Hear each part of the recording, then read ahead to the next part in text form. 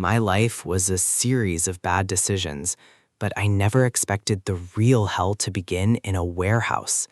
I spent my days documenting inventory, wondering where it all went wrong. Every click of my pen felt like a countdown to a future that was never coming. I was basically a human babysitter for a bunch of high-tech robots. They were efficient, cold, and completely mechanical, just like my life had become. I watched Pax, the AI unit, handle packages with a precision I could only dream of. It was soul-crushing work, surrounded by machines that didn't need to breathe or sleep. But in this economy, you take what you can get, even if it means taking orders from a processor. The facility was massive, a labyrinth of steel and automation. The temperature was kept low for the hardware, leaving me shivering in a place that felt more like a tomb than a workplace. Everywhere I looked, drones and bots were the only signs of movement. I realized too late that taking this job was a massive mistake. 2 months ago, I was a fresh military discharge, full of hope and looking for a clean start. I thought I was walking into freedom, but that feeling didn't even last a full minute. Right as I got out, my parents dropped a bombshell. They were moving, and I was on my own. They left me with a small studio and enough rent for 6 months. I had interest building in my savings, so I wasn't desperate yet. I had these far-fetched dreams of becoming a barista and finding romance over an espresso machine. But reality is a brutal wake-up call. Every cafe wanted experience. I could handle a rifle, but apparently I couldn't be trusted with a cash register. A month of rejections later, the boredom started to rot my brain. I was venting to my sisters, calling myself a useless hobo while they just laughed at me. They didn't have much sympathy. One of them even told me to come join her at the gym if I had nothing better to do. Then a random suggestion popped up about a shipping company using AI. It sounded chill. It sounded like easy money. That's how I ended up at the PAX Fulfillment Center. The place was freezing, and the isolation was starting to get to me. I didn't expect my only coworkers to be machines that followed strict protocols. Then there was Mr. Shin, the human manager who was somehow less likable than the robots. He was obsessed with inventory discrepancies, especially some missing canned tuna. He sent me to the deep storeroom to find it, clearly just wanting me out of his sight. I put on a smile, but I was cursing the old bastard under my breath the whole way. The door to the storage room creaked open, revealing a dark, cramped space. I stepped inside, just wanting to find the cans and get back to my phone. It was packed floor to ceiling with boxes that shouldn't even be in this section. I found the tuna, buried where it didn't belong, just like Mr. Shin's competence. I climbed the ladder, reaching for the heavy box. Suddenly, a sound cut through the silence, a heavy, metallic thud. The door slammed shut with a finality that made my heart drop. I rattled the handle, locked, from the outside. I checked my phone, panic starting to set in. This wasn't funny. I tried calling Mr. Shin, but the call wouldn't go through. Dead silence on the other end. I debated calling 911, but I didn't want to make things awkward with the boss if it was just a glitch. I decided to wait. Surely someone would notice I was missing. I messaged my sister, joking that I was in an escape room. She didn't find it funny. Then her next text stopped my heart. She heard a building collapse right outside. She tried to call me, her name flashing on the screen like a lifeline. The call connected for a split second before the signal vanished completely. Silence. Then the sound of the network dying. I was yelling at the door thinking it was a prank, until the floor began to shake. Red emergency lights flared to life, casting an eerie glow over the warehouse. A massive rumble shook the entire facility. This wasn't a glitch. This was a disaster. The PA system screamed for evacuation, but I was trapped behind a heavy steel door. I realized then that no one was coming for me. The world was ending, and I was in a box. I hammered on the door until my knuckles bled, screaming for help that would never arrive. I checked my phone one last time. Battery at 1%. No signal. No hope. The power cut out completely.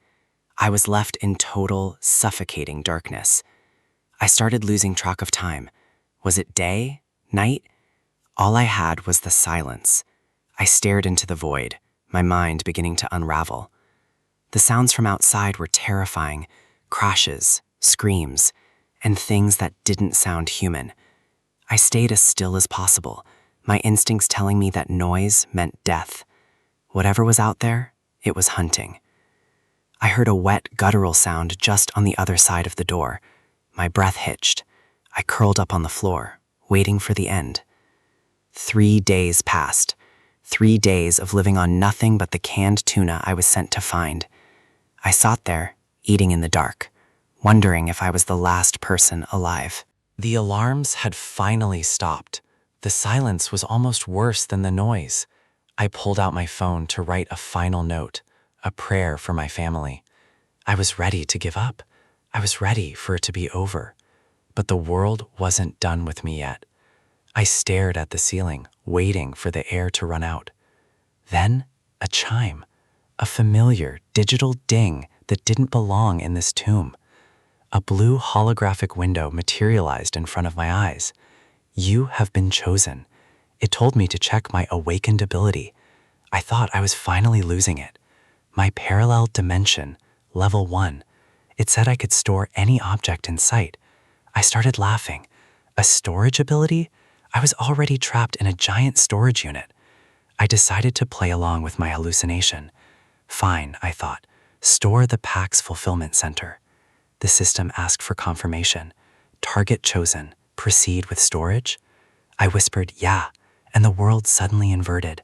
A violent force threw me backward, the walls of the storeroom dissolving into light. I hit the ground hard, gasping for air that finally felt fresh. I scrambled up, blinded by the sudden sunlight. I wasn't in the warehouse anymore. I was outside, but the world I knew was gone. Total devastation. Buildings were leveled, and the sky was a bruised, apocalyptic orange.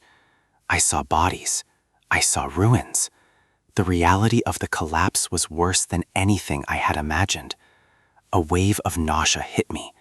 The transfer had taken a toll on my body. I collapsed, retching on the dust-filled ground as the system updated. It was installing an operating system. My body was becoming the host for something beyond human. I tried to clear my head, but the dizziness was overwhelming. Then I froze. A shadow stretched across the rubble, growing larger by the second. Something was looming over me, something massive. A low, guttural growl vibrated through the air. It was the same sound I heard through the door. I looked up and saw a nightmare made flesh, a massive, blood-stained orc. I told myself to stay calm, to use my military training, but my legs felt like lead. This wasn't a bear or a gorilla. This was a monster from a story, and it was going to kill me. Its foot was the size of my torso, covered in grime and old blood. I didn't wait for it to move. I turned and bolted, screaming for a help that still wasn't coming. The creature let out a deafening roar that shook the very foundations of the ruins. It was fast. Impossible for something that size to move with such predatory speed. It stepped on a corpse like it was nothing but a blood-filled balloon. I was huffing, my lungs burning, desperate to find some kind of cover. It was gaining on me. I could feel the vibrations of its footsteps through the asphalt. Then, the system chimed again. Sync complete. You may now enter the parallel dimension. The orc lunged, its massive jaws open, ready to tear me apart. A prompt appeared. Enter. I didn't just say yes, I screamed it. Hell yes! The creature's fist swung through the air where my head had been a second ago. I thought I was too late, but the light engulfed me just in time. The world blurred into a vortex of blue energy and static. I braced for impact, shielding my eyes from the blinding flash. I opened my eyes, expecting to feel teeth, but I felt cold air instead. The orc was still there, but it was pressing against an invisible wall, howling in rage. It couldn't reach me. It was like I was behind unbreakable glass. A drone whirred past my head. I looked around, my jaw dropping. I was back in the PAX fulfillment center. The entire warehouse was here. The system confirmed it. I had entered my parallel dimension. I watched the monster outside, realizing the warehouse I had stored was now my own personal fortress. The world was an apocalypse, but I was the master of this space. I had a warehouse full of supplies and a monster-proof shield. Maybe I could survive this after all. The low hum of drones is the only sound in this massive silence. It's overwhelming. The Pax Fulfillment Center, a warehouse in a parallel dimension, and now it's all mine. A system notification pings. I've entered the dimension for the first time.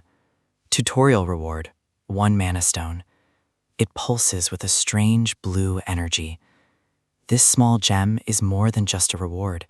It's the lifeblood of this facility. Outside the barrier, the orc is still pounding away, trying to get to me. It's a nightmare made of pure muscle and rage. I have to be absolutely sure it can't cross over. The system confirms it. I'm safe inside, for now. I pull up the terminal. Level 1 facility stats. 300,000 square feet of inventory at my fingertips. Shipping speed is set to the default 40 miles per hour, but there's a catch. Look at the maintenance timer. 2 minutes until the default power supply is depleted. Survival, apocalypse, systems, hunters, shelters, regression, and power fantasy stories. Pax runs purely on mana stones now. 1 stone can power the entire warehouse for 24 hours. If the power dies, the drones fall, and everything inside becomes useless, including the refrigeration system. Pax Fresh. Thousands of tons of meat, vegetables, and ready-to-eat meals. In an apocalypse, food is the ultimate currency. It's the difference between life and death. Without electricity, this warehouse becomes a graveyard of rotting food. I ask Pax how to get more stones. The answer is straightforward. Harvest them from infernal beings. The monster outside isn't just a threat, it's my battery. It's time to hunt. I open the catalog to find a weapon. Everything from household goods to professional hardware. I need something with reach. Camping axes. They're heavy enough to bite. Cheap tools, but they're all I've got to work with. Close quarters combat is suicide against that thing. I'll have to rely on my aim. I line up the shot through the portal. I was a black beret. I know how to hit a target under pressure. I hurl the axe with everything I've got. Direct hit. It bites into the orc's shoulder, drawing dark blood. It bellows in rage, but it's still standing. Those muscles are like iron. Wounding it isn't enough. I need a more efficient way to finish this. I look back at the box of tools. Wait, something is different. Should I throw something heavier, like a bowling ball? The system tells me there are 15 axes left in stock. But I already threw 1. It should be 14. I look at the floor and the bins. They're duplicating right in front of me. The system converts digital data into physical matter. That means the inventory is infinite. Items can be used or lost, but the stock never depletes. I have an endless armory. This changes the entire dynamic of the apocalypse, and I don't even have to throw them manually anymore. I have the shipping skill. I can automatically ship items out of the dimension. 30-second cooldown. I just need to visualize the target. I focus on the orc. Ship it.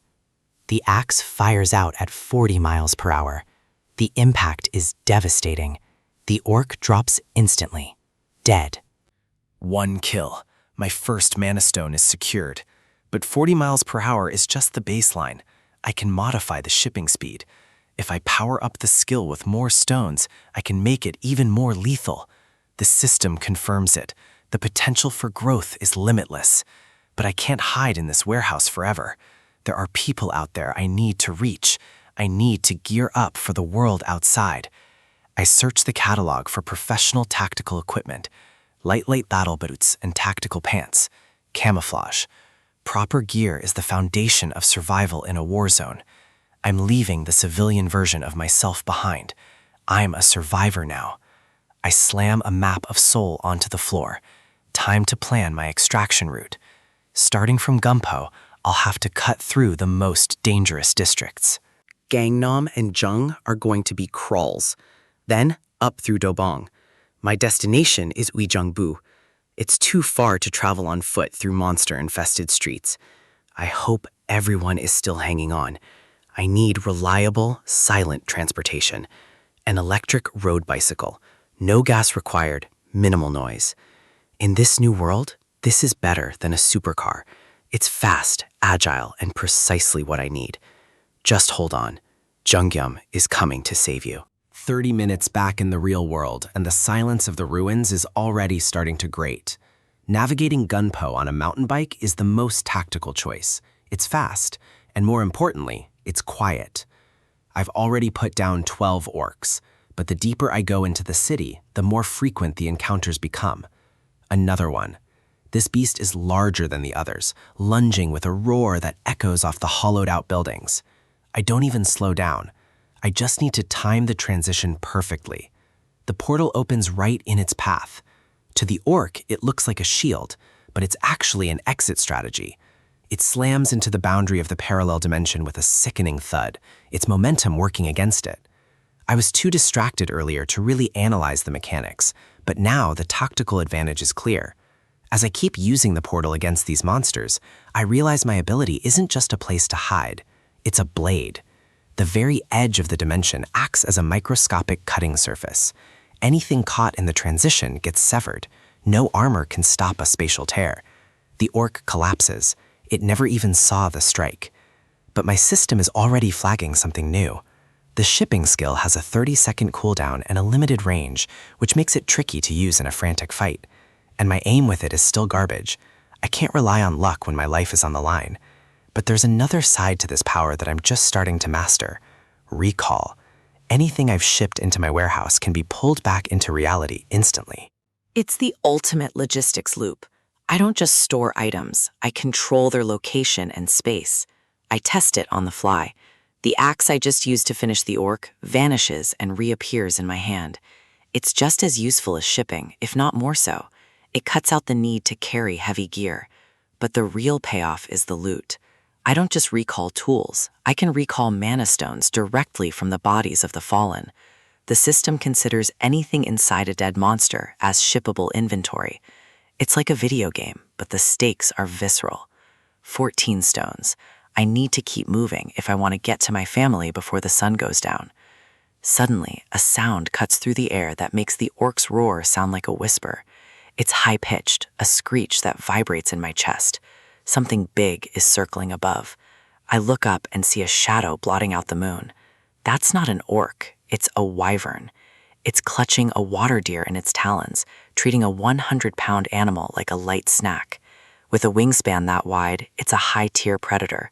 Taking it down won't be a simple matter of a well-timed portal. But wait, I'm hearing something else over the wind. It's not a monster. A scream for help. A human voice. In this hellscape, that's the rarest sound of all. I turn toward the sound. If there are survivors, they won't last 10 seconds against that thing. There, a man is sprinting through the rubble, his breath coming in ragged, desperate gasps. He's cornered. The wyvern is playing with him, circling low, enjoying the hunt. The man flinches as the beast dives. He knows he's dead. He just doesn't know when. The wyvern screeches again, a sound of pure dominance. It's faster than anything I've seen on the ground. It lashes out with its tail, a whip crack of bone and scale that sends the man tumbling. He hits the pavement hard. He's done. He can't even get back to his feet. His companion tries to run toward him, but he's just as terrified. They're both easy prey. The wyvern lands, its massive weight cracking the concrete. It's focused entirely on the wounded man. It's the predator's instinct. Target the small, target the weak. It doesn't even see me as a threat. The man stares into the beast's glowing eyes, frozen by a fear so deep it's paralyzing. It opens its maw, drool dripping onto the man's face. This is it, the end of the line for him. I can't just watch. If I want to survive this world, I need allies, or at least information. I need to divert its attention. I don't have a rifle, but I have momentum. I grip the handlebars and pedal. I need one perfect opening. The wyvern is about to strike. Its neck muscles coil, ready to snap the man in half. I reach for the axe in my warehouse. I don't have time for a portal trap. I have to throw it. A tiny knife or a blunt tool won't work. It has to be a killing blow. The man looks up, sensing a change in the air. He sees me, a lone figure on a bike. I ring the bell, a sharp mechanical ring that slices through the wyvern's focus. The beast turns, confused by the sound. It's just long enough. I put everything into the throw. The axe spins through the air, a blur of silver and death. It connects, right between the eyes. The sound of steel meeting bone is the most beautiful thing I've heard all day. The wyvern's head snaps back, the light leaving its eyes instantly. It collapses like a mountain of dead weight, its wings twitching one last time before going still. The survivors just stare. They've seen monsters, but they haven't seen them die like this. A one-shot kill on a wyvern. Even I'm a little surprised by how clean it was. I roll up to the body, the bicycle light flickering against the beast's scales. I retrieve my axe. The man on the ground is still trembling, unable to process that he's alive. I take a breath. Is everyone okay? I ask, my voice sounding strange in the sudden quiet. They look at me like I'm a ghost. A guy on a bike just took down a dragon. The wounded man, Mr. Choi, struggles to his feet, his eyes wide with disbelief. They think I'm a soldier. In this world, anyone who can fight is assumed to be military. Did he really just...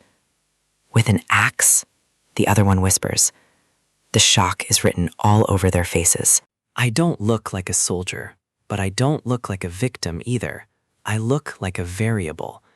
They start bowing, thanking me for saving their lives. It's a level of gratitude that feels heavy. I point to the logo on my shirt. I'm not a soldier. I worked at the PAX warehouse. They don't care. To them, the uniform doesn't matter, only the result. You have a special ability, Choi says, his voice full of awe. I don't confirm or deny it. They mention a refuge, a basement terminal where 15 others are hiding. They were out looking for essentials and a drivable road. That catches my attention. Most of the people from the nearby warehouse are dead. The monsters were too many, too fast. But these 15 managed to secure a basement. It's safe for now. I need information. If they have a working car, my search for my family gets a lot easier. I agree to go with them. I don't trust them yet, but I need their intel. They're taking a risk bringing a stranger back, but they're desperate. I can work with desperation. Choi leads the way, his limp heavy, but his spirit buoyed by my presence. I glance back at the wyvern, a waste of a good carcass, but I have what I need. I trigger the recall on the wyvern's mana stone as we walk. It pops out of the skull and into my hand. These guys don't need to know the full extent of my abilities. A little mystery is a good defense. If things get ugly, I can always slip back into my dimension. They can't follow me there. We reach the basement. The air is thick with the smell of old concrete and fear. A group of survivors is gathered around a man standing over a fresh kill. He doesn't look like the others. His eyes are cold, tactical. He looks like a man who has adapted to the apocalypse a little too well. I get a bad feeling. This isn't just a refuge. This is a kingdom. And I just walked into the throne room. The terminal is no longer the fortress these survivors thought it was. An orc managed to slip past their defenses, proving that even the most hidden shelters are vulnerable. The manager, Lee, looks shaken. He knows the clock is ticking. The monster is dead, but the sense of security died with it. This place isn't safe anymore. I stay quiet, observing them.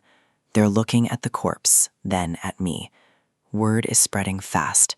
They saw what I did to that wyvern earlier. I can feel their eyes on me. In this world, strength is the only currency that matters. They're whispering about the axe throw. They think I'm some kind of high-level awakened. I need to keep my cool. If they think I'm a hero, I can use that to my advantage. The murmurs grow louder. To them, I'm a miracle worker who cracks skulls with ease. Someone is approaching. They're moving fast, driven by pure relief. Before I can react, I'm being grabbed. Her hands are trembling, but her grip is firm. She's desperate to show her thanks. She's ecstatic. I saved her colleagues, and she treats it like I've saved her whole world. She won't let go, asking how they can ever repay me for what I've done. I try to play it down, but she's not having it. Humility only makes them trust me more. The tension breaks for a moment as they start joking around, trying to find some normalcy in the chaos. I step back, trying to maintain some professional distance. The manager, Jin-mak Lee, steps forward with a grateful smile. He seems like a man who knows how to lead. He bows respectfully. In the apocalypse, a man who can kill monsters is worth more than gold. He offers me a spot in their hideout. They've got food and water, or so they think. Lee is confident. He believes they have a steady supply line from a nearby warehouse. But then, one of his men breaks the news. The look on his face says it all. The warehouse is gone. Not looted, not destroyed, just vanished without a trace. Lee can't believe it. An entire building doesn't just disappear. The shock is turning into panic. Without that warehouse, they have no future here. The workers are losing it. They were counting on those supplies to survive the winter.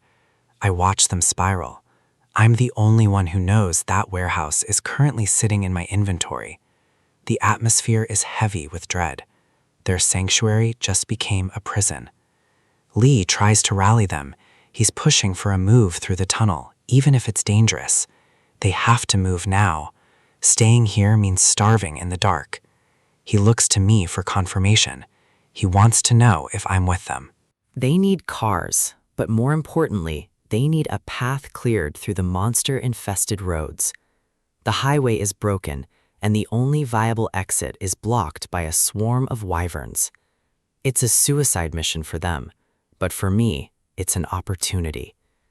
Lee offers me a way out, even if I don't want to follow his group.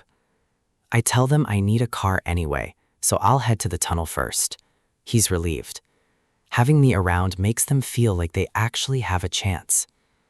I have no intention of revealing my true ability to these people yet. They've survived by fighting for every scrap. I've survived by hiding behind a broken system. I need to be cautious. Information is the difference between an ally and a predator. I'll scout the tunnel alone. If I can clear it, I can collect the mana stones for myself. I check my system. The upgrades I saw earlier are still there, waiting to be unlocked. Precision delivery, simultaneous shipping, automatic shipping. These aren't just logistical tools, they're tactical weapons. The costs are steep, but the payoff is game-breaking. I need 10 mana stones for each. I'll kill the wyverns discreetly, harvest their stones, and power up before the group arrives. I just need to keep my true intentions hidden behind this calm facade. But my plan for a solo run hits a snag when Young Soo shows up with a bike. He's worried about me going alone. He doesn't realize he's just becoming a liability. He trusts me implicitly. That kind of faith is dangerous in a world like this. He's insistent. He wants to help, even if he's scared out of his mind. I guess I'm taking a passenger. This is going to be a long ride. We move out into the ruins of the city under a cold moonlight. The bike hums as we navigate the wreckage of the old world. I'm scanning every shadow. The silence is too loud. Suddenly, Young Soo starts performing some insane acrobatics on the bike. He's standing on the pedals, trying to get a better view of the road ahead. The guy is reckless, but he's right. We need to see what's coming before it sees us. Then he spots it. The first threat is already upon us. A wyvern is circling. I tell him to keep going, but he's already panicking. The road is a maze of stalled cars and debris, making it impossible to pick up real speed. It's right there, looming over the wreckage with glowing red eyes. I yell at him to keep his eyes on the road. We can't afford to crash now. The beast lunges. We barely dodge the first strike. We're paddling for our lives, but we're heading straight into the heart of their territory. I prepare to use my ability, but I have to time it perfectly. The tunnel is close, but we're not going to make it at this rate. The bike screeches to a halt. We're trapped. Young-soo freezes. He can see what I see now. Shadows are closing in from all sides. We're surrounded. He's trembling, realizing that his hero might not be enough to save him this time. There are too many of them. The pack has found its prey. One of the wyverns steps forward, letting out a piercing screech that echoes through the ruins. Young-soo thinks it's all over. He's given up. The monster bares its teeth, dripping with hunger. He asks if this is where it all ends. He's looking for a miracle. I can't hide it anymore. If I want to live, I have to use the system. I spend the mana stones, 10 to unlock the skill, 5 to reset the cooldown. I tap the interface, ignoring Young-soo's confused stare. The wyvern lunges, sensing the kill. It's midair, jaws open, ready to tear us apart. Young-soo screams, closing his eyes for the final blow. He's waiting for the pain, but it never comes. A blinding light flashes as my skill activates. The impact of the delivery is massive, sending a shockwave through the street. He peeks through his fingers, unable to comprehend what just happened. The look of pure shock on his face is almost worth the reveal.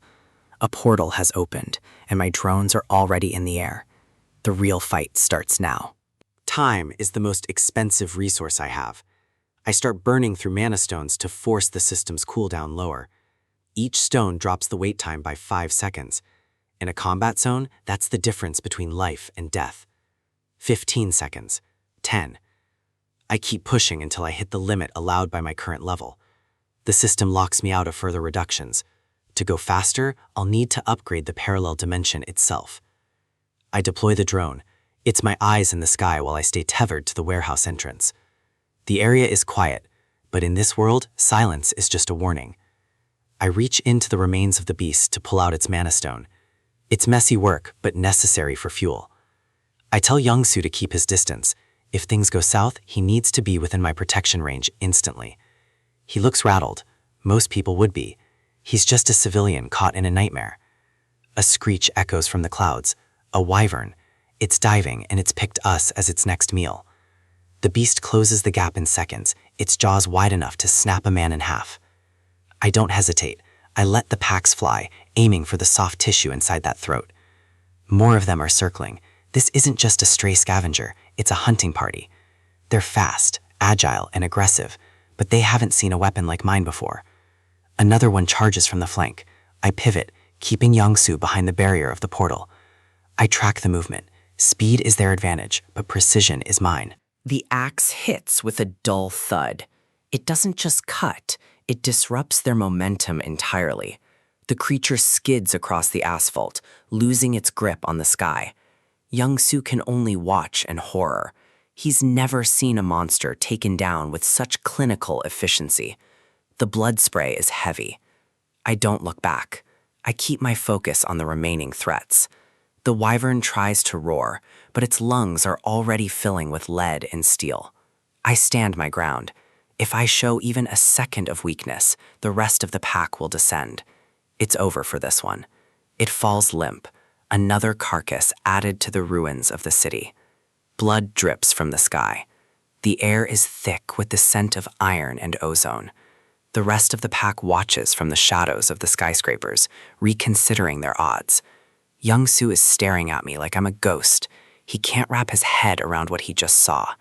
He sees a man who doesn't even view these monsters as a threat. To him, I'm the most dangerous thing in this tunnel. I keep my face neutral. Emotions don't kill monsters. Weapons and mana do.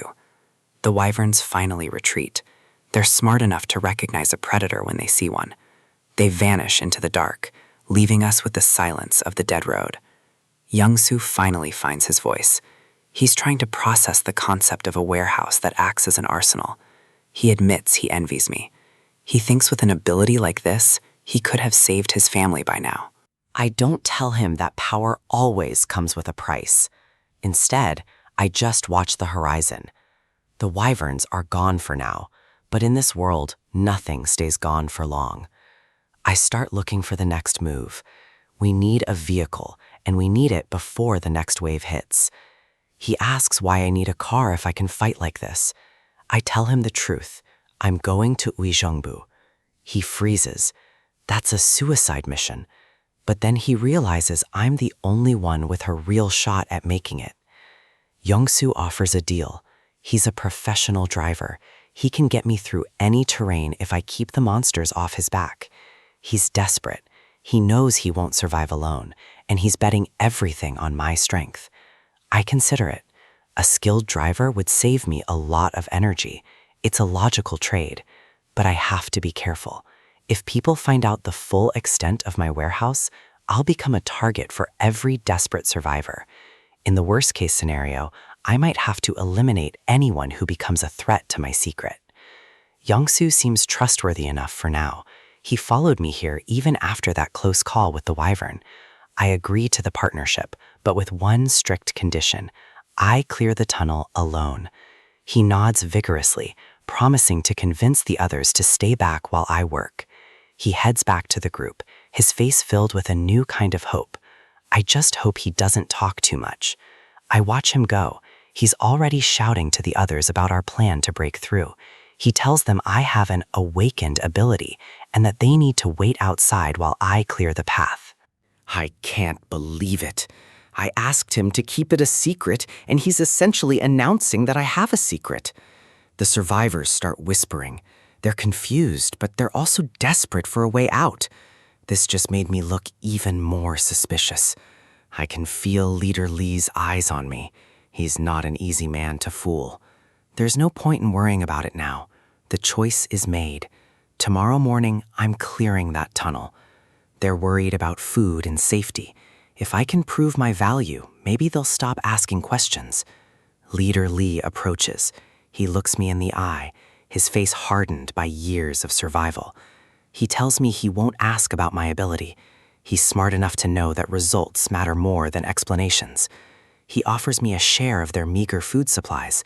It's a sign of respect I didn't expect. The whole group bows. In their eyes, I've gone from a stranger to their only hope for survival. I try to brush it off. I'm just doing what I have to do to move forward. Gratitude feels out of place here. I tell them to save the food for their families. I have enough of my own, though they don't know it. Yongsoo puts a hand on my shoulder. He tells me to just accept it. To turn them down now would be cold. He reminds me that we all have someone waiting for us. That hits home harder than I'd like to admit. I think of my own family. That's the drive behind every kill, every upgrade, and every risk I take. The atmosphere shifts. The tension breaks, replaced by a momentary sense of community. They bring out the last of their booze, a final toast before the battle begins. They cheer for a safe trip and for their families. For a moment, we aren't just survivors. We're human again. Morning breaks cold and clear. I check my gear one last time. It's time to move. I tell them to stay put. The tunnel is my mission. I don't want any interference. I mount my bike. It's quiet and fast, perfect for a scout mission. The road ahead is broken, but I've navigated worse. The entrance to the tunnel looms like a massive mouth. I pedal toward the darkness. I can feel their eyes on my back, watching their only chance at escape. I promised them I'd be back. I intend to keep that promise, if only to get to the car I need. I enter the shadow of the concrete. The temperature drops instantly. The silence inside is heavy, broken only by the clicking of my bike's chain. I know what's waiting for me in there. I've seen the patterns. I've heard the sounds. I reach for the packs. My grip is steady. This is what I was built for in this new world. A glint of light catches a monster's eye in the rafters. They're watching me. I don't stop. I keep moving forward, deeper into the heart of the tunnel. The shadows are thick, but I have my own ways of seeing in the dark. I think of the toast from last night, the warmth of the booze, the hope in their voices. It's a heavy burden to carry, but it's the fuel that keeps me going. One way or another, this tunnel will be clear by midday. I take a deep breath. The air is stale and smells of decay. I see the first movement ahead. Large, slow, something that thinks it owns this space. I increase my pace. I'm not here to hide, I'm here to conquer. The tunnel stretches on, a long, dark throat of concrete and steel. I'm the only thing moving in this graveyard, and I'm the only thing that's going to come out alive. I'll be back in no time, but the man who returns might not be the one they expect. My parallel dimension ability is the ultimate cheat code in this dying world. Level 1 lets me store any object in sight. It's my vault and my fortress. I can walk in and out of the dimension as I please. In a world overrun by monsters, having a space where nothing can reach you is the only thing that matters. Absolutely nothing enters without my approval. It is the perfect defense and a perfect warehouse. But things just got even more broken. When I stored that massive logistics hub, my system merged with the PAX AI. New skills are unlocking. Shipping lets me fire objects out of my dimension like a railgun at 60 miles per hour. I'm building a stockpile while everyone else is starving. That's my edge. I can eat in peace while the world burns outside. I assumed leveling up wouldn't change much, but the system just notified me of a new potential function. It's not just for simple storage anymore. The system is evolving with me. A laboratory function. For 50 mana stones, I can combine and modify everything I've registered inside the dimension. If leveling makes this even more ridiculous, I need to know exactly how far I can push the baseline storage skill. I want to check all the new functions, but I'm short on mana stones for now. However, I have one use available.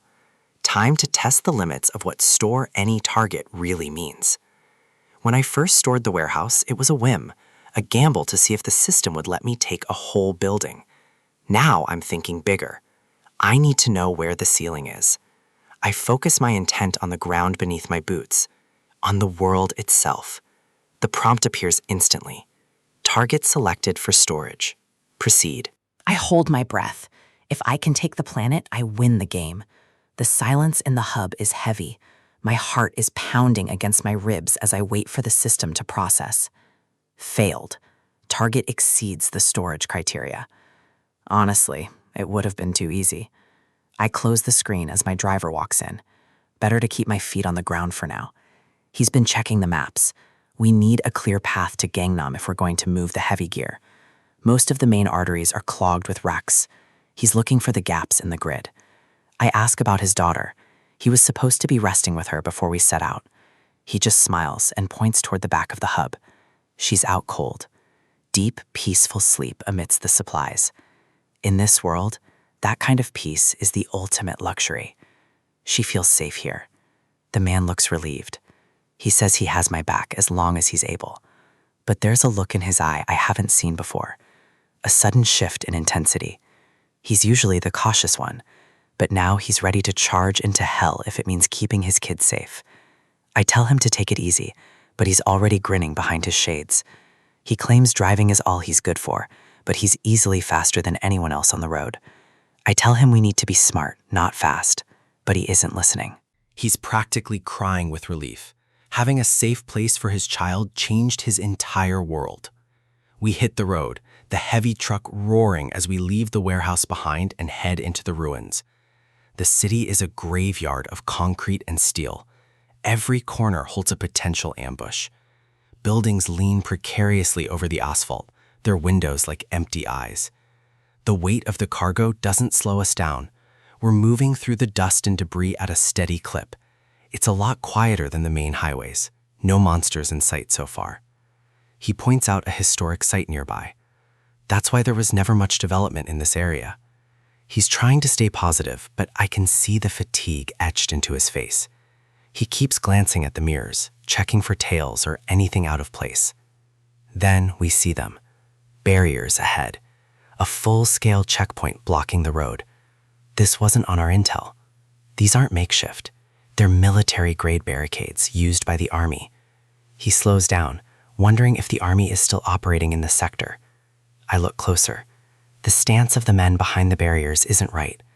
I catch a glimpse in the side mirror, a jeep with its lights on, positioned to cut us off. They've been waiting for a big catch like us. They don't look like they're here to help. This is going to be a hard exit. I need to make a move before they box us in. I tell him to hide. I open a portal right under his seat so he can slip into the dimension. 3 men approach the truck, rifles leveled at the cab. They aren't soldiers. They're scavengers with high-end gear. I step out of the cab, keeping my hands visible, but my mind focused on the system. The leader sneers, mocking our driving. He was hoping we'd blow a tire so they could just pick the carcass. He tells me to get out and open the cargo. He wants to see exactly what we're hauling. I play along, acting the part of the scared driver. The more they focus on the truck, the less they watch me. The heavy steel doors creak open, revealing the massive haul. Their jaws drop when they see the sheer volume of supplies. Thousands of cans of tuna, a fortune in this world. They think they just hit the jackpot. The leader's eyes turn cold. He tells me the cargo belongs to them now. They're after food and supplies, just like I thought. They aren't interested in a partnership. He wants to know where I found this much food. He's looking for the source. I tell him it's from a warehouse, a place he'll never find without my help. I offer to get them more if they let us pass. I need to see how greedy they really are. I tell them the roads are collapsed and the location is hidden. I'm making myself indispensable. The leader just glares. He's not interested in a deal. He's interested in control. He asks how much more I have. I tell him this truck is nothing compared to what's left at the hub. One of his men interrupts. They're on a tight schedule. They need to finish up. They need to move before the light fails. They decide to take me with them. The leader orders his man to drive the truck. He's taking me personally to meet his boss. I see the fist coming, but I don't move. I need to get inside their base. The strike lands hard, and everything explodes in white light. I hit the ground, the air knocked out of my lungs as they throw a hood over my head. Everything goes black. I can hear the rain starting to fall as they drag me toward their base. I'm brought into a building. I can hear the heavy thud of a door closing behind me. The air smells like stale smoke and cold metal. I'm being marched into an interrogation. They rip the hood off. The light is blinding for a second as I squint. I blink, trying to get my bearings and assess the room. I'm sitting in a high-backed chair, hands tied. This looks like a military commander's office. Across from me is a man who doesn't belong in that chair. He's a thug in a stolen uniform. The flag on the wall is the only thing that looks official in this room. I look at the floor. Bloodstains. This place wasn't abandoned. It was taken by force. A dead soldier slumped in the corner. These guys slaughtered the original occupants. The man behind the desk lights a cigarette. He's the one calling the shots here. He's heard the story about the food in the truck. He wants the location of the warehouse. I give him a name, Gunpo. It's far enough away to buy me the time I need to dismantle them. He seems satisfied for now.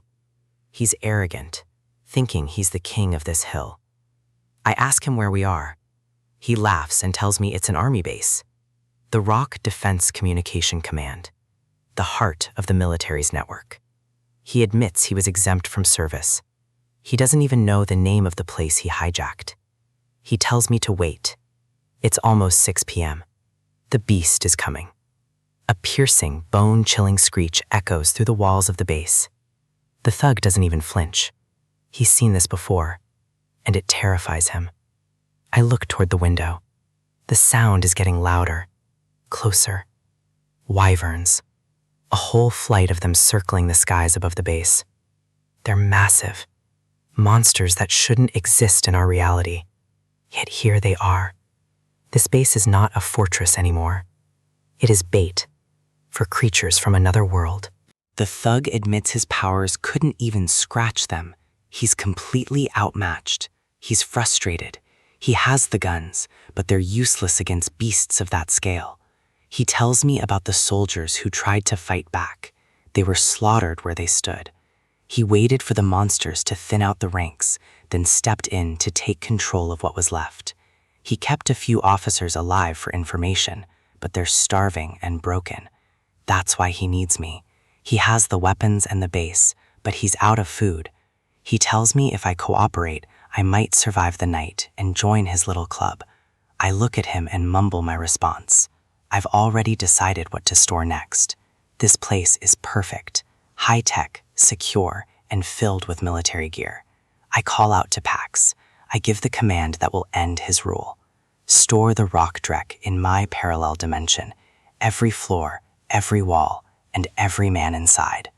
In a world that's stopped making sense, survival depends on how fast you can adapt. Right now, my life depends on how fast I can pedal. I'm heading straight into the dark. The tunnel is a death trap, but I have no intention of staying a victim. The tires skid over cracked asphalt and debris. Every second counts when you're surrounded by things that want to tear you apart. The shadows are alive. Wyverns. They're faster than they look and far more aggressive than anything from our world. One slip and it's over. But I'm not just some delivery guy anymore. I've got a system and I've got a plan. I look back for a moment. This apocalypse is just getting started, but I've already seen enough to know that the old rules are dead. Memories of a simpler time drift in. Arguments over who hit who first. Typical sibling rivalry. The fights were loud, messy, and constant. But back then, the stakes were just a few bruises. My father used to try and play peacemaker, exhausted from a long day's work, but always present. He had this look in his eyes, a mix of patience and a deep, quiet love for the chaos we created. He told us we actually got along well. At the time, we thought he was delusional as we pulled each other's hair. He was an only child. He saw something in our bickering that we couldn't, the bond of blood. He'd tell us that one day we'd realize how precious family really is. That day came much sooner than I expected. He was about to say something profound, something about love being the ultimate bond. Then Mom would burst in with a ladle, demanding help with dinner. Reality always had a way of cutting short the sentiment. We'd freeze, staring at her like deer in headlights. It was a normal, boring, beautiful life. That kid in the memory, with the black eye and the messy hair, he had no idea what was coming. And now, I'm the one left to remember it all, to hold on to what's left of that family. The sound of sobbing brings me back. Mr. Lee is falling apart, clutching a bottle and crying for his son. In this new world, grief is a luxury most can't afford, but for him, it's the only thing he has left. The others try to calm him down, but how do you comfort a man who's lost everything to the monsters? The moon hangs high and cold over our camp. It's a silent witness to the end of our civilization. Men are passed out on the concrete, exhausted by fear and physical labor. The tunnel is silent for now. One of the workers wakes up, disoriented. The basic need for a bathroom is a dangerous mission in a place like this. He looks around, noticing I'm not in my spot. In a group this small, everyone notices when someone goes missing. The others tell him I went for some air. They assume I'm just as restless as they are. Young Soo goes looking for me. He's been my right-hand man through this, but even he doesn't know the full extent of my power. He peeks around the side of a massive transport truck, expecting to see me staring into the dark. Instead, he finds me busy. I've been using the quiet hours to prepare for our next move. He asks why I'm not sleeping. I can't tell him that my mind is racing with system notifications and tactical data. I signal him to come closer. It's time he saw what we're actually working with. His eyes go wide as he looks into the back of the truck. He wasn't prepared for what I've been hiding. Rows of boxes, supplies, and even a bike. It looks like a fully stocked warehouse jammed into a single vehicle. I explain that I've only loaded it halfway to keep the weight manageable.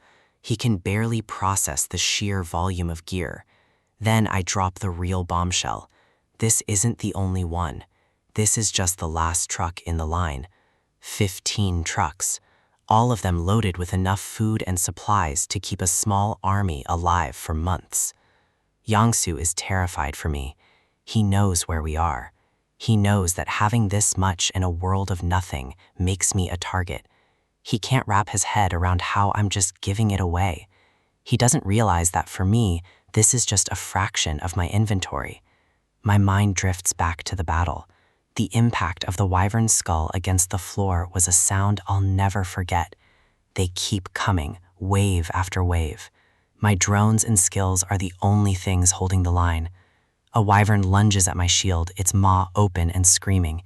It's pure, mindless hunger. I hold firm. If I break, everyone behind me dies. If I could bring them all into my parallel dimension, I would, but the system has its limits. Pax confirms my fears. My current level isn't enough to shelter a crowd. I need to grow stronger. 32 out of 100 mana stones. I'm not even halfway to level 2. I need more kills. 40 wyverns left in the tunnel. That's my tally. Not enough to level up, but enough to clear a path. Some of them are actually retreating. Even monsters have an instinct for self-preservation when they meet a predator like me. A shadow moves. They're circling something. Or someone.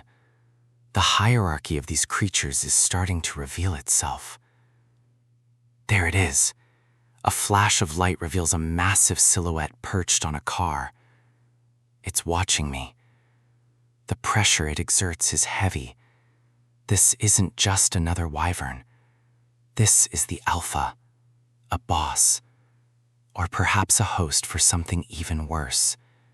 Either way, it's the real threat in this tunnel.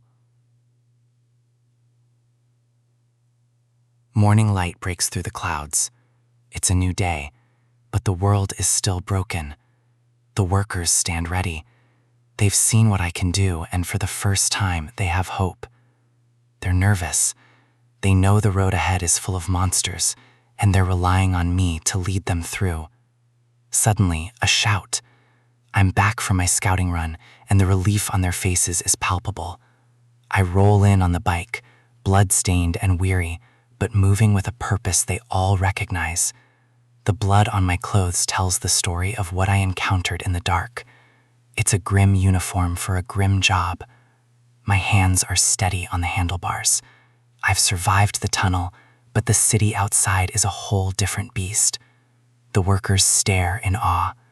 They're starting to realize I'm not just a lucky survivor. I'm something else entirely. One of the women looks at me with a mix of fear and gratitude. She knows I'm their only chance.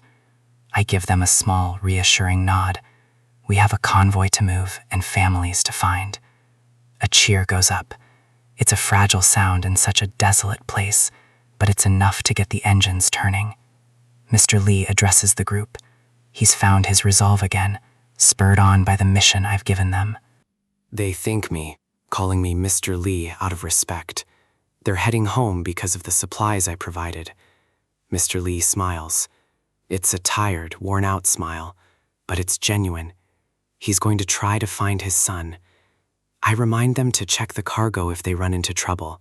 I've packed more than just food in those trucks. They don't know what I mean yet, but they'll find out soon enough. In this world, a little help goes a long way. The engines roar to life. The sound of 15 trucks vibrating the air is the most beautiful thing I've heard in days. We pull out of the tunnel area, a line of steel and hope cutting through the devastation. The convoy moves slowly, navigating around the wrecks of the old world. Every turn is a tactical decision. Young-soo waves to the other drivers. We're a team now, bound together by the need to survive. We hit the main highway. It's a graveyard of abandoned cars and broken dreams, stretching as far as the eye can see. From above, we must look like a tiny thread of life, trying to stitch a torn world back together. The sun is blinding, reflecting off the glass and metal. It's a beautiful day for the end of the world. I sit in the passenger seat, staring out at the ruins. My mind keeps drifting back to that alpha wyvern. It definitely wasn't normal. It was bigger, smarter, and it let me go. That's what worries me. I'm covered in the filth of battle, but I don't feel tired. I feel focused. The system is changing me. A sudden crack of sound snaps me back to attention. Something is nearby. The city skyline looms ahead, but it's not the sanctuary people hoped for. Smoke rises from a dozen different points. We pass a fallen soldier. His gear is scattered. His mission failed. Even the military couldn't handle this. Young-soo sees it too. He grips the wheel tighter, his face pale. The reality of the situation is sinking in. There's no helping the dead. We have to keep moving. Survival is for those who look forward, not down.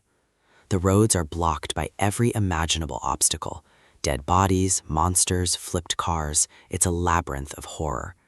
Seeing soldiers left to rot on the side of the street tells me everything I need to know.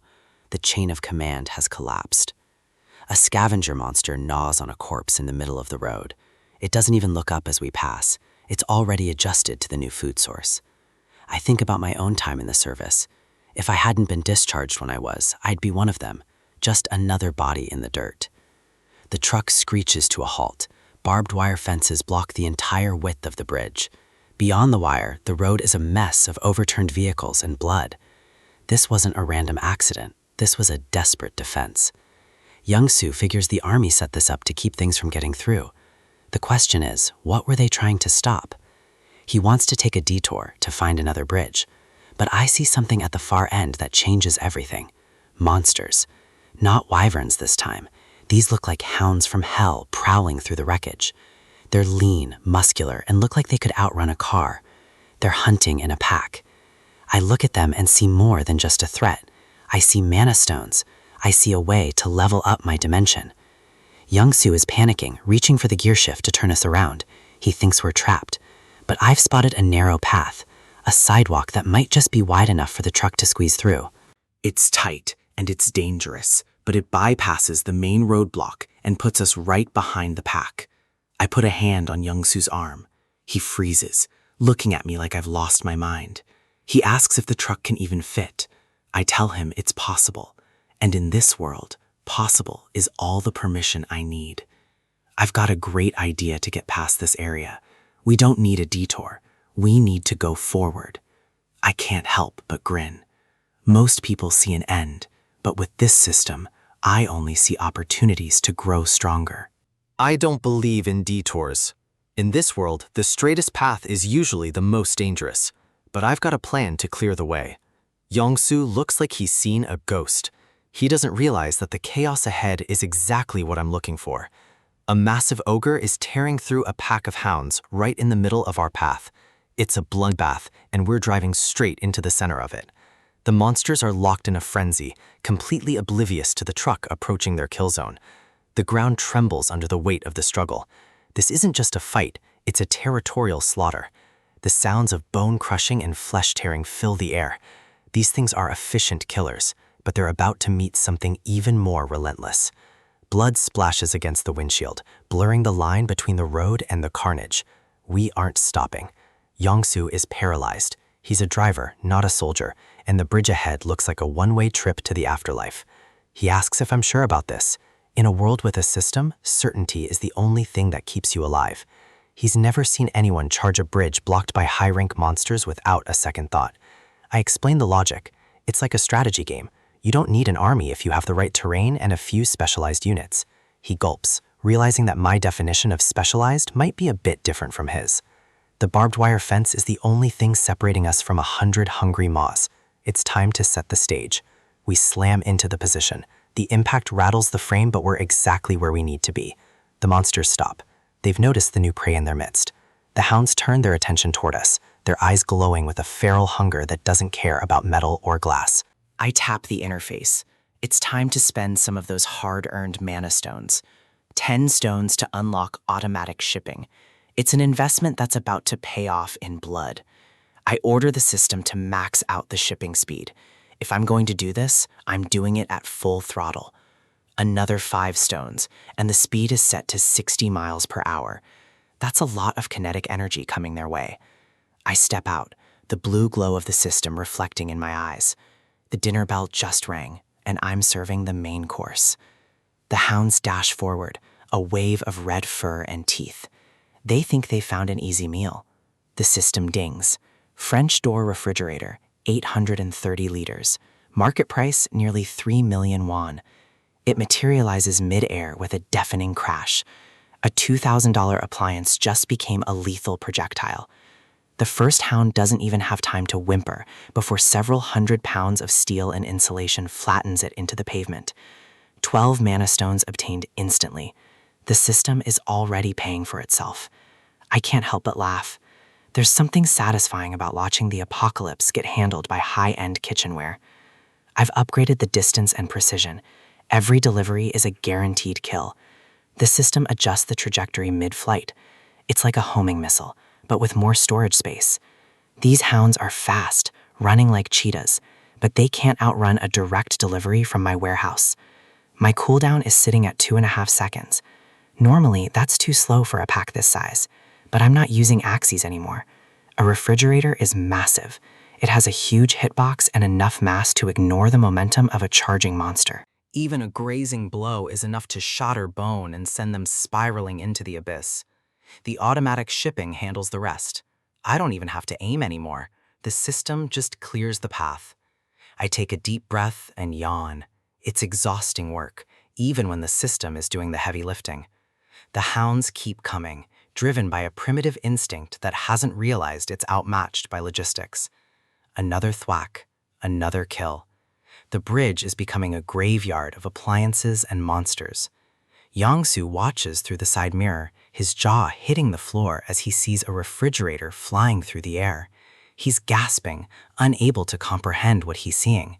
He thought axes were impressive, but this is a whole different level of crazy. He notices that every single fridge is the same brand. He's wondering how one warehouse could possibly have this much stock. It's the brand new condition that really gets him. It's not just junk, it's a never-ending supply of luxury goods used as hammers. I lean back into the truck and ask Yongsu if he's hungry. The monsters are handled, might as well have a snack. He just stares at me. The disconnect between the slaughter outside and my casual tone is too much for him. He finally asks the question, is the stock infinite? He's starting to realize the true scale of my ability. I give him a look that says everything he needs to know. Knowledge is power, but some things are better left as a mystery. I told him I thought he knew already. I only retrieve the items so we don't get a flat tire driving over them later. I step back into the cab, my movements relaxed while the world outside continues to burn. Yongsu is sweating. He's realized he's riding with a man who can summon a supermarket's worth of inventory on a whim. He asks for a donut and a zero cola. Even in the apocalypse, a man has his preferences. The sky is clear, and for a moment, the world looks almost peaceful, despite the monsters falling from the bridge behind us. Yongsu chuckles, feeling a bit embarrassed. He tried to share his meager food earlier, not knowing I had everything we could ever need. I just smile. His trust was worth more than the food. In this new world, loyalty is the rarest commodity of all. I tell him to let me know if he needs anything. I've got a warehouse full of solutions for any problem he might have. He mentions he's excited to see his folks.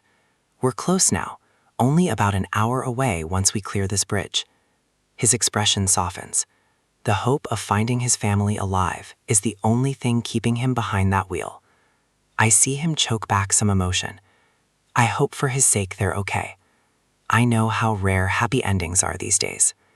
He glances at me, noticing my blood-stained clothes. He points out that I probably shouldn't show up to see family looking like a butcher. He's right. Appearance matters, even when the world is ending. It gives people a sense of normalcy. I ask him what his style is. If I can provide a fridge, I can certainly provide a wardrobe change. He grins, eager to see what else I've got hidden in that invisible warehouse of mine. A pair of aviators and a pilot's jacket. It's classic, tactical, and a hell of a lot better than a blood-soaked uniform. He looks like a different man. The confidence boost is exactly what he needed before the final stretch. Most of the monsters are dead now. The bridge is finally open, and the road ahead is clear of immediate threats. He tells me we can leave. He's ready to finish this journey, and so am I. He slams the gear shift into place, his movements sharp and determined. He's not the same nervous driver I met in the tunnel. He floors the accelerator. The truck roars to life, eager to leave the carnage of the bridge behind. The tires screech against the asphalt. We're moving fast, pushing the heavy vehicle to its limits. I'm caught off guard by his sudden aggression. He's really pushing this thing. We fly past the remaining hounds, the truck a blur of white metal against the gray ruins of the city. The scenery whizzes by. We're making record time, but the ride is getting a little rough for my taste.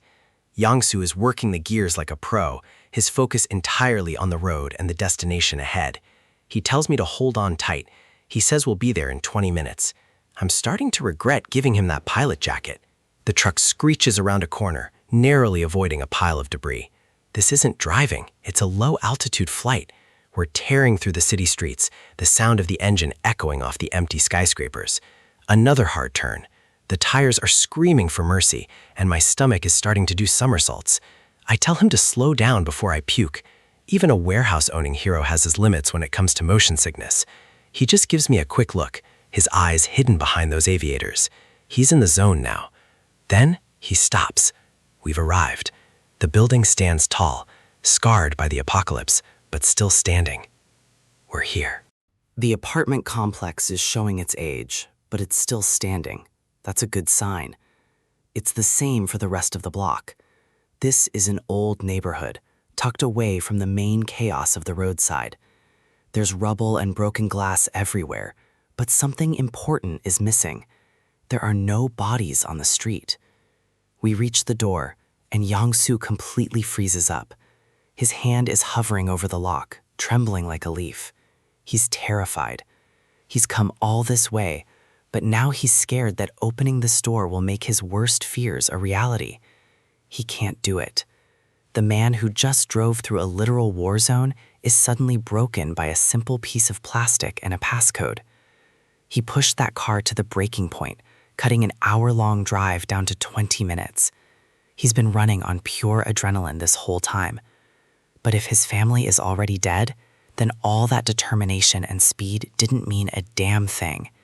He's stuck in that agonizing moment between hope and total devastation. I step up and tap him on the shoulder. I know that paralyzing fear all too well. It's the weight of the unknown.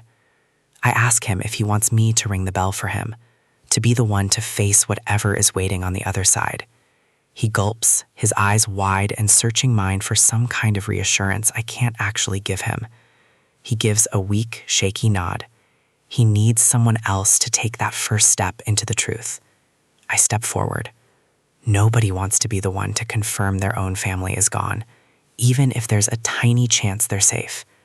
If I were in his position, I'd be doing the exact same thing, putting off the reality as long as possible to avoid the pain.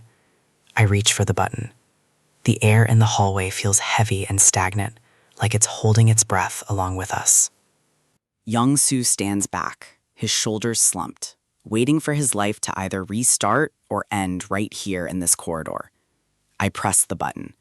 A sharp mechanical clunk from the electronic lock echoes through the quiet hall. We both freeze.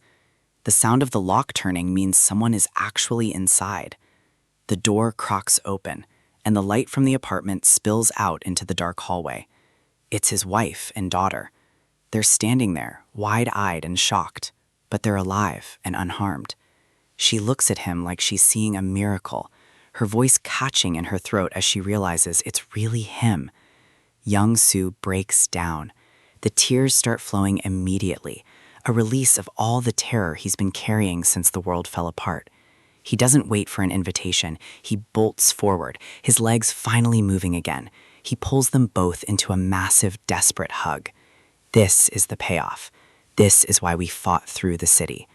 I stand back and watch the reunion. It's a rare bit of warmth in a world that's gone cold and violent. He's sobbing into her shoulder, the weight of the apocalypse finally crashing down on him now that he knows they're safe. She's holding him back just as tight, the reality of his return finally sinking in through the shock. Even the little girl is crying, squeezing her dad's arm like she's afraid he'll vanish if she lets go for even a second. Yangsu looks back at me, trying to tell them that I'm the reason he made it home safely, but his voice starts to blur and fade. The edges of my vision are swimming, turning into a hazy, dark gray. My knees buckle. The adrenaline that's been keeping me upright through the chaos has finally run dry. I hit the floor hard. My eyes are heavy, and I can't keep them open any longer, no matter how hard I try. I see Yongsu's panicked face as he reaches for me, but it feels like he's miles away in a different world. Everything fades to black. The sounds of the reunion are muffled by a thick, heavy silence. I try to fight it, but my body has reached its absolute limit. I just can't resist the darkness anymore. Suddenly, I'm back in a memory. My father is looking at me, his face calm and steady, just like it always was. He's talking about goodbyes, about how they don't always have to be filled with pure sorrow. We're at my mother's funeral. Her smiling face in the frame is a sharp, painful contrast to the grief in the room. He tells me that a goodbye is more than just an end. It's a collection of every memory you shared with that person. I ask him how he can be so calm. I'm just a kid, and all I feel is the massive hole left in my chest. He says she taught him the true meaning of love, unconditional devotion that survives even after someone is gone. He tells me that giving and receiving love isn't easy, but it's what makes us human. It's the only thing that lasts. The memory shifts. Now I'm back in our old living room, and something just hit me square in the face. It's Sol. She's lunging at me with a pillow, a mischievous, competitive grin on her face. I'm on the floor, groaning from the impact. She's always been way stronger than she looks. I'm yelling at her, complaining that she hits way too hard for a simple pillow fight. She just sighs and tells me to quit acting like a weakling. She claims she was barely even trying. I'm storming off, shouting that I hate her, and I'm telling Dad. Standard sibling warfare. Dad just watches us with a small, knowing smirk, while Mom yells for us to get to the table. The smell of dinner fills the house. It's a memory of a life that feels like it belonged to a completely different person. We're all gathered around the table, the steam rising from a bowl of spicy kimchi stew. Mom is nagging Juyan to put her phone away and eat. It's so normal and boring it actually hurts to remember. Sol is acting cool, claiming she's just texting her friends, but Mom isn't buying the act for a second. We're watching MMA, and Sol is narrating every punch like she's a professional commentator. Mom sighs, wishing she could watch her soaps, but Sol is completely hooked on the technique of the fighters. Dad suggests that Sol join the boxing club when she gets to junior high. He thinks she'd be a natural at it. She smirks. That's been her plan all along. She wants to be a champion, and she starts junior high next year. Then it was my turn to start junior high. I remember walking through those gates for the first time. I was wearing my new suit, feeling like a big shot, ready to finally start my adult life. I saw the welcome banner and had high hopes. I thought I was finally going to find my place. But the reality was different. The holes were filled with kids who were much bigger and meaner than I expected. I tried to blend in, to just be another face in the crowd and avoid any kind of trouble. My uniform was perfect and crisp, but I didn't feel like I actually belonged in it. I kept my head down, hoping no one would notice how out of my depth I really was. I felt shabby and small compared to everyone else, like I was wearing a costume that didn't fit. But I put on a smile anyway. It was a new school. I was supposed to be happy and excited. That didn't last long. The first punch caught me right in the jaw, and the world spun. Then they were all over me, thwacks and kicks coming from every direction as I fell. I was on the ground, just trying to protect my head while they stomped on me. Humiliation was worse than the pain. One of them wound up for a big finishing blow, his face twisted in a nasty, arrogant grin, but his arms stopped dead. Someone had caught his fist mid-air with a grip like iron. A hand clamped down on his wrist. The bully looked up, confused and suddenly scared. It was my sister. She was wearing her gym tracksuit, looking like a total predator. She didn't say a word. She just squeezed his wrist, and the guy's face went white with pain. The bully scrambled and ran. They knew who she was, the boxing club's rising heavyweight star. She looked down at me, her expression a mix of pity and cold frustration. She called me pathetic and told me that starting tomorrow, I was training with her every single morning. The sun was barely up the next day when she dragged me out of bed and into the park. I was dying, huffing and puffing, my lungs feeling like they were on fire as I tried to keep up. She didn't let up for a second. She pushed me until I was dizzy and ready to collapse. Years of that relentless training turned me into a completely different person. Then came the day Juyeon got her acceptance letter to Seoul College of Nursing. We were all celebrating in the living room. For a moment, it felt like things were finally going our way. Then I heard the mail slot. A single white envelope hit the floor with a soft thud. I picked it up, my heart dropping into my stomach before I even saw the return address. I pulled out the paper, my hands shaking just a little bit as I unfolded it. I froze. The words on the page were clear, formal, and absolutely final. Notice of conscription. My time in the civilian world was officially over. I remember standing at the gates of the Army Training Center, looking back one last time. My family was there, waving like crazy, trying to stay positive even though they were hurting. Mom was sobbing, her hands pressed to her face as she told me to take care and come back soon. Dad was standing tall, his eyes full of pride. "We're rooting for you, son." I turned my back and started walking toward the barracks.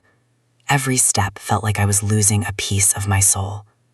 I could still hear them shouting from behind the fence. "Eat well, sleep well, see ya." I gritted my teeth, trying to be the strong man they expected me to be. But as soon as I was around the corner, the tears started falling. I wasn't ready to leave them. The darkness of the memory starts to lift. I can feel a soft mattress underneath me. I blink my eyes open. I'm in a strange room, the warm sunlight filtered through a window. I spring up, my heart hammering against my ribs as I try to orient myself in this new place. Where am I? This isn't the army base. This isn't the cult street. Then it clicks. Yongsu's apartment. I must have passed out right after he reunited with his family. I instinctively reach for my tool, my hand closing around the familiar grip as I hear a voice. Then I see them. Yongsu's wife and daughter are sitting in the kitchen, bathed in the morning light. They're just eating breakfast. It's a scene of perfect domestic peace. For a second, I almost forget the world ended outside. I wake up on high alert, my hand instinctively reaching for a weapon. My eyes lock onto the shadows across the room. But instead of a monster, I find a mother and her child.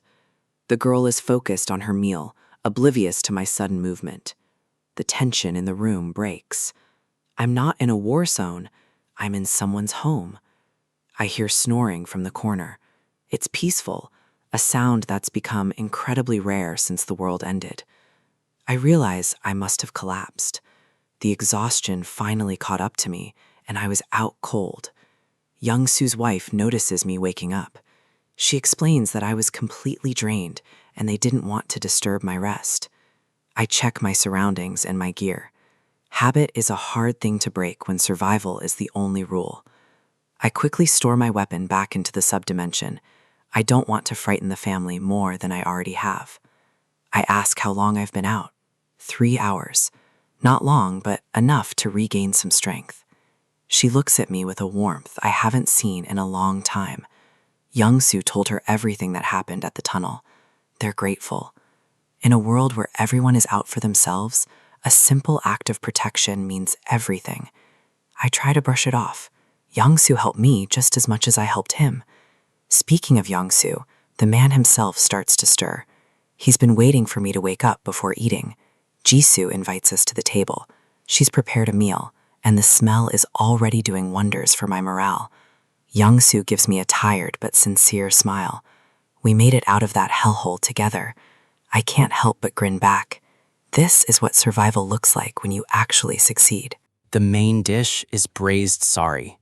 In the apocalypse, fresh ingredients are like gold, and this looks like a feast. I'm stunned. I wasn't expecting anything like this. It's a genuine luxury. I hesitate for a second, looking at the bowl of rice. It's been so long since I've had a meal that wasn't pre-packaged or scavenged. I thank her properly. Respect is the one currency that still has value. She leaves the room to give us some space, taking the child with her.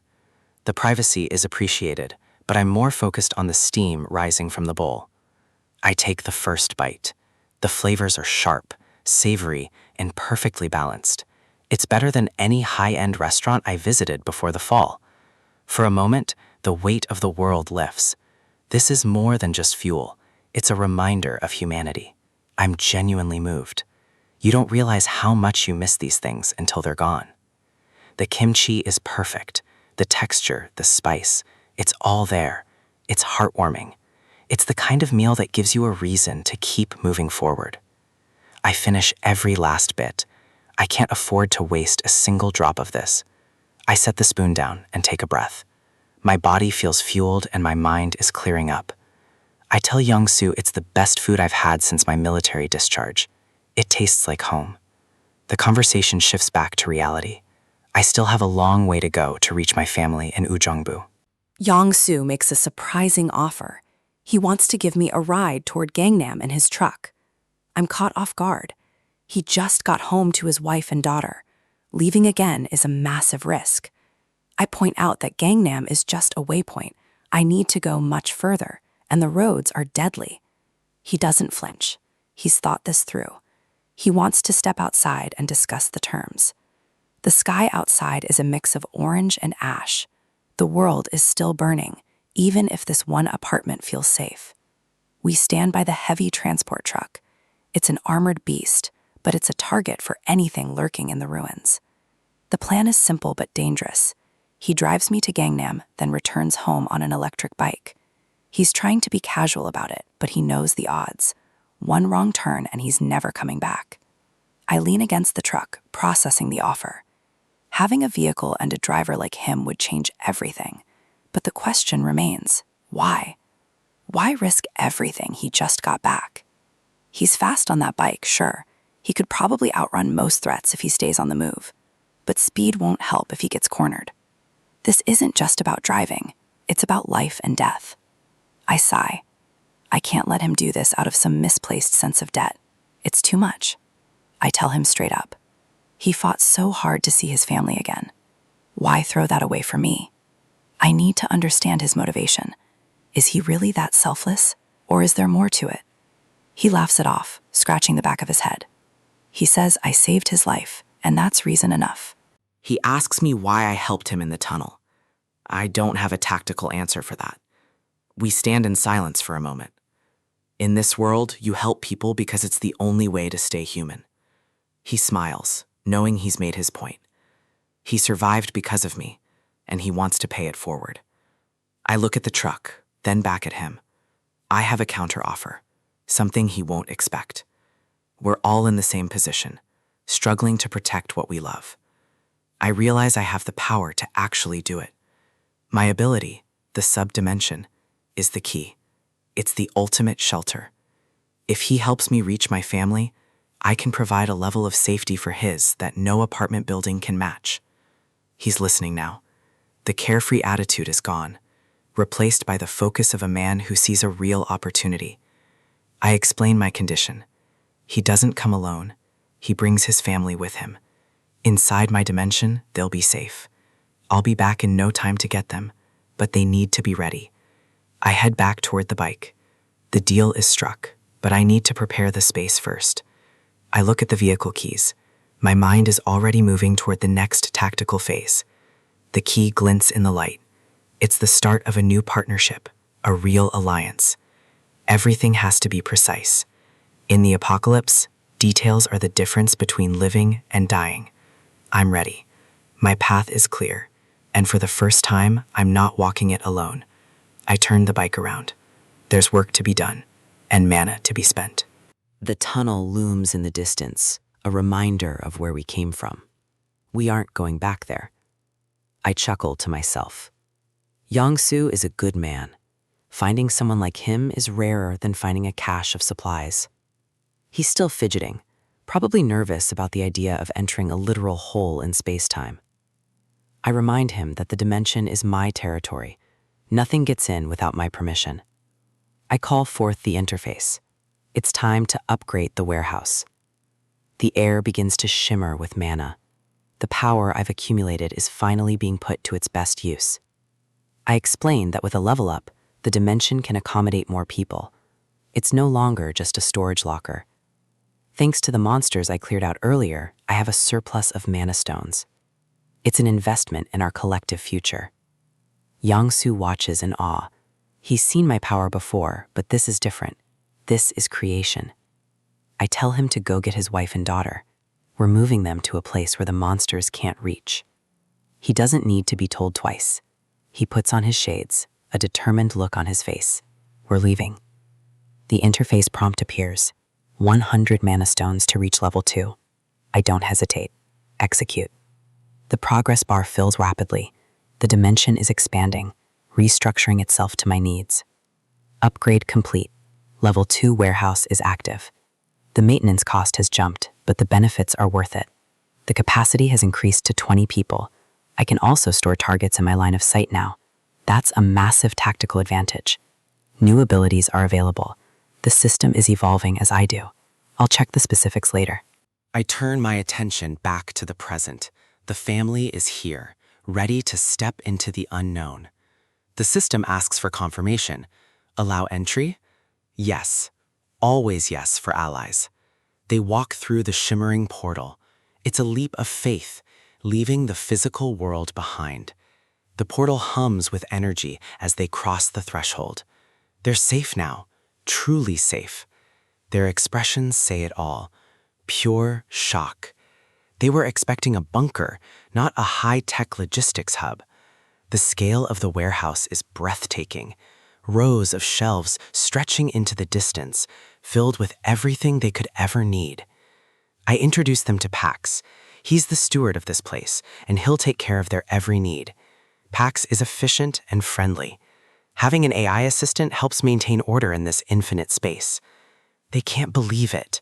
Infinite food, clean water, and no monsters. It's a literal paradise in the middle of hell. Jisoo is overwhelmed.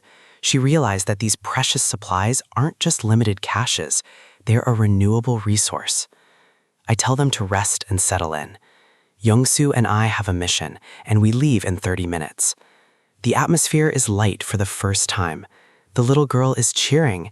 It's a small victory, but it feels huge. I watch them interact, a real family unit. This is what I'm fighting to protect. This is why I won't lose. I glance back at the system interface. Level 2 has opened up new possibilities that I need to master. The Parallel Dimension Laboratory. This is where the real power-up begins. Time to see what I can build. The sun sets on a world that's about to get a lot more dangerous. The armed guards scan the horizon, their confusion growing by the second. They can't wrap their heads around it. An entire military base has vanished into thin air. The man responsible is right in front of them, but he's in no condition to gloat. Storing a structure that massive has taken a brutal physical toll. Nausea and vertigo hit him like a freight train. This is the price of his impossible ability. He has to cut his bonds now, before the guards decide he's more trouble than he's worth. But the air suddenly changes, heavy with a new kind of dread. A shadow falls over the field, reflected in the eyes of the terrified men. A swarm of wyverns descends from the clouds, blotting out the remaining light. The lead monster lets out a piercing screech, signaling the start of the hunt. The captors aren't soldiers, they're just thugs, and thugs run when things get real. Their leader screams for them to stand their ground, but panic has already taken hold. The protagonist realizes this chaos is his only window to escape. He fights through the agonizing dizziness, forcing his body to respond. The dragon-like beast looms over the slaughter, watching the humans scatter. Sweat pours down his face as he reaches for a soldier lying in the dirt. The giant monster tracks his every move with an unsettling, focused intelligence. It's ignoring the fleeing thugs. It's looking directly at him. Those glowing eyes, it knows exactly what he's doing. He doesn't wait to find out why. He grabs the injured soldier and lunges toward the portal. The system pings immediately, identifying an unauthorized presence. Bringing an outsider into his private dimension is a massive tactical risk, but he won't leave a man behind to be torn apart by those things. They collapse onto the floor of the warehouse, lungs burning as they catch their breath. The side effects of large-scale storage are too dangerous to ignore next time. That monstrous gaze felt like it was scanning his very soul. Even safe inside his own dimension, he can still feel the weight of that stare. Why was the Alpha focused so intently on him? It didn't behave like a mindless beast. It was acting like it recognized a threat. Outside, the thugs who didn't run fast enough are being systematically wiped out. They thought they were the top of the food chain, but the rules have changed. He watches the carnage through the shrinking portal, his expression grim. He needs to close the gate before one of those things tries to force its way in. The portal snaps shut, finally cutting them off from the nightmare outside. Yongsu comes charging in, his voice filled with relief and worry. The protagonist is intact, but the soldier he brought back is barely clinging to life. He's pale, his breathing shallow. He's been through absolute hell. His uniform is stained with old blood and fresh grime. They quickly move him to a bed in the secure living area. There are no deep lacerations, which gives them a fighting chance. The diagnosis is clear: severe malnutrition and total exhaustion. With the soldier stable, Yongsu looks past the protagonist and freezes. He sees something massive towering over the warehouse's internal structures. A skyscraper-sized building has manifested in the middle of the dimension. It's the military headquarters. The entire base made the jump with him. Yongsu can't even process the scale of what he's looking at. The true potential of the storage ability is finally becoming clear. The protagonist heads out to inspect his massive new acquisition. He's looking at a literal fortress, ready to be utilized. An entire army's worth of infrastructure, now under his exclusive control. He grabs a bike to scout the perimeter. Walking this distance would take all day. This base isn't just a building, it's a strategic gold mine for the apocalypse. It's loaded with heavy vehicles, fuel reserves, and strategic goods. But navigating this maze to find the specific gear they need is going to be a hassle. It dwarfs the original warehouse sector. It's a city within a dimension. He needs a way to organize and deploy these resources efficiently. Managing this manually is impossible for one man. Yongsu catches up, eager to help turn this base into a functioning stronghold. They need to locate the armory and the fuel depots immediately. Suddenly, Pax descends from the ceiling, its rotors whirring softly. The AI drone has already begun mapping the new addition to the dimension. Pax confirms that the base is being formatted into the system's database. Once the items are classified with product codes, they can be managed via the system. That means every rifle and vehicle in this base can be duplicated and shipped. He has just unlocked an infinite supply of military-grade hardware. The realization hits him. They'll never have to worry about running out of ammo again. However, Pax warns that the data processing is still in its early stages. Progress is barely at 1%. A full integration will take time they don't have. He can't wait for a complete scan. He needs firepower now. He tells Pax to prioritize weapons, grenades, and gasoline. He also sets a hard restriction on the new inventory. He's the only one who can order these items. In this world, trust is a luxury he can't afford yet. 10 minutes later, the first batch of gear is ready. It's time to check the status outside. The wyverns are still there, picking over the remains of the captors. They're waiting. The Alpha hasn't left the area. There's no way to sneak past a swarm that large and aggressive, so they'll have to take the fight to them. He hasn't been to reserve training in years, but some things you never forget. They set up boxes of fully loaded magazines. If a gun breaks, they'll just grab a new one. Yongsu smirks, feeling the weight of the rifle in his hands. Those monsters are about to become target practice for the best-equipped survivors on Earth.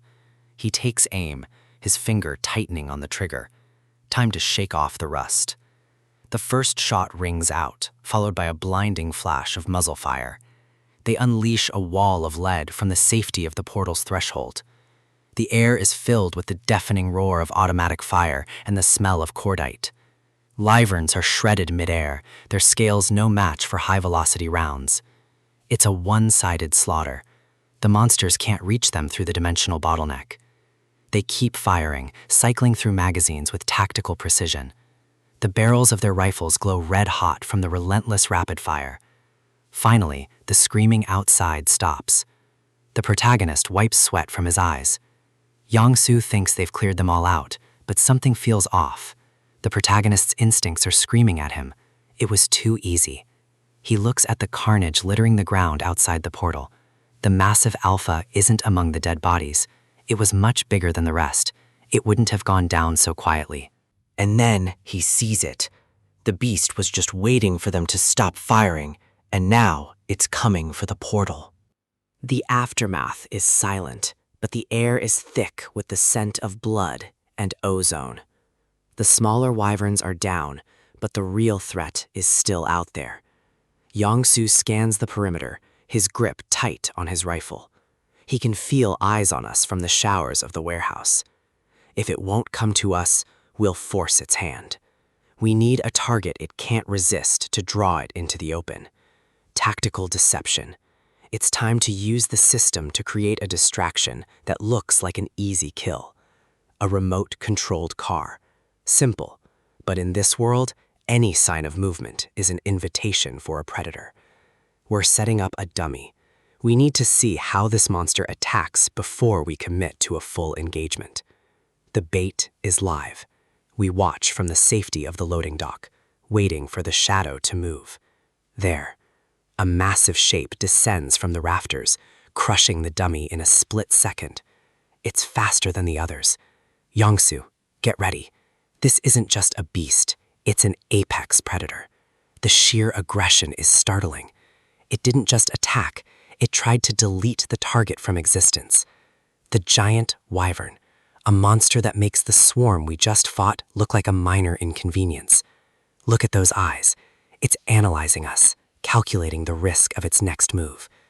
It screeches, a sound that vibrates through the very foundations of the building.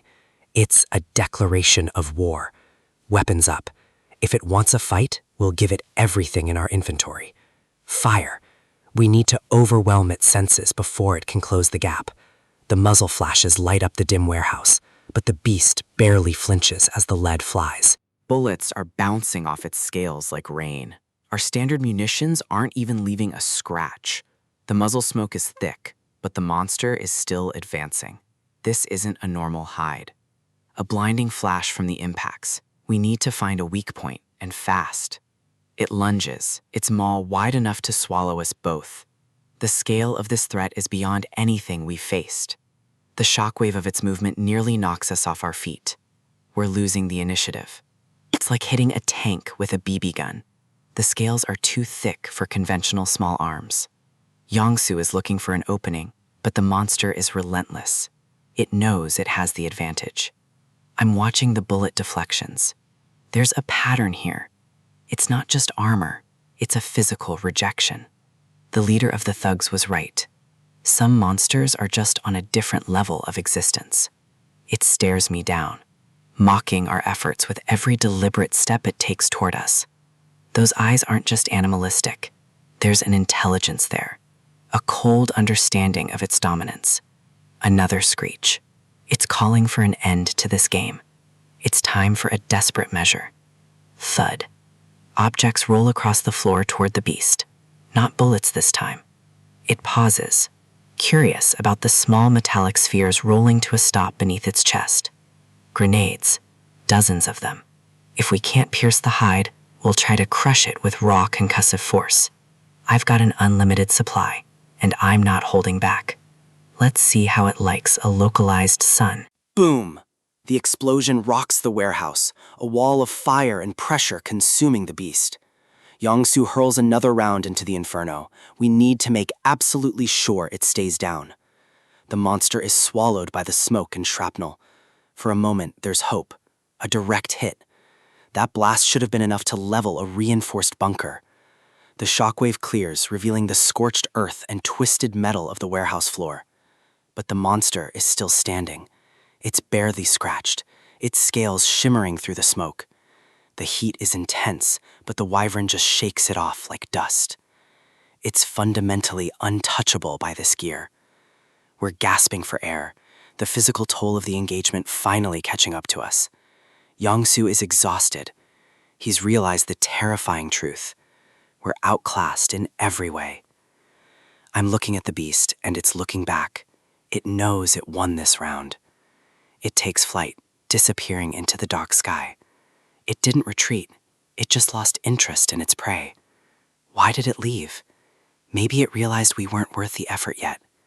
We need to move before it changes its mind. On the road to Gangnam. The silence in the car is heavier than the battle was. Yongsu is shell-shocked. He's seen a lot, but nothing that could shrug off a grenade barrage like that. I'm replaying the fight in my head. Grenades were a failure. They're designed for fragmentation, not penetration. Against that hide, shrapnel is useless. We need something that focuses all its energy on a single, devastating point. But a bigger bomb in the middle of a city is a disaster. Innocent people would be swept up in the blast. No, the solution has to be surgical. High power, small radius. Something with more mass and more velocity. I need to keep upgrading. The system is the only way to close the gap between us and the true monsters. I pull up the interface. It's time to see what our survival earned us in the warehouse. 314 mana stones. The wyvern swarm was a gold mine we didn't even know we were digging. This is the edge I need. I'm going to reinvest every single stone into the system to break its limits. Shipping speed is the first priority, boosting it to 150 kilometers per hour. Cooldown reduced to 1 second. I can now flood the zone with supplies in a near-continuous stream. Simultaneous shipping up to 4 items. My tactical throughput just doubled. Range increased to 50 meters. I can strike from a distance without being seen. It's becoming beastly. The more stones I feed it, the more the system evolves into something truly dangerous. 189 stones left. There's a new unlock available, the Parallel Dimension Lab. I'm curious. If this is where the items are stored, I need to see the logic behind the storage. I tell Yongsu I need to check something. He looks at me like I've lost my mind in the middle of the road. He wants to push through to Gangnam, but I can't fight what's coming with what I have now. I'll leave the portal open while he drives. If anything goes wrong, I can jump back into reality instantly. I step through the threshold. The transition is seamless, leaving the ruined world behind for a moment. It's a sterile digital workshop. This is the heart of the system, where data becomes physical matter. I start digging into the new functions, combine and disassemble. This is the key to my new strategy. Combine lets me ignore physical incompatibilities. I can merge separate items into a single registration, like a rifle with a preloaded magazine. No more fumbling with reloads in the heat of a fight. Disassemble is the inverse. I can break complex objects down to their core materials for easier storage. I ask Pax about the risks. If I register a grenade without a pin, will it detonate in my inventory? It exists only as data here. No physical processing occurs until the moment of shipping. That opens up a world of dangerous possibilities. I can store items in a state of terminal failure. I register the live grenades. It costs stones, but the ability to ship a live blast is worth every one. It's progress, but it's still not enough. I need to think outside the box of conventional weaponry. If the shipment speed is high and the mass is high, I can create a weapon that doesn't need an explosion. Kinetic energy, pure unadulterated force, a projectile that hits with the weight of a truck. I need something heavy, something that can punch through that wyvern's barrier with mass alone. I see it in my head, a new kind of projectile. High mass, high velocity, zero explosive radius. If I can ship a heavy object at top speed, it'll hit with the force of a railgun, a surgical strike. I can see the potential. A grin spreads across my face as the theory comes together. I step back into the reality of the car. Yongsu is staring at a massive pile of scrap blocking the bridge. A mountain of cars piled high. Someone built a barrier, and it's effectively sealed the road. It's a mess. We'd have to take a long, dangerous detour to get around this fortification. Yongsu is frustrated. We don't have the time or the fuel to find another route into the city. He asks me for a solution. I tell him there's no need to turn around. We're going straight through. I've just finished calibrating my new weapon. This is the perfect environment for a live test. He looks confused. A new weapon? In the few minutes I was staring into space? He hasn't seen the lab. He doesn't understand that the system is more than just a delivery service. I trigger the shipment. The portal opens just inches in front of the car's path. Something massive streaks through the air, hitting the barrier with a bone-jarring crack. The cars are tossed aside like they're made of cardboard, the barrier disintegrating under the impact. The path is cleared in a single strike. No fire, no shrapnel, just the raw mathematical force of mass. Young-soo is staring through the windshield, his hands shaking on the steering wheel. He's looking for the missile. He's looking for the high-tech ordnance that just cleared a city block. But all that's left on the ground are simple gym weights, 20-kilogram plates of solid steel. Simple physics, devastating results. This is the future of our tactical arsenal. Young-soo finally finds his voice. He wants to know what I did, but I'm already looking ahead. If this can clear a mountain of cars, imagine what it will do to that giant wyvern's barrier. We're entering Gangnam now. The stakes are higher, but so is our firepower. The city is a tomb, but we're the ones carrying the light and the heavyweights. I check the system one last time. Everything is ready. The next monster won't be so lucky. Young-soo keeps driving, his confidence returning. He knows I have a plan for everything. But I know the truth. We're only surviving because we're adapting faster than they can kill us. The lab is still open in the back of my mind. I'm already thinking of the next combination. We're not just hiding in a warehouse anymore. We're building an empire of logistics and destruction, one shipment at a time. The world might have ended, but my business is just starting to boom. The hospital's outer barrier, a makeshift wall of scrap metal, just got breached with zero effort. The guards are in shock. This perimeter has held against monsters for weeks, but it couldn't stop a single vehicle. They aren't looking at a beast. They're looking at something far more calculated. High-intensity beams cut through the ash and smoke of the apocalypse, blinding anyone standing in the way. A modified military jeep tears through the courtyard, ignoring the rules of the new world. It screeches to a halt right at the main entrance, asserting total dominance over the area. The survivors can only stare. Is this a rescue mission, or is it a hostile takeover? Inside the jeep, the driver watches the chaos with cold, tactical precision. Jonghyam has arrived. He's not here for the hospital's resources. He's here for his sister, Joo-yeon Kim. To understand why he'd risk everything to find her, you have to understand who Joo-yeon really is. She wasn't always a saintly nurse. Growing up, she was a firebrand who'd drop-kick her siblings for breathing too loud. She was a delinquent with no direction, more interested in starting fights than planning a future. Then, out of nowhere, something in her shifted. The girl who couldn't sit still for 5 minutes suddenly became obsessed with her books. The family thought she'd finally lost her mind, but Joo-yeon was dead serious about turning her life around. Her mother and siblings watched in confusion as the house rebel became a scholar overnight. She claimed she just had a new dream, but she wouldn't say what it was. She wanted to be like the giving tree, a source of strength and healing for others. She decided that even if the world ended tomorrow, she wanted to be treating the sick today.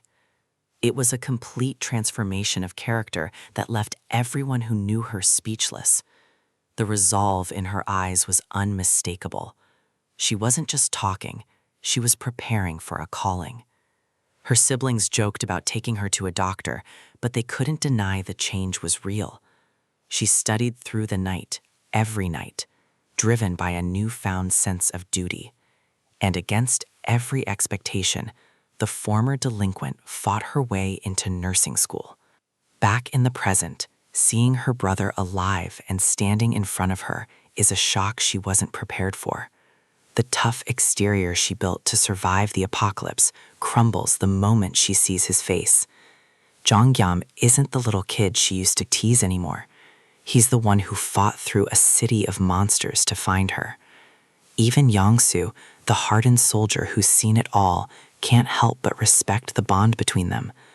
This is the payoff for every risk they took.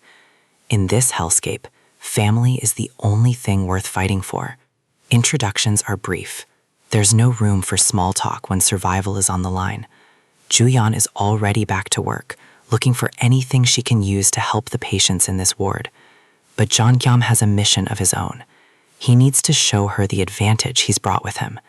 He tells her they have a patient who needs immediate attention, but he's not in the hospital yet. Juyeon is stunned to learn that her brother has awakened an ability, just like the hunters in the city. He mentions a parallel dimension, but he won't open it out here where the hospital staff can see. He knows this place is crawling with eyes. They need somewhere private before he reveals his hand. They move deep into the facility, Jeongyam scouting the layout and the guards as they go. The hospital is overcrowded and desperate, the perfect environment for a predator to seize control. Every corner reveals more people clinging to life, waiting for a miracle that hasn't come. They reach the staff lounge. It's quiet enough for Jeongyam to reveal his secret. Young-soo sticks to the shadows, playing the role of the silent protector while Jeongyam prepares. The door creaks shut, and the atmosphere shifts. The real power play is about to begin. Juyeon's jaw drops as the space around them bends and warps. She expected a storage locker, not a gateway to a massive hidden warehouse. But her attention is quickly drawn to the man lying on the floor. It's a soldier, bloodied and broken, far beyond what any normal first aid could fix. Juyeon moves instantly, her professional instincts taking over the moment she sees a life in danger. She can see the signs of torture. This man wasn't just hurt, he was systematically broken. Jeongyam watches her closely. He needs to know if his sister is as capable as he remembers. She reaches out, and the air begins to shimmer around her palms. Juyeon didn't just become a nurse, she awakened as a healer, and a powerful one at that. The green light flows into the soldier's wounds, knitting skin and muscle back together in seconds. She's still low level, and it's a massive drain on her energy, but she won't let him die. She stabilized him, but she knows he needs more than just magic. He needs food and rest. Jeongyam teases her, trying to lighten the heavy mood. Some sibling dynamics never die. With the patient stable, they finally sit down to talk strategy. The hospital is a powder keg. The parallel dimension is their ultimate tactical advantage. It's a sanctuary no one can breach.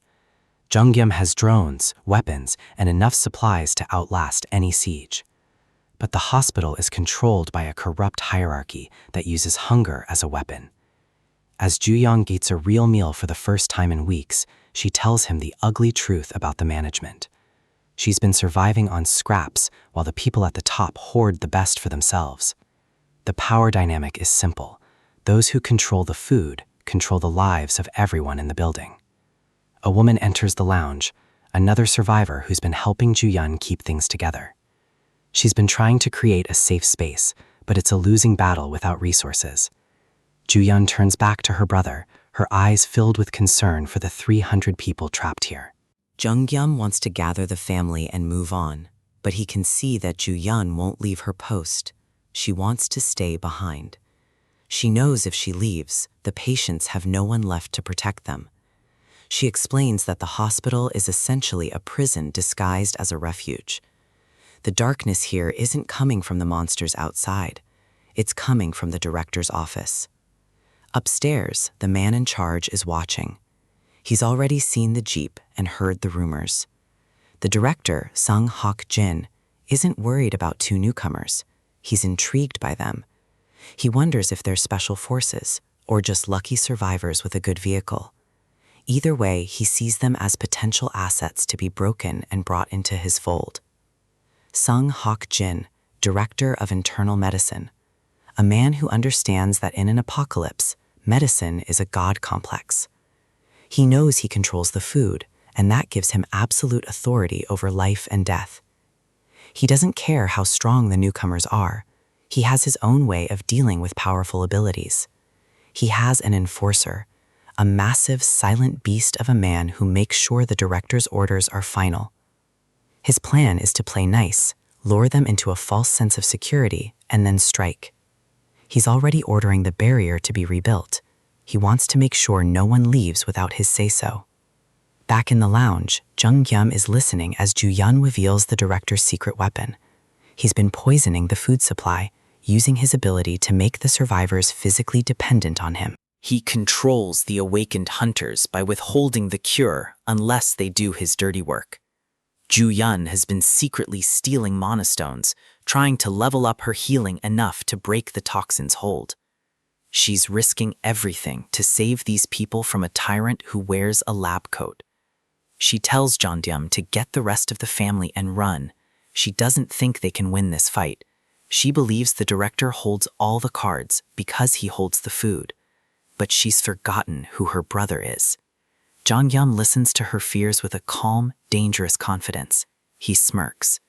The director thinks he can control people through scarcity? He has no idea that the man standing in his hospital has a literal warehouse of resources at his fingertips. Ju-yeon stares at him, confused by his lack of fear. With a flick of his wrist, Jong-gyum summons a mountain of food. The director's leverage just evaporated. The director is finally catching on. He knows Ju-yeon's brother is moving more than just a few rations. He tries to play it cool, assuming they only have what a single military van can carry.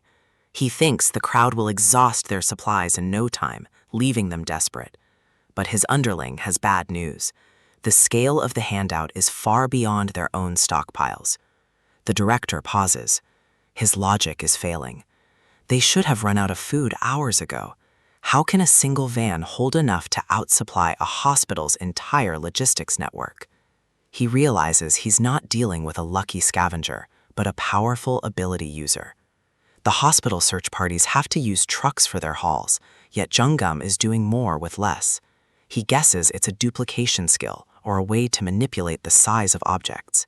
Whatever it is, he wants that power. And if he can't have it, he'll eliminate it. He hands over a vial of poison. If the poison doesn't force a recruitment, then a simple execution is the backup plan. Under the cover of night, Jong-gyum is moving with tactical precision. He's slipping rations to the patients, but his real objective is finding the director's enforcer. He knows he's being watched, but he hasn't spotted the target yet. Ju-yeon said he'd recognize the man instantly. He's looking for someone who stands out from the starving crowd. He needs to find him before the director's next move complicates the mission. Back in the lounge, he discusses the plan with Ju-yeon. He intends to neutralize the director's greatest asset. Ju-yeon is skeptical. She knows exactly how dangerous the poisoned ability users can be. She describes the strange, almost mundane powers some possess, like resealing cans or doing laundry telekinetically. Jung-gyum isn't impressed. He's looking for a real threat, not a utility worker. Then she mentions the one exception, the one man who actually matters in a fight. His name is Hyung-gu Song. He's the reason the hospital is still standing. He traveled across a scorched city just to reach his mother. His motivation is as strong as his body. Jung-gyum listens intently. This is the man he needs to either win over or put down. Hyung-gu isn't just strong, he's a force of nature. He built the car barricades outside with his bare hands. Suddenly, a massive figure looms in the hallway. The sheer size of the man confirms his identity. He's been sent to intercept Jung-gyum. The mental conditioning is clearly visible in his vacant, controlled stare. Hyung-gu recognizes him as Ju-yeon's brother, but his words are cold and rehearsed. Jung-gyum remains calm. He's been waiting for this meeting. The juggernaut turns his gaze toward the exit. He's leading him to a more open area. The air grows heavy. Hyung-gu's presence radiates a crushing weight that would break a normal survivor. They reach a clearing among the wreckage. Hyung-gu offers two choices, both dictated by the director. The first is simple. Drink the vial and submit to the director's control. The second is even simpler. Refuse and die right where he stands. Jung-gyum isn't one for ultimatums. He knows he can't outrun a man who throws cars like toys. He looks at the massive enforcer and decides it's time to introduce a third option. Option 3 is simple. Hyung-gu is the one who gets trapped. The big man doesn't understand. He thinks physical strength is the only currency in this apocalypse. He lunges forward, a massive fist aimed directly at Jung-gyum's head. The strike connects, but it hits a shimmering energy barrier instead of flesh. Hyungyu is confused. He's never seen a defense that can withstand his full power. Then he notices the drone hovering above him. It's a tactical distraction. Before he can react, something impacts him from behind with the force of a wrecking ball. Jungyum is using his system to drop specialized gear. A high-velocity bowling ball strikes with pinpoint accuracy. He apologizes for the speed, but he's not here to play fair. He's here to win. The impact dazes the giant. Jungyum follows up immediately, keeping the pressure high. Hyungyu falls to one knee. His durability is incredible, but physics is starting to take its toll. He growls, his eyes glowing with a dark, controlled rage as he tries to force himself back up. But Jungyum isn't done. He opens a massive portal directly above the enforcer. Hyunggu looks up, seeing the shadow of a massive object descending from the void. Massive stacks of metal cylinders begin to pour out. Each one weighs several hundred pounds. He tries to move, but the sheer volume of the falling objects pins him down. He catches the first few, showcasing his terrifying strength, but the weight keeps coming. He's being buried under tons of steel. Even for a man who moves cars, this is too much mass to handle. Jungyum watches as his opponent is slowly encased in a prison of his own choosing. The giant screams, a final defiant roar as the last of the weights drop onto the pile. The structure is perfectly balanced, creating a cage that even a powerhouse like Hyunggu can't break from the inside. Jungyum used the time Hyunggu spent talking to calculate the exact amount of weight needed. He tells the giant to be patient. Once the director is dealt with, he'll be set free. The Tower of Steel stands as a monument to Jungyum's tactical advantage. He walks away from the wreckage, confident that his trap will hold. He heads back toward the hospital entrance. The first part of the plan is complete. He lets out a sigh of relief. Dealing with that much physical power is exhausting, even with a system. Juyeon is waiting for him. She heard the booming sounds of the falling steel. He confirms that he met the enforcer and handled the situation quietly. He points back toward the wreckage. Hyunggu is temporarily out of the picture. She stares at the massive silhouette of the metal tower. She can't believe he managed to restrain him. Her expression shifts to worry. There's another problem they need to address immediately. She asks what exactly happened out there, sensing that the danger isn't over yet. They are interrupted by footsteps. Someone is approaching from the darkness of the hospital wing. It's Young-soo. He was supposed to be finishing the food distribution, but something is wrong. He's staggering, his hand clutching his head in obvious pain. He looks feverish, his movements jerky and uncoordinated. The director's plan has already claimed a victim. He groans about a splitting headache. The symptoms are identical to the early stages of the director's mental control. Juyeon realizes with horror that the poison has been deployed. It's working faster than they expected. She rushes to his side, trying to steady him as he begins to lose consciousness. She checks his vitals, her medical training taking over despite the mounting panic. She finds a small, fresh puncture wound on his finger. It's a needle mark. Someone must have pricked him while pretending to thank him for the food. It was a cowardly, effective strike. Jungyum knows they can't leave him like this. He needs a secure place to recover. He grits his teeth. The director's desperation is making him sloppy, but no less dangerous. He needs to find the source of this poison and a way to reverse its effects. He opens a portal to his parallel dimension lounge. It's the only place where he knows they'll be safe. A system notification dings.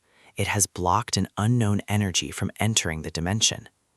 The dimension is an independent space. It doesn't just keep people out, it filters out external influences. Young-soo looks up, blinking in confusion. The crushing pressure in his head has vanished. The symptoms are gone. The moment he crossed the threshold, the mental link was severed. Jungyum is stunned. He knew his dimension was a sanctuary, but he didn't know it could cleanse status effects. This is a massive tactical advantage. He has a way to break the director's hold on everyone. He realizes he can use this to free Hyunggu as well. He heads back to the metal tower. He opens a small portal inside the stock of cylinders, allowing the giant to enter the dimension. The system confirms the registry of a new inhabitant. The link is being severed. Hyunggu falls through the portal, landing on the floor of the lounge. He looks around, his eyes clear for the first time in weeks. The fog has finally lifted. Jung Yum removes him from the registry immediately after, ensuring he's not trapped in the lounge forever. The system confirms the removal. The process is complete. Hyunggu stumbles out of the portal, collapsing onto the hospital floor. He looks up at Jung Yum, his expression one of profound shock and realization. He asks how this is possible. He can remember everything he did under the director's control. Jung Yum brings the man's mother to him. The emotional weight of the reunion is enough to ground him. He apologizes to her, his voice trembling with regret for the things he was forced to do. He knows he has a debt to pay. He looks at the survivors who helped him regain his soul. He's embarrassed by his actions, but he's not going to let the director get away with it. He vows to finish this quickly. He's going to handle the director himself. The group watches as the giant walks away, his purpose clear, and his strength now aimed at the right target. In the director's office, a notification flashes on the terminal. The link to his puppet has been lost. He stares at the screen in disbelief. This should be impossible. He turns around, sensing a presence in the room that shouldn't be there. Hyunggu is standing in the doorway, his massive frame filling the space with pure, unadulterated menace.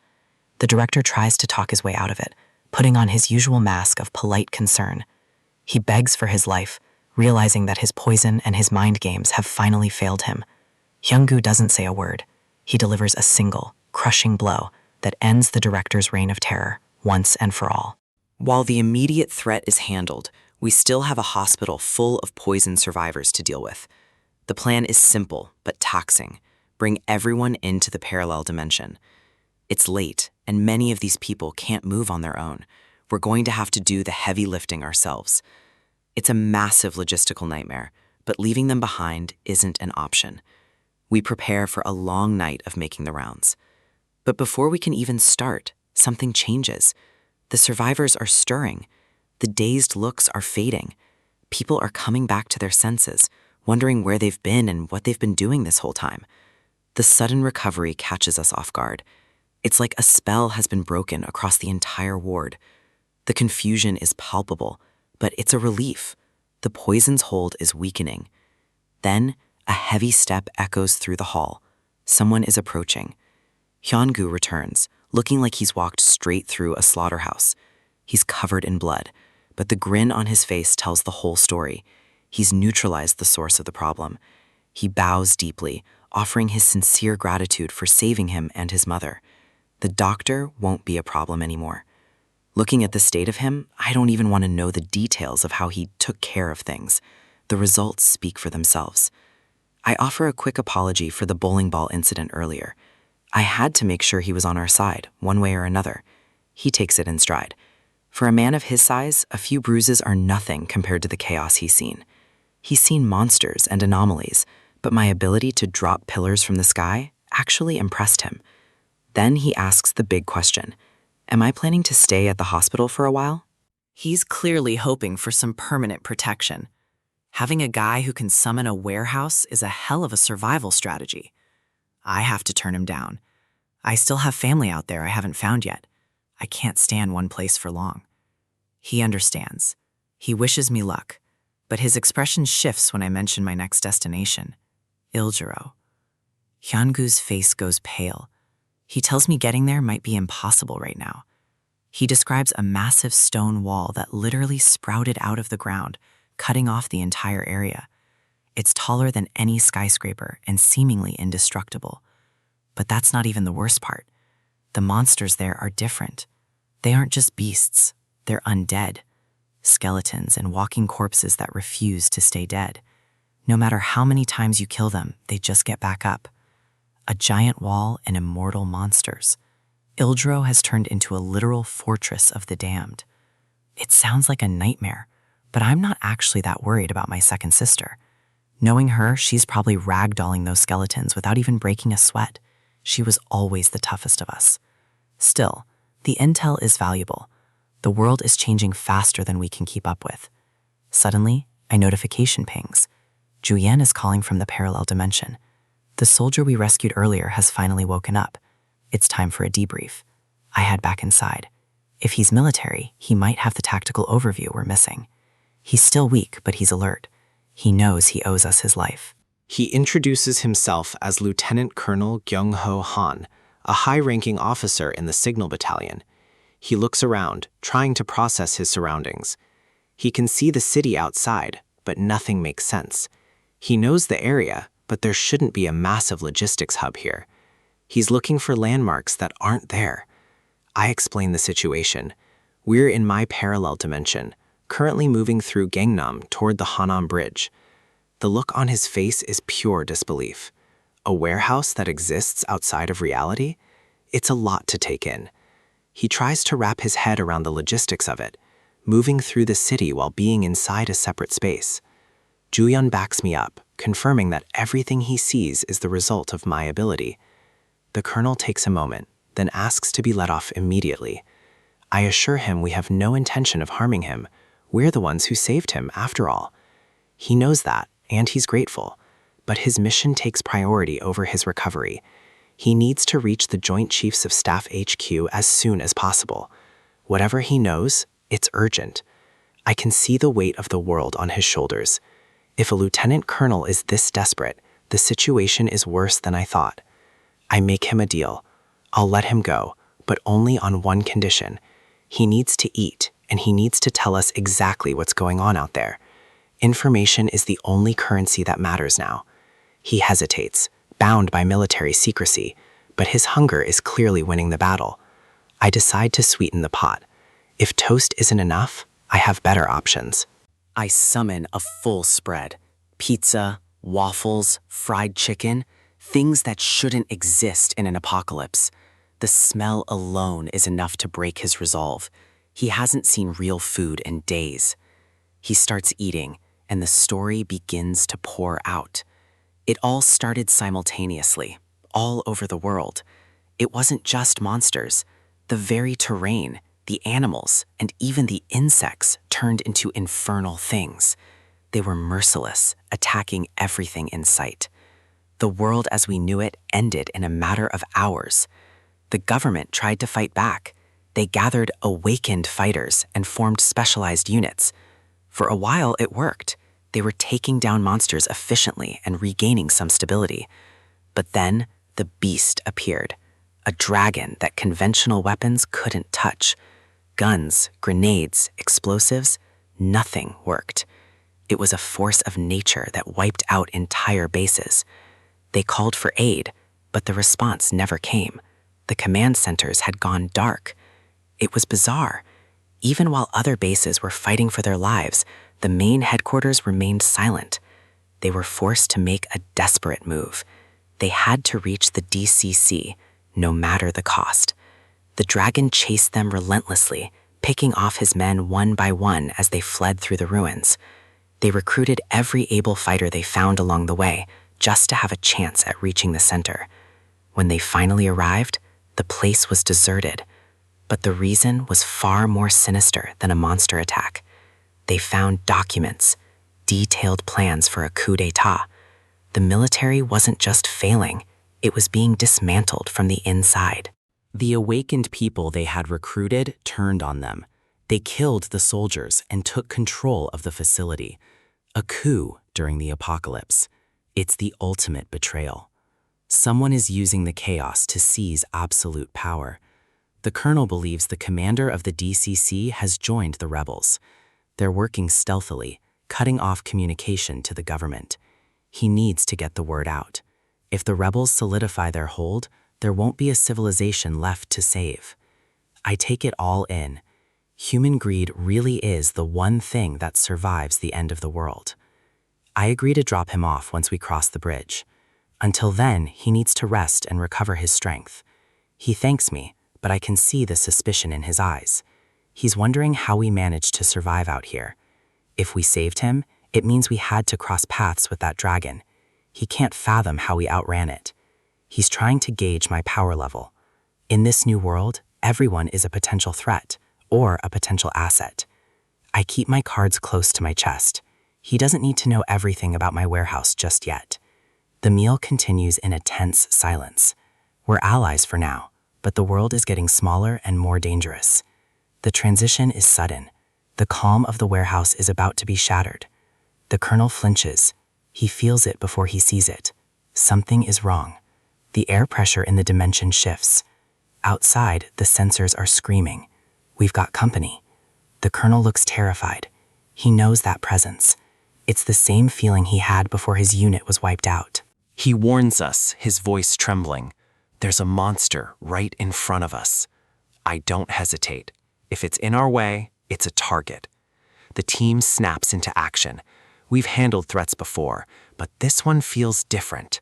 The colonel can't believe our lack of fear. He thinks we're walking into a death trap, but he doesn't know what we're capable of. He's about to see a different kind of warfare. The beast looms large, a massive shadow against the ruined city skyline. It's an orc, but bigger and more mutated than anything we've seen so far.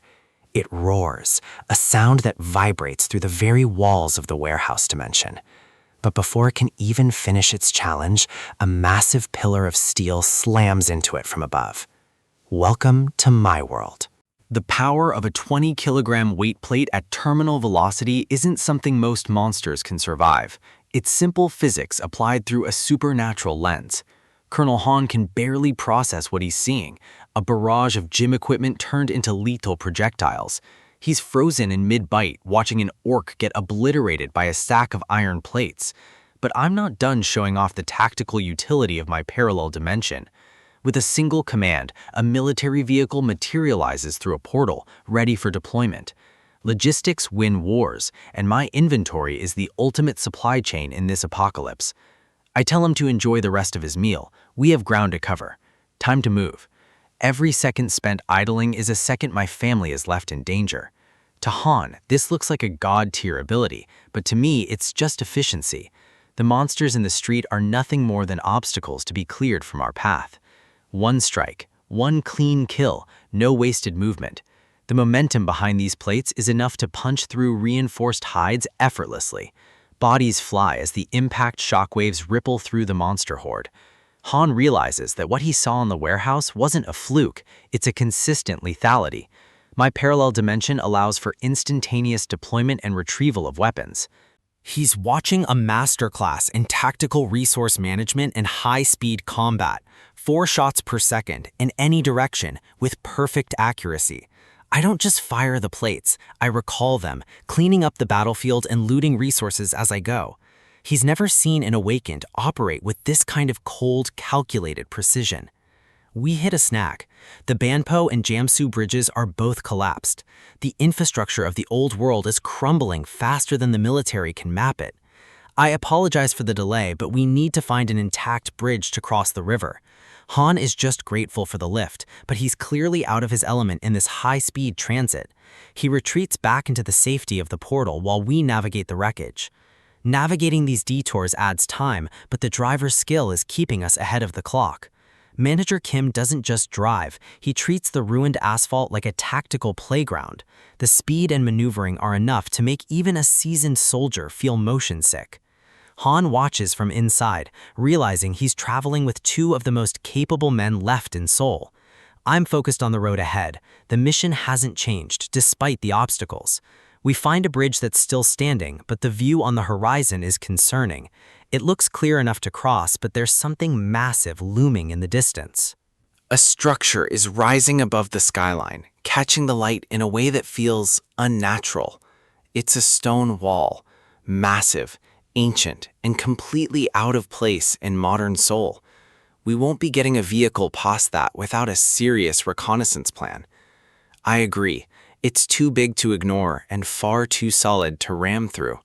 We'll head toward Yongsan first and drop Han off as we originally planned. Maybe these 2 really can change the tide of this disaster for the military. We reach the drop-off point. The sun is setting on a world that's no longer recognizable. Han offers his heartfelt thanks. He knows he'd be dead in that warehouse without this intervention. I tell him it's fine. We had a deal, and I always fulfill my end of the bargain. My focus shifts immediately back to Uljiro. The real work begins now. But first, I need to check my system progression and resource count. 427 mana stones. I'm less than halfway to the next major level up. Precise delivery level 2 is within reach, but I need a significantly bigger haul.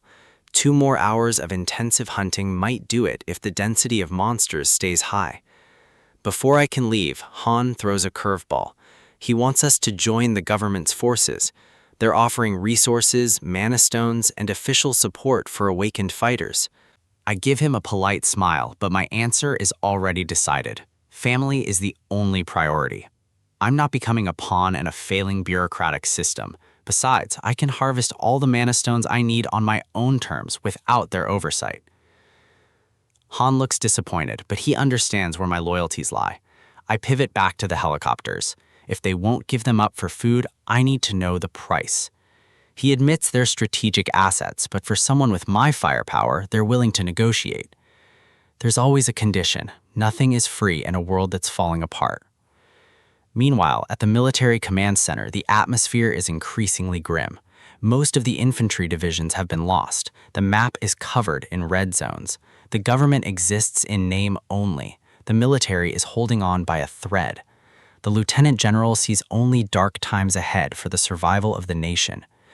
A knock at the door interrupts his brooding thoughts. An officer enters with news of an unexpected visitor. A survivor from the 50th Signal Battalion has arrived at the gates. The general is stunned. That battalion was thought to be completely wiped out days ago. He clenches his fist.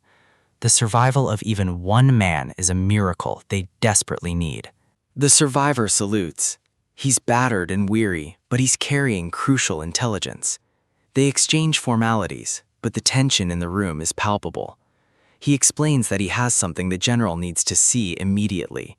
He rummages through his uniform, pulling out a crumpled piece of paper. It's a report detailing a threat that could change the entire defensive strategy. The general takes it, his expression hardening as he begins to read. As he scans the lines, the color drains from his face. He looks back at the soldier. The implications of this report are terrifying. He glances out the window, realizing the scale of the threat approaching them. Below, my Humvee is pulling into the compound, drawing every eye in the yard. The soldiers on guard watch us with a mix of curiosity and suppressed fear. I step out of the vehicle, ready to finalize the deal for those helicopters. They bow in respect. Word of what I did for Colonel Han has traveled fast. I tell them to skip the gratitude. I'm here for business, nothing more. The general comes down to meet me personally. He's not here to waste time. He acknowledges my ability, but his eyes are full of a quiet desperation. He explains that the government is facing difficulties that go beyond simple logistics. I cut to the chase. I won't join them, but I'll trade tactical services for hardware. The silence that follows is heavy with the weight of the decision. He shakes his head. They can't just give away strategic assets for nothing. I start to head back to the car. I don't have time for a political stalemate. They're shocked I'm walking away so easily without trying to bargain further. If they won't trade, I'll find another way. The Stone Loam mystery is still waiting. A knock on the window stops me before I can pull away. The general leans in. He has a different request, one born of necessity. If I can help them with a specific high-risk problem, the helicopters are mine. We head towards Seoul Station. The signs of a brutal battle are everywhere. A convoy of military trucks follows us. This is a full-scale operation now. I keep my eyes on the road, staying calm while the soldiers around me tense up. The contrast between my composure and their panic is becoming very sharp. They've lost contact with the reserve forces at the station and need a rescue. The problem isn't just the sheer numbers, it's the nature of the monsters themselves. Skeletons. An entire army of them has occupied the station grounds. They aren't physically imposing, but they are unnervingly relentless. They come back to life as many times as you knock them down, unless you shatter the core in their right ribcage. They're functionally immortal. Easy enough. I don't believe in immortality when I have enough iron. The soldiers in the trucks look terrified. They've seen comrades fall to these undead. We arrive at the station. The ground is littered with bones and broken military gear. The sun breaks through the clouds, illuminating the station building where the survivors are. Survivors are cheering from the windows. They thought a rescue would never come. We move in. The area is a literal graveyard coming to life to stop us. I give a thumbs up to the driver. It's time to clear the path and earn those birds. The trucks move into defensive positions, providing a temporary perimeter. It's time to show the military why I'm worth more than a dozen helicopters. I look out the window, identifying the primary threats in the skeletal ranks. But the general's final warning echoes in the back of my mind. There is one entity among the skeletons that stands completely apart from the rest. A boss-level entity that rarely shows itself but commands the entire horde, the Skeleton Knight. I'm told to avoid fighting it at all costs, even if it means retreating, because against this monster, standard attacks are completely useless. The survivors are on edge. They've seen what's coming, and the weight of the situation is starting to sink in. In the driver's seat, the tension is visible. They're facing a threat that doesn't care about military rank or heavy armor. Yang Yam watches the road ahead. Something is blocking the path, and it isn't just another mindless monster. A portal hums in the distance, a beacon of blue light in a world that's turned dark and gray. Standing before them is a figure straight out of a nightmare, clad in ancient plate armor and holding a shield that has seen centuries of war. Red light glows from within the helm. This isn't just a skeleton, it's a warrior with a purpose. The atmosphere shifts as the creature begins to speak. It's a language they don't recognize, but the intent is clear: dominance. The knight plants its sword firmly into the cracked asphalt, a gesture of challenge and authority. It reaches for a glowing mana stone, its skeletal fingers moving with a precision that defies its undead nature.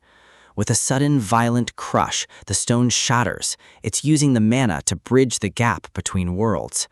A surge of energy ripples through the air. The knight stands taller, its presence expanding as the mana takes hold. The monster speaks again, but this time the words are in a language they can understand. It's chillingly civil. He introduces himself as Gwaine, one of 12. Yang Yam realizes the scale of the threat just increased exponentially. Gwaine looks over the military convoy with disdain, questioning why they've intruded upon his territory. He speaks of establishment and fair play, a twisted version of chivalry being applied to an apocalyptic invasion. The diplomacy is short-lived. The knight draws his blade and the air turns cold with the promise of violence. One fluid motion. The knight moves with a speed that shouldn't be possible for something so heavily armored. He dismisses their efforts as useless. To him, the human resistance is nothing more than a minor annoyance. The knight twirls his blade, a mockery of the combat skills Zhang Guillaume has worked so hard to master. A heavy strike hits the ground, sending cracks through the pavement like a lightning bolt. He skids across the concrete, maintaining perfect balance. This is a tactical nightmare.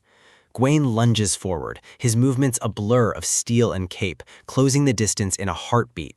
The knight's eyes flare with red malice. He isn't here to negotiate, he's here to conquer.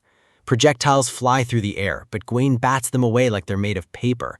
Every swing of his shield is a calculated defensive maneuver, leaving no openings for a counterattack. A massive stack of steel plates is sent his way, but he meets it head-on without hesitating. He darts through the chaos, proving that mass alone won't be enough to stop him. The impact is deafening. The knight slices through the heavy steel like it's nothing more than tofu. He continues his charge toward the convoy, a relentless force of nature that the soldiers can't even hope to slow down. Zhang Guillaume watches in disbelief. This monster is handling 500 kilograms of metal with ease. He realizes he needs a new approach. Brute force isn't working. He needs precision and speed. He accesses the system. 50 mana stones are a steep price, but unlocking precise delivery is his only shot. He designates the target. It's time to see if the system's upgrades can match the knight's ancient prowess. The first projectile launches. It's not just about weight anymore, it's about the exact point of impact. Gwaine laughs off the attempt, confident that he can dodge anything the mage throws at him. He moves with arrogant ease, dodging the first few shots as if they were standing still. But the knight's overconfidence is his first mistake. He doesn't see the pattern forming. The projectiles aren't just missing, they're redirecting. Gawain is forced onto the defensive. He tries to step away, but the rhythm of the attacks is increasing, pinning him in place. The knight's eyes widen. For the first time, he feels the pressure of a tactical disadvantage. A massive strike connects. It's a direct hit that rattles the knight's ancient bones. Gawain is stunned. He didn't even see the projectile coming. The speed is beyond his comprehension. Another hit lands, this one right on the temple. The knight's movements are becoming frantic. He tries to raise his shield, but the barrages are coming from every angle simultaneously. Another direct impact. The armor that seemed impenetrable is starting to show signs of stress. Jeongeum isn't letting up. He's using smaller, denser objects now, bowling balls that hit with the force of cannon fire. The frequency of the hits is overwhelming. It's a storm of kinetic energy centered entirely on one target. The knight is being hammered into the ground. Each clack and pow marks another fracture in his defenses. Jeongeum stays focused, his hands steady as he directs the automated shipping order with lethal efficiency. The soldiers watch in silence, sweat dripping down their faces as they witness the impossible. The knight is sturdier than anything they've faced, but even armor has a breaking point. Gawain tries to call for a ceasefire, his arrogance finally replaced by the desperate need to survive. It's too late. A massive crack spiders across his chest plate, revealing the hollow core within. The battle is reaching its conclusion. Jeongeum knows he has to finish this before the knight can recover. In the truck, the tension breaks for a moment. They realize they might actually make it out of this alive. The knight screams in fury, a final desperate outburst as the last of his armor shatters into 1,000 pieces. The threat is neutralized. The clearing smoke reveals the remains of a warrior who thought he was invincible. Jeongeum takes a breath. The adrenaline is fading, replaced by the grim reality of the world they now inhabit. A final surge of energy erupts from the knight's remains, a parting gift from a dying monster. The explosion is brilliant, lighting up the gray skyline with a flash of supernatural power. The knight's skull lies shattered on the pavement, its red eyes finally extinguished. With his final breath, the knight acknowledges the mage's strength. It's a warning as much as a compliment. He warns that his death is not the end. They give their all for the Skeleton King. As the remains settle, valuable items drop onto the road, the system reward for a critical kill. Jeongeum uses his skill to pull the loot toward him. He needs every advantage he can get. The items fly through the air, glowing with the same blue light as the portals that brought them here. System notification: 2 large mana stone fragments and 1 enchant stone obtained. This is a massive haul. The soldiers are stunned. They've never seen someone take down a monster of this caliber so decisively. The realization hits them. Jeongeum isn't just a survivor, he's a game changer. Tanks and artillery couldn't even scratch that armor, and yet one man with some bowling balls just tore it apart. A cheer goes up from the trucks. For the first time in a long time, these men feel like they're on the winning side. The sun breaks through the clouds, shining down on the battlefield like a sign of hope. The director looks on, his expression a mix of relief and intense tactical calculation. He approaches Jeongeum, pleading for him to join their ranks officially. They need power like his. But Jeongeum has other priorities. His family comes first, and no military rank will change that. The pressure of their expectations is heavy. They see him as an ally, but he sees himself as a man on a mission. He knows the truth. This knight was just one of 12. If there had been 2, he would have failed. He reflects on the knight's final words. Dying here does not mean we perish. What kind of immortality are they dealing with? He analyzes the combat data. The rapid-fire bowling balls were the key. High-velocity impact beats pure mass every time. The laws of physics are breaking down, but logic still has a place in this new world. The director mentions Oljiro. It's the location where Jeongeum's sister is supposed to be. Something strange is happening there. Castle walls are being erected, and they've already lost a recon unit. The director turns, his voice lowering as he shares the latest intel from their aerial surveys. They found signs of human activity inside the walls. His family might still be alive.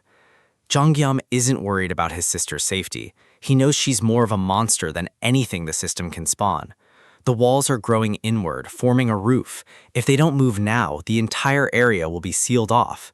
They reach the hangar. The military is willing to lend him a helicopter to get there before it's too late. Jonghyun prepares for the next leg of his journey. The stakes have never been higher.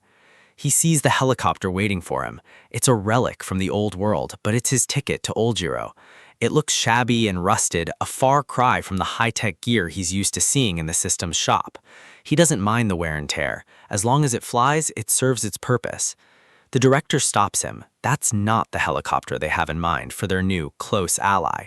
He gestures toward the horizon with a proud smile, revealing a much better option. A state-of-the-art bird sits on the pad, gleaming in the sunset. This is how the military treats its most valuable assets. The pilot is ready and waiting. They're not just giving him a ride, they're giving him the best they have.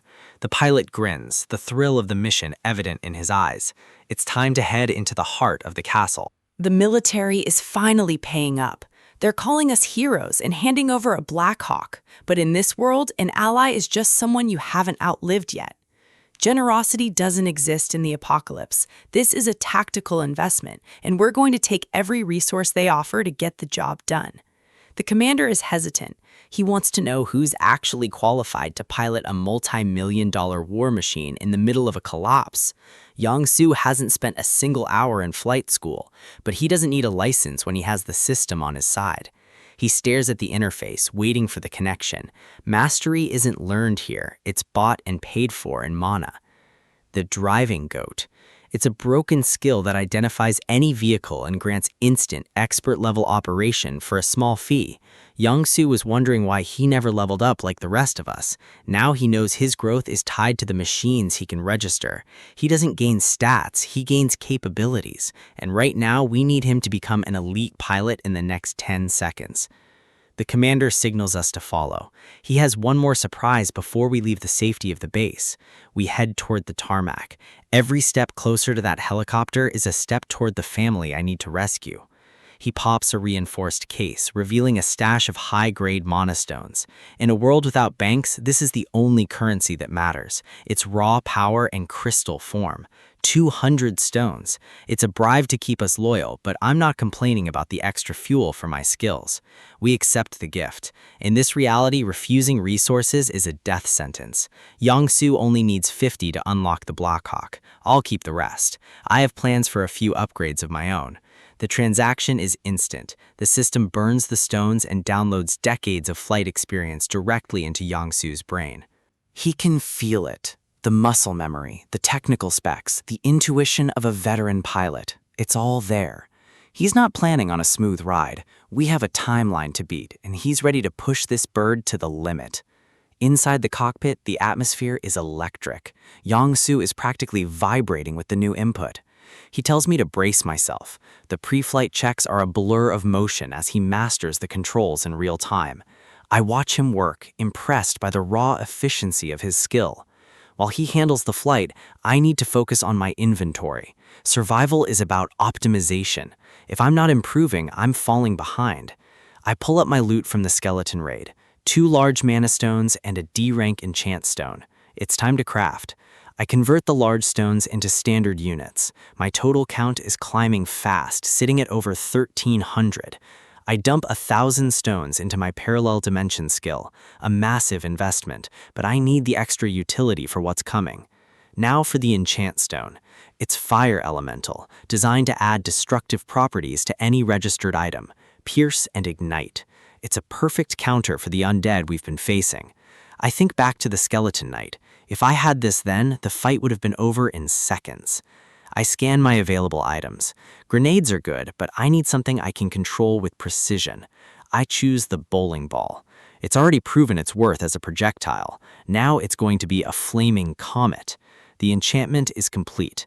I register the flaming maestro into my dimension, ready for deployment.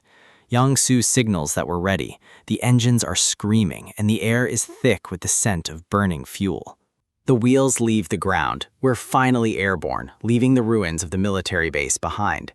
The commander watches us go, saluting the machine he thinks he still owns. He doesn't realize I've already made it part of my inventory. I gave him a thumbs up as we bank hard. We have a family to find, and we're not coming back empty-handed.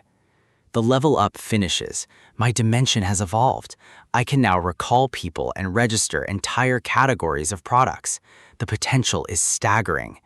My warehouse is no longer just a storage unit, it's a mobile fortress. But there's a cold sensation creeping up my spine. Something is watching us from the shadows of the city. The commander stands small on the tarmac, a relic of an old world trying to understand the new one. He looks satisfied, but he has no idea how much power he just handed over to a civilian. He's staring at my face, trying to read my expression. He sees nothing but focus. He wonders if he made a mistake. In this world, hesitation is the first sign of a loser. We're gone. The Black Hawk cuts through the smog, heading toward the heart of the disaster zone. The system confirms the new unlockable skills. The modification functions and life support systems are within reach. Before, I could only store one major thing at a time. It was a bottleneck that almost cost me everything. I've used PAX FC and a military base as anchors, but I was limited to what was already inside them. Now the rules have changed. If it falls under the category of a warehouse or a military base, it's mine to register. The Blackhawk is a military asset. I can pull it into my dimension whenever I want. It's no longer a loan, it's a permanent addition to my arsenal. On the ground, the commander pauses. He can feel the shift in the air. He looks back at the empty space where the helicopter used to be, a frown deepening on his face. He realizes something is wrong, but we're already miles away, pushing into enemy territory. The commander's sweat-slicked face shows the realization of his gamble. He's lost his leverage. We soar over the ruins. The city is a patchwork of collapsed skyscrapers and encroaching supernatural walls. Yongsu handles the bird with a finesse that shouldn't be possible for a first-timer. The system mastery is absolute. We skim the rooftops, avoiding the larger monsters that have claimed the skyline. The Blackhawk is a shadow against the setting sun. We're moving fast and we're moving silent. We're closing in on the target coordinates. The energy signature here is off the charts. The commander watches our signal fade. He's left with his questions and a base that feels a lot less secure. His expression says it all. He knows the power balance is shifted, and he's not the one holding the scales. Ahead of us, a massive stone wall rises from the ground, sealing off entire city blocks. It's an artificial enclosure, a cage designed to trap everything inside for the final harvest. The scale is immense. This isn't just a monster attack, it's a colonization from another dimension. Deep within the enclosure, the atmosphere shifts. The light is blood red, filtering through stained glass windows that shouldn't exist. A throne room, a king of the dead sits in the darkness, overseeing the collapse of our world. This is a high-ranked being who sacrificed his own power just to cross the threshold into our reality. He's frustrated. The mage who killed his knight is an anomaly he didn't account for. Only rank 8 and below can enter Earth normally. For him to be here, he had to downgrade, making him vulnerable. He's heard the final message from Gwaine. The intruder didn't want to talk, he only wanted to destroy. Another skeleton knight, Lancelot, waits for the command to execute. He's eager to prove his worth. The plan is simple. Occupy the land before the restrictions lift. It's a race for territory in a dying world. But the king isn't in a rush. He knows the harvest is nearly complete, and soon nothing will be able to stop them. One lost knight is a shame, but mana stones are plentiful. They can always build a new army. Lancelot reports that more humans have entered the castle grounds. The king dismisses them as mere toys. To him, we're just food to feed Camelot. He has no idea what's actually flying toward him. Outside, a bat monster screeches as it's caught in a battle it can't possibly win. It's blasted out of the air by a force so concentrated it doesn't even leave a corpse. We arrive over the target zone. The helicopter's rotors kick up dust and debris as we hover over the ruins. Yongsu is sweating. He tells me landing isn't feasible. The ground is a literal war zone. I offer to recall the helicopter into my dimension if he can't find a spot. I'm not losing this bird today. He tells me to look down. He spotted something that doesn't make sense. Below us, a battle is raging in the streets. But it's not a human army fighting the skeletons. A skeleton knight is locked in a desperate struggle against a monster that's moving too fast to track. Lightning crackles off a blade, illuminating the chaos below. I see a silhouette through the smoke. It's a woman, and she's fighting with a raw power that's terrifying to behold. I recognize that stance, the way she carries herself, even in the middle of a literal apocalypse. Her fist clenches, glowing with an internal heat that matches the mana stones. She launches a punch that hits with the force of a high explosive shell, sending the armored knight flying across the street. The impact is catastrophic. The knight is embedded in a concrete wall, its armor shattered. Yongsu is terrified. He thinks we found another high-rank threat that's even worse than the skeletons. I can't help but laugh. Detention finally breaks as I realize who we're looking at. That monster just dismantled a boss-level enemy with her bare hands. She's standing there, completely unfazed, complaining that the fight ended too quickly. That's no monster. That's my older sister. And if she's this strong, the Skeleton King is about to have a very bad day. Sol Kim wasn't born a warrior. She was forged by an obsession that started with a single fight on TV. The intensity of professional MMA sparked something in her that no normal childhood hobby ever could. She was completely drawn to the violence, the discipline, and the absolute physical dominance. She needed a target to test herself. Her brother was the first to realize that Sol didn't know how to pull a punch. But winning against a sibling was too easy. She wanted a real challenge, something that actually carried a risk. She moved to the neighborhood playgrounds, systematically dismantling kids 3 years older than her. Her father didn't see a problem child. He saw a generational talent and put her into formal martial arts training immediately. She finally tasted defeat in the ring, but for a girl like Sol, losing wasn't a deterrent, it was fuel. Defeat made the game fun. It meant there was still a mountain left for her to climb.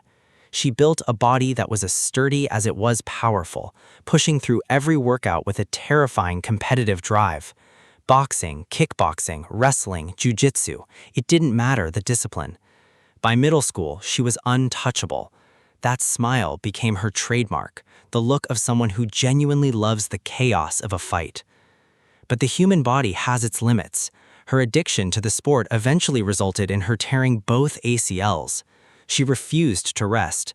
She returned to training prematurely, stacking injury upon injury until her career was a cycle of recovery and relapse. I'm relaying this history to the pilot because he needs to understand who we're rescuing. Sol Kim isn't just a teammate. She's a monster who finally debuted at 24 only because her body literally wouldn't let her start sooner. Back on the ground, the battle reaches a stalemate. Lionel, a high-ranking undead knight, is struggling to land a hit. He's fast, precise, and lethal, yet this human girl is dancing around his blade like it's a training exercise. The skeleton is baffled. He demands to know why his attacks can't reach her, suspecting some hidden magic. Sol just shrugs it off. To her, it's not magic, it's just that he's slow and predictable. Lionel is insulted. He knows his speed is top tier, so he assumes she must be using a secret technique. She doesn't know any secret techniques. She just watches the fundamentals, the shoulders, the hips, the weight distribution. In a world of systems and flashy skills, Sol is relying on a foundation built over a decade of brutal, real-world experience. She finds his obsession with skills confusing. To her, fighting is just a matter of physics and timing. The knight is so impressed, he offers her a way out. He warns her that death is coming for this castle, and she should leave while she can. He promises to speak to the Skeleton King on her behalf, but his offer is cut short by a sudden, violent impact. The proud knight is smashed into 1,000 pieces before he can even finish his sentence. Sol stares at the wreckage, completely confused by the flaming object that just fell from the sky. She can't wrap her head around the fact that a bowling ball did more damage than her own fists. The knight's armor is scattered across the asphalt. The threat has been neutralized by a piece of heavy sports equipment. Mana stones drop from the remains. In this apocalypse, everything has a value, and I'm not leaving wealth on the table. I use the Dimensional Warehouse's recall function to pull the stones back into my inventory instantly. A blue rift opens up, vacuuming the loot. Efficiency is survival. Sol looks up, her eyes narrowing as she tries to figure out who just crashed her fight. The wind from the helicopter rotors kicks up dust around her, but she doesn't flinch. The Black Hawk descends into the narrow street, its shadow looming over the survivor. The landing is rough, but we don't have the luxury of a cleared pad. We're in a war zone. I step out into the open air, the tactical advantage of the bird giving me the perfect entrance. Reuniting with a teammate after the world ends is a strange feeling. It's a mix of relief and cold calculation. I give her a smirk. I knew she'd be alive. She's too stubborn to let a few skeletons take her out. She recognizes me immediately. Number 2 and number 3 are back together, and the power dynamic just shifted in our favor. A soldier fights on their stomach. I pull fresh pizza and fried chicken from the warehouse dimension, shimmering with heat. It's a bizarre sight in the middle of a collapsing city, but having an infinite pantry is my ultimate cheat code. Sol digs in with her usual intensity. She explains that her awakened ability is a transparent barrier. She clarifies that the barrier doesn't boost her physical stats. She was just always that fast and strong. Watching her eat is a reminder that some things never change, even when the world is burning around us. I'm glad we're all alive and awakened. The team is forming, but we're still missing our big brother. She asks how I'm pulling off these cheat codes. I tell her it's a long story and we don't have time for a tutorial. I set her up with supplies and instructions on how to use the warehouse's delivery system while I'm gone. I have to leave. The stone walls are growing taller, and a roof is starting to form over the entire district. If we don't move now, we'll be sealed inside this concrete tomb forever. I look up at the star-shaped gap remaining in the sky. The clock is ticking, and the geometry is closing in. The rumble of shifting stone is constant. The city is literally rewriting its own structure to trap us. The light is fading. We're losing our window for an aerial exit. I need more mana stones to keep this operation running, but the immediate priority is getting the bird back in the air. The cost to transport heavy military gear like a Blackhawk is astronomical, 15 stones per shipment. I've used most of my reserves. I only have 36 mana stones left. I can't afford to be careless. If I try to store the entire castle to clear the path, I don't even know if it would fit, or if I could afford the mana cost. Worse, what if the system tries to store the entire surrounding area along with it? I'd be drained dry in seconds. I have to find a way to break the seal without bankrupting my inventory. The pilot is looking for an opening.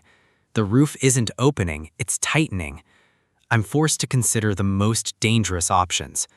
The system interface confirms my dwindling resources.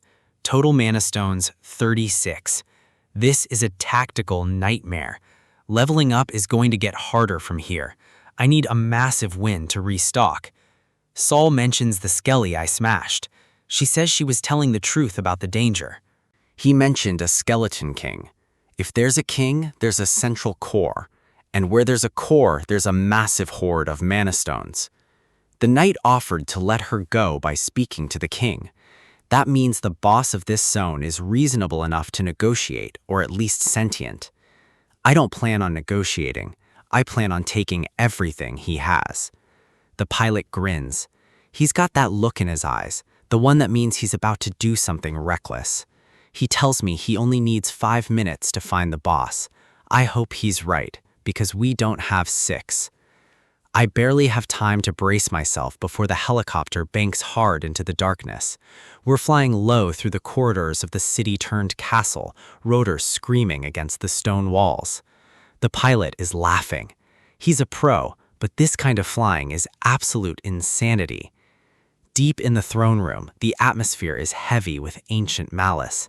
The stained glass glows with a blood-red light. A floating, flaming skull reports the news. Lionel is dead, and he failed to even scratch his opponent. The Lord of the Undead listens in silence. He suspects a powerful mage is interfering with his harvest of souls. He clenches a gauntleted fist. He spent too long preparing for this moment to let a human disrupt his plans. He demands to know where the intruders are. He's ready to end this personally. The skull informs him that he doesn't need to go anywhere. They are coming straight to him. The king is confused. No human should be this bold or this stupid. The thumping of rotors begins to echo through the grand hall, shaking the very foundations of his throne. The Black Hawk bursts through the upper arches, its searchlights cutting through the red gloom. Inside the bird, I'm struggling. My tactical advantage is being undermined by a very human weakness: motion sickness. The king watches as the mechanical beast hovers in his sanctuary. This wasn't the mage he expected. He stares at the undead-like silhouette of the helicopter. He's never seen technology like this before. He realizes this isn't magic, it's something else entirely, something from a world that shouldn't exist anymore. He doesn't care. He assumes his monsters will tear us apart before we even touch the floor. The helicopter tilts sharply and my stomach does a backflip. I'm the most dangerous man on the planet, and I'm about to puke. I stumble out of the door, leaning against the frame. This is not the heroic entrance I had in mind. Saul looks at me, unimpressed. She's completely fine, while I'm fighting for my life against nausea. I swear I'm never riding in a helicopter again. The motion sickness in this zone is on another level. Saul's eyes suddenly widen. Her instincts are screaming at her to move. I'm too dizzy to react, but she's already in motion. A shadow is lunging from the ceiling. A gargoyle-like monster shrieks as it dives for my throat, thinking I'm an easy target. Saul catches it midair with a devastating strike. Welcome to the team, number 2. Now let's go kill a king. Heads up, this cathedral isn't as empty as it looks. Bat monsters. They're fast, low level, but they have the numbers to overwhelm us if we're not careful. My ally doesn't wait for a tactical assessment. She's already in the thick of it, leading with her fists. One clean strike sends the beast crashing into the floor. She's making this look easy. We push through the main doors, clearing the immediate perimeter as the dust settles. Yongsu is still catching his breath, trying to process the sheer scale of this place. She's scanning the shadows. Something is definitely off about the way these monsters are behaving. The air in here is heavy with mana. We need to stay mobile. There, a lone silhouette moving across the altar. It's a clear provocation. The creature lets out a guttural roar, signaling our arrival to the rest of the nest. Red eyes flare in the dark. We're being watched from every corner of the ceiling. The scout retreats, flying back toward the inner sanctum to report our position.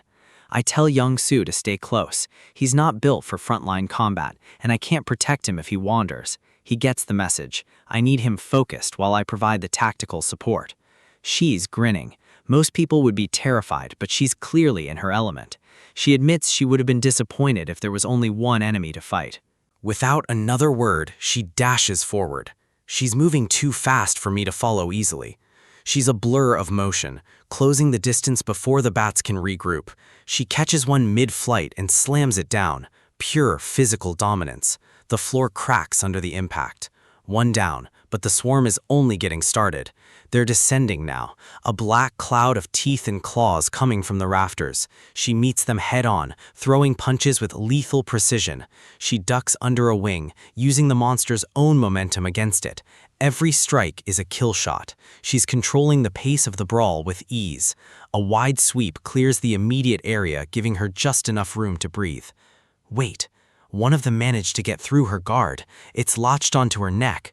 She doesn't even flinch. She grabs the beast by the skull, her eyes glowing with a dark intensity. With a savage pull, she rips it away and hurls it across the room like trash. She's still smiling. The bite didn't slow her down, it just made her more aggressive. I'm watching from the entrance, tracking the numbers. There are too many for a simple fistfight.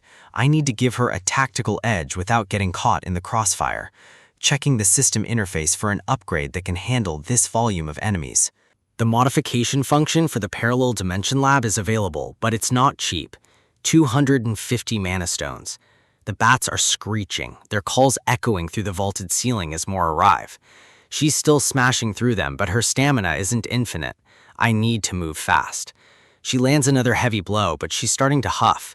The sheer numbers are starting to tell. She wipes blood from her cheek and calls for the next wave. She's not backing down. Suddenly, the monsters stop. They're staring at a blue light pulsing in the center of the hall. She turns, confused by the sudden shift in energy. My dimension gate is active. I'm pulling a modified item through the portal. The air crackles with electrical discharge. The machinery is humming. This isn't just survival, it's high-level system manipulation. I'm overseeing the final assembly from the command chair. The build is almost complete. She's surprised I have a fully functioning lab in another dimension. Perks of the job. I tell her I'm helping, but she's worried I might just be getting in her way. We don't have time for bickering. We need to finish this and move to the next sector. Deep in the shadows, the true master of this cathedral is watching our every move. A flaming skull, Tristan, is reporting back to his lord with glowing red eyes. The Skeleton King sits on his throne, his presence alone chilling the entire chamber. He's analyzing us. He recognizes my dimension lob tech and misidentifies me as an arcane mage. He realizes we're a threat that needs to be dealt with personally. No more scouts. He decides to summon his champion. He calls for Lancelot. Tristan questions the choice.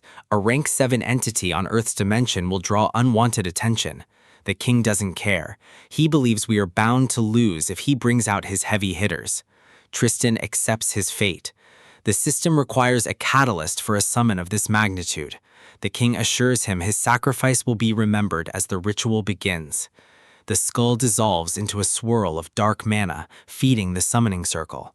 Red energy condenses, forming the physical anchor for the high-rank knight. The king watches as the gems glow with an unearthly light. The price has been paid. Mana stones act as the bridge, pulling the entity through the void between worlds.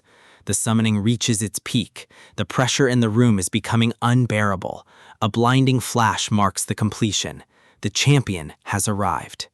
Back at the portal, my item modification is finally finished. It's exactly what I planned.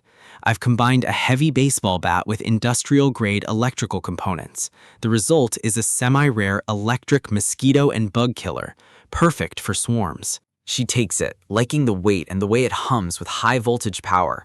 She gives it a test swing. The air crackles with every movement. It's a cheat code.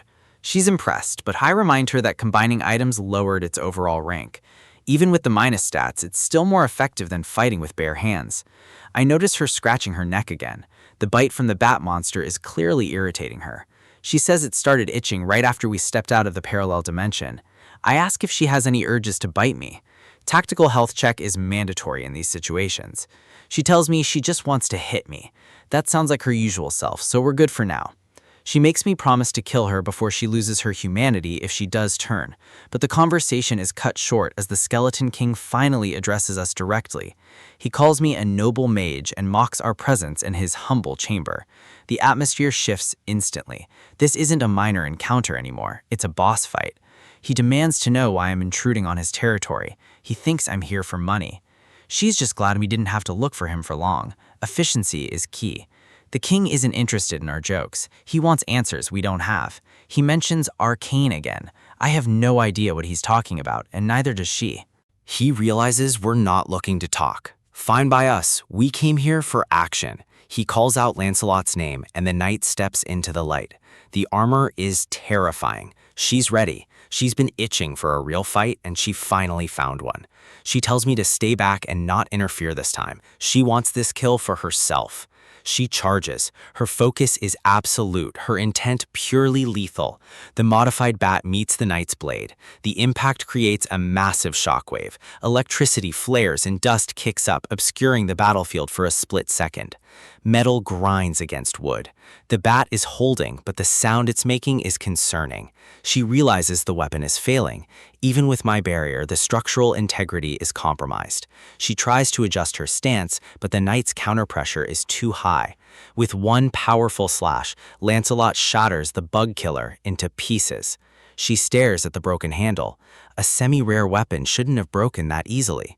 She looks up, realization hitting her hard. This isn't a fair fight.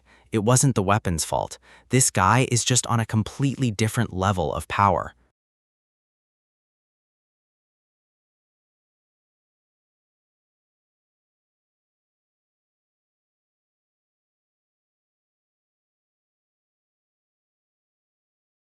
Lancelot isn't just another monster. He's a rank 7 juggernaut, a relic of a dead world that shouldn't exist anymore. I'm analyzing his stance. No openings, no hesitation. This isn't a fight we can win with raw power alone. He's waiting for us to make the first move. The pressure in this throne room is suffocating. My companion is tense, ready to burst. She knows as well as I do that one wrong step means death. Those red eyes, there's no soul behind them, only the directive to kill with mechanical precision. He moves faster than the eye can follow, a blur of steel and malice that cuts through the air. A single horizontal slash forces us back. The reach of that blade is insane, covering half the room.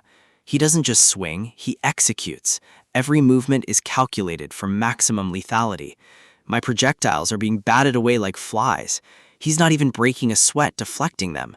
This is bad. If I can't find a tactical weakness soon, we're done for. She goes for a high-speed dart, trying to find a gap in that impenetrable armor. He counters with a dash that shatters the stone beneath his feet. His reaction time is inhuman. He's locked onto her. The speed difference is rapidly becoming a death sentence. A massive overhead swing nearly levels the room. The raw power is off the charts. He's a wall of iron. Every time we think we have an opening, he's already moved to block it. She lands a solid blow right on the helmet, a hit that should have cracked a skull. He just skids back, his posture unchanged. It's like trying to punch a mountain.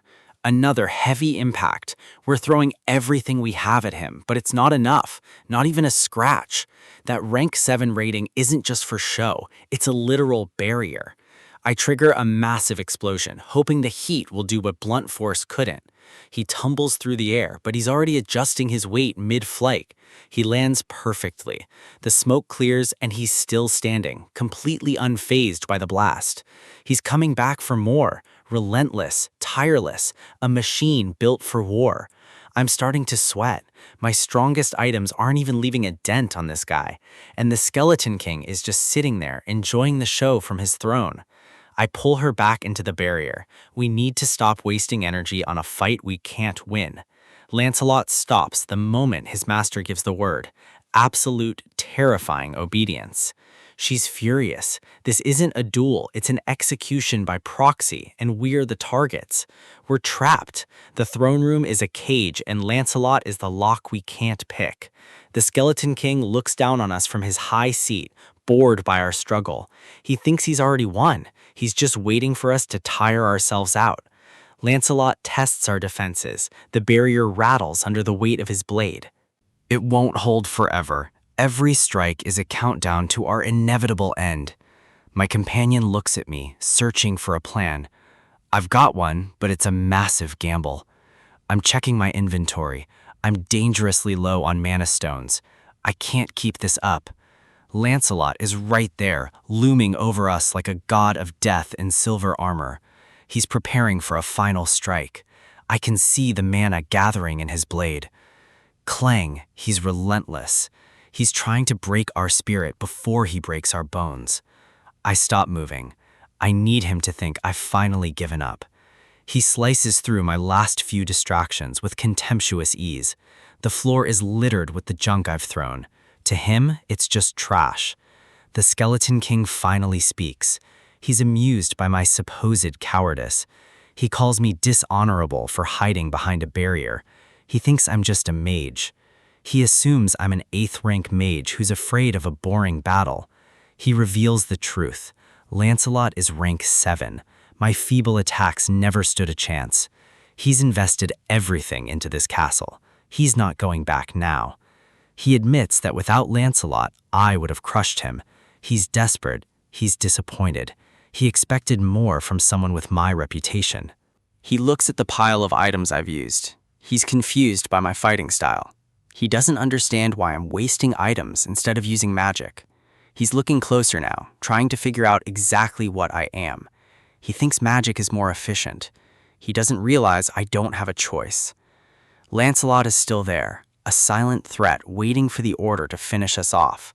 I'm calculating the cost. If I do this, I'm going all in. The system window is open. Parallel Dimension Lab. I just need one more thing. I need to use the strongest item I have. But it's not the bowling ball. The bowling ball failed because it was just an item. I need something bigger. I look around the room. The castle, the walls, the floor. It's all one piece. Stop. I say it with enough authority to make even Lancelot pause. I look him right in the eye, or where his glowing eyes should be. He realizes I'm not a mage. I'm something much more dangerous to him. A human with the ability to copy items. He thinks he's found a gold mine. He starts laughing. To him, I'm not an enemy anymore. I'm a business asset. He tells Lancelot to stand down. He wants to talk business and partnerships. He wants us to be partners. He's already spending the profit in his head. He starts explaining how this castle works. He's too arrogant to keep his mouth shut. He mentions the enchant stones, the very things I need to upgrade my gear. He reveals the castle itself is an item called Camelot. That was his biggest mistake. It produces stones by devouring life. It's a factory of death and power. I'm listening. Every word he says is a nail in his own coffin. He wants me to duplicate the stones. He wants infinite power for himself. He's dreaming of infinite possibilities. He's completely blind to what's happening. He explains that it takes time to process life forms. He thinks he has all the time. I start laughing. Not a nervous laugh, a cold, tactical victory laugh. I'm actually crying because he just solved every single one of my problems. He's confused. He doesn't understand why I'm so happy all of a sudden. I give the command to my system, store Camelot in the parallel dimension. He looks around. The air is changing. The ground beneath him is shifting. The entire castle, the walls, the throne, the floor, it all starts to vanish. He's left standing in the middle of a ruined city. His home is gone. He can't believe it. He's just lost everything in a single second. I'm back in my dimension, safe and sound, watching him from the portal. I'm holding a tiny purple gem in my hand. It's beautiful. This is Camelot. The entire castle shrunk down and stored in my inventory. The king is screaming now. He's realized the magnitude of his loss. He calls me a lowly imbecile. He's completely losing his mind. He tries to gather his power for one last desperate attack against us. A massive wave of energy erupts from him, but it's weak. He's lost his source. The explosion is big, but it's nothing my defenses can't handle now. The smoke clears and the battlefield is finally silent. I look at him. He's nothing now, just a pile of bones in a dead world. But I'm not the one who's going to kill him. I have someone better. Lancelot is bound to the castle, and since I own the castle, I own him. The king looks up at his own summon. He sees the red eyes flare. Lancelot, kill the Skeleton King. And with one slash, it's finally over. The Skeleton King's core shatters. The primary threat in this sector has been neutralized, leaving only the loot behind. The explosion of mana signals the end of the boss. Absolute victory, achieved through precision and power. Lancelot stands over the remains. He's more than just a summoned knight now. He's the most powerful asset in my arsenal. A golden drop hits the floor. This is the ultimate prize, the Skeleton King's dimensional count. Lancelot claims it immediately. Everything that belonged to the king is now under my control. The system confirms the transfer. Ownership of the account has been reassigned to me as Lancelot's master. Accessing the loot. This is the payoff for the risk we just took. Over 3,000 mana stones, a literal fortune in this new world. My companion is already eyeing the stash. She knows exactly how valuable these stones are for survival. She's reminding me of her contribution. She wants a cut for saving my life earlier. 1,000 mana stones? That's a steep price, even for a life-saving favor. I'm a fair leader, but I'm not a pushover. We need to maintain a tactical reserve. I toss her a few stones to keep her motivated. In this world, loyalty is bought with resources. Now, the real issue. What do we do with our new knight? He's standing right there, waiting for orders. A silent, lethal guardian. Lancelot formally reports the termination of the Skeleton King. He's fully assimilated into the team. The fearsome Skeleton Knight has found a fan in the most unlikely place. Yangsu's daughter, Yu Zhang, treats him like a jungle gym. It's a bizarre sight given his power. Her parents are terrified, but Lancelot doesn't flinch. He's surprisingly patient. He's actually playing along, maintaining his balance while she climbs on his helmet. He's being careful with her, supporting her with his hand. The guy has precision even in his downtime. It's hard to call him a monster when he's this considerate. He's becoming more human by the minute. Time to focus on the next move. We're heading for Dobong next. I haven't slept in days. The fatigue is starting to bite, and my team can see it. My companion tells me to take a break. Pushing too hard leads to mistakes. She's right. Moving while exhausted is a tactical error I can't afford. I agree. We leave at dawn. A few hours of rest will make us more effective. The family is safe for now. We can afford to catch our breath. Seeing them act like a normal family again, it's a rare sight in this apocalypse. I'll take the win. A rare moment of peace before the next storm. The kid is out cold. She's finally safe enough to sleep without fear. She's sleeping soundly because of what we did here. It makes the struggle worth it. 6 a.m. That's the deadline. We move out as soon as the sun hits. I need to set up a place for Lancelot to stay. He needs a base of operations. He doesn't need sleep, but he needs a place to remain until summoned. I pull out the Camelot gem. This is the key to his new home, a unique class item, a palace for cursed knights that consumes mana stones to grow. The mana cost scales with size. I need to be careful with my resources. I'll start with 300 stones. It should be enough for a basic structure. Deploying a fortress inside my inventory, the space begins to shift and rumble. It's a bit cramped for a knight of his stature, but it'll do for now. He's being polite, but he's used to something much more grand. Tens of thousands of stones for the original, the Skeleton King was playing on a different level. I'm realizing my storage ability is even more broken than I thought. Storing that massive version had no side effects. Number 2 isn't sleeping either. She's got something on her mind. She wants a personal favor from Lancelot. She's looking to level up. She saw his skill in the fight. She knows he's a master of the blade. She wants to learn his swordsmanship. In this world, skill is the only thing that keeps you alive. It's a bold move, asking a cursed knight for lessons. Lancelot agrees, but with a condition. He wants to learn her martial arts in return, a fair exchange between warriors. They both recognize the value in each other's styles. She's fired up. She loves a challenge. Sparring at midnight, typical behavior for someone who thrives on combat. I'll leave them to it. I need the rest to lead this group tomorrow. Morning light hits the city. Time to get moving. Boots on the ground. We're heading into uncertain territory. Soldiers. This wasn't part of the plan for the morning. They're calling for backup. Something is happening on a larger scale. We're being observed. The military is still active in this sector. Wait, I recognize the man approaching. This changes things. Engines roaring overhead. A heavy military presence is descending on us. That's a military bird. They're moving with purpose. A Black Hawk. They're not just patrolling. They're searching for someone. Lieutenant General Yu. He's the last person I expected to see out here. He's been hunting for us since the walls around Ulji Road disappeared. He didn't come to recruit me. He's got that look on his face. He came to deliver a warning, a serious one. The situation just got a lot more complicated than simple monster hunting. He's sweating.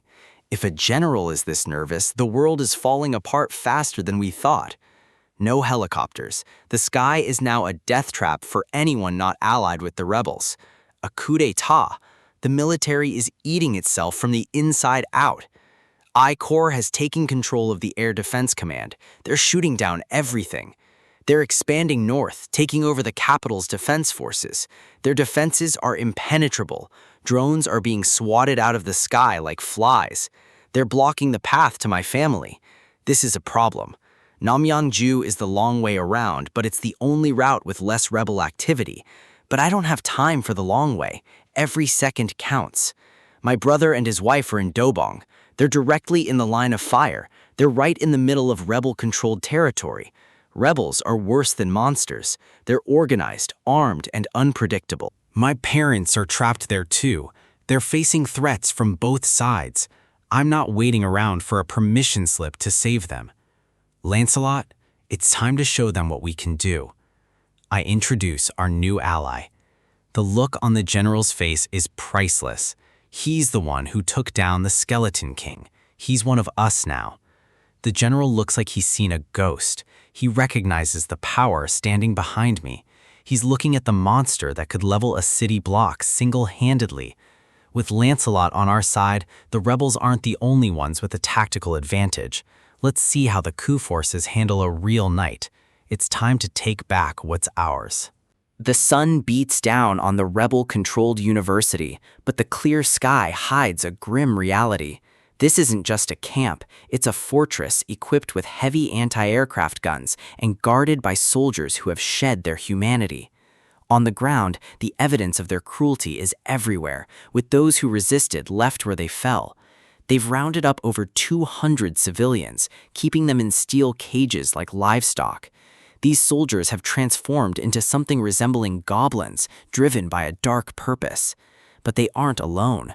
High above, a spectral force watches their every move.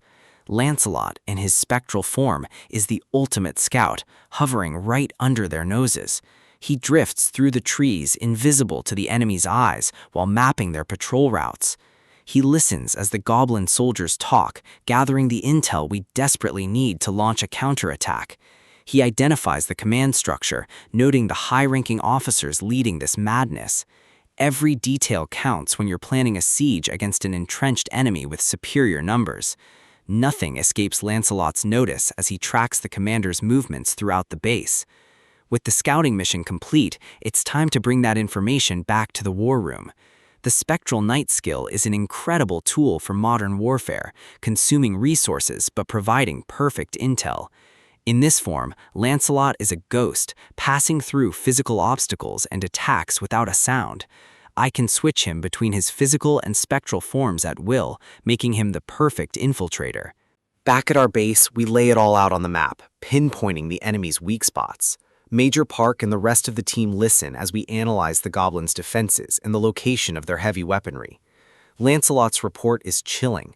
They aren't just holding prisoners for leverage, they're referring to them as sacrifices, a term that implies something much worse than simple imprisonment.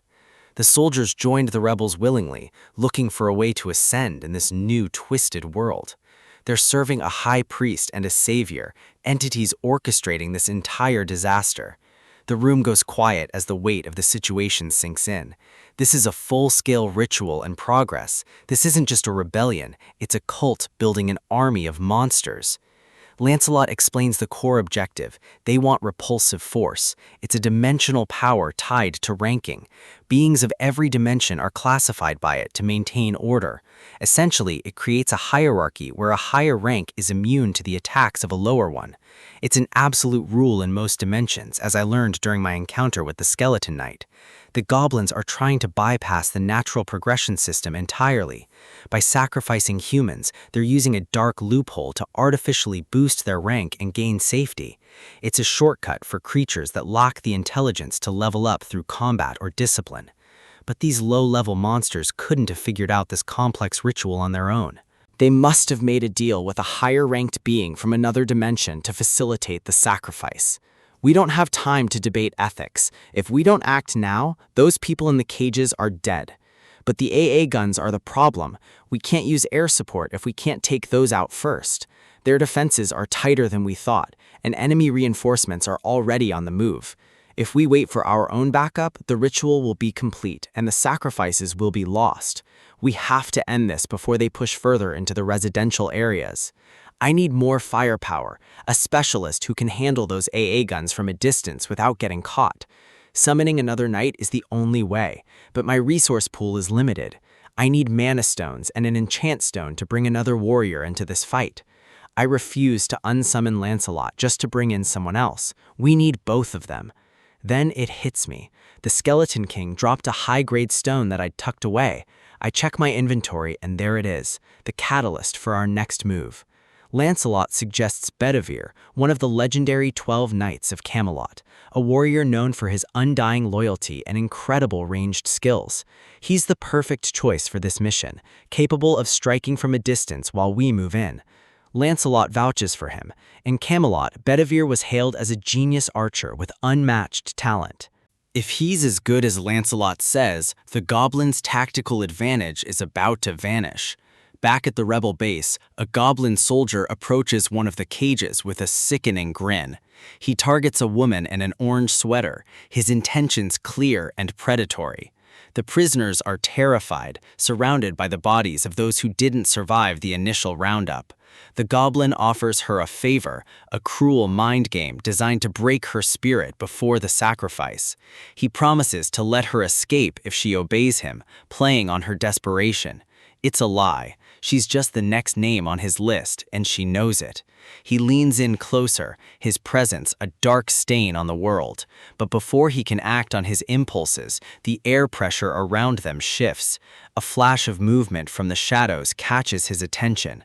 A blade cuts through the air with surgical precision, ending the monster before he can scream. The goblin drops, his life extinguished in a heartbeat. The cage door is sliced open, and a blur of blue and silver dashes through the camp. The woman watches in shock as her tormentor is erased by an unknown protector. Suddenly, a massive whistling sound echoes from the sky above.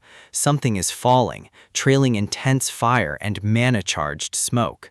The goblin guards look up, shielding their eyes from the blinding glare. It looks like a flaming bowling ball hurtling toward them at terminal velocity.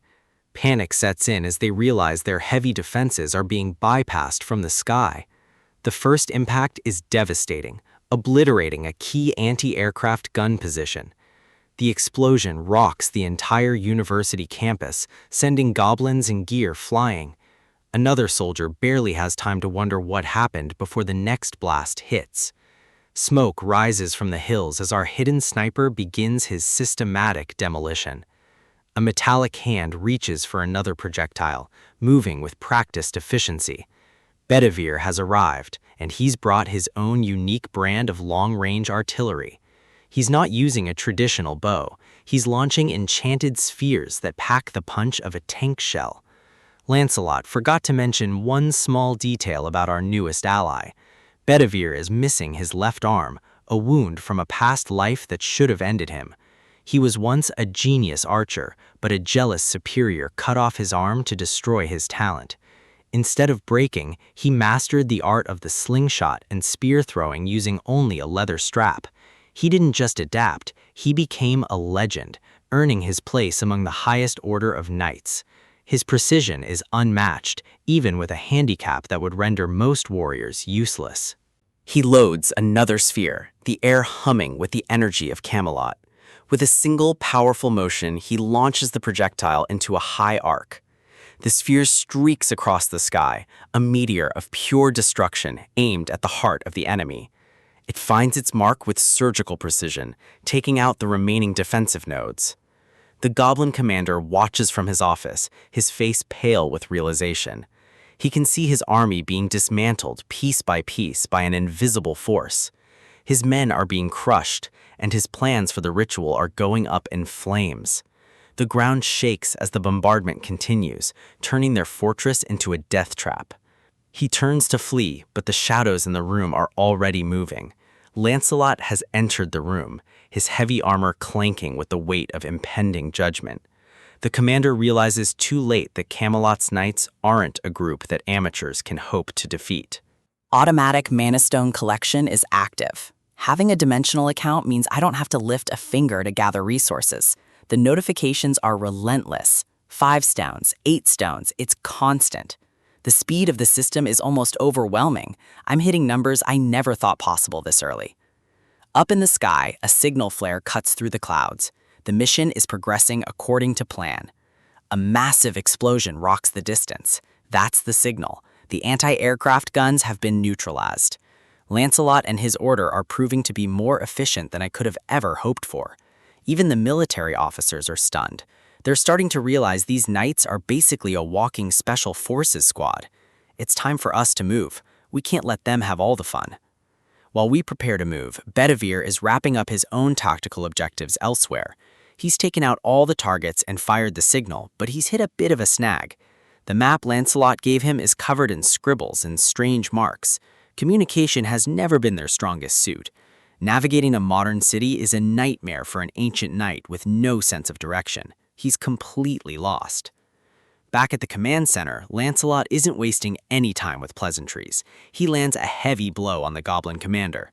The commander hits the floor hard, realizing too late that his rank doesn't mean anything to Lancelot. A heavy boot pins the creature down. The interrogation has begun. Lancelot isn't interested in games. He wants to know who taught them the loophole method and where they are. The goblin's red eyes flare with recognition. He's hiding something big. The commander's laughing. He thinks he has the upper hand because he serves something greater. He reveals a name, Tonatiuh, a colossal entity that supposedly makes even an 8th rank look like a joke. He reaches out, still trying to grasp for some form of power or escape. Lancelot has never heard the name, but he doesn't care about myths. He wants actionable intel. The commander claims he doesn't know the full plan either, but he's not hanging around to be executed. He manages to roll away, using a burst of speed to put distance between him and the knight. He darts toward the exit, desperate to reach his subordinates outside. He leaps through the glass shards flying everywhere as he makes his break for the street. The crash echoes through the courtyard. He's out, but he's not safe yet. He hits the pavement hard, rolling to his feet while his guards scramble to react. The commander is injured, but his focus is entirely on getting away from the monster in armor behind him. His ankle is twisted, bone cracking under the pressure of the fall, but he forces himself to stand. He screams for his bike. He needs speed if he wants to survive this encounter. His soldiers are panicked. They've never seen their commander this terrified. Lancelot emerges from the building with cold, calculated precision. Running is useless. The soldiers rush forward to buy their leader time, throwing themselves into a fight they can't win. They raise their weapons, but they're trembling. They know exactly what's coming. Lancelot acknowledges their loyalty, but mocks their stupidity. They're just fodder. One of the goblins takes aim, his finger hovering over the trigger. He thinks his numbers give him an advantage. Lancelot's eyes glow through his visor. He's seen enough. The goblin smirks, thinking they've adapted to this new world better than any human.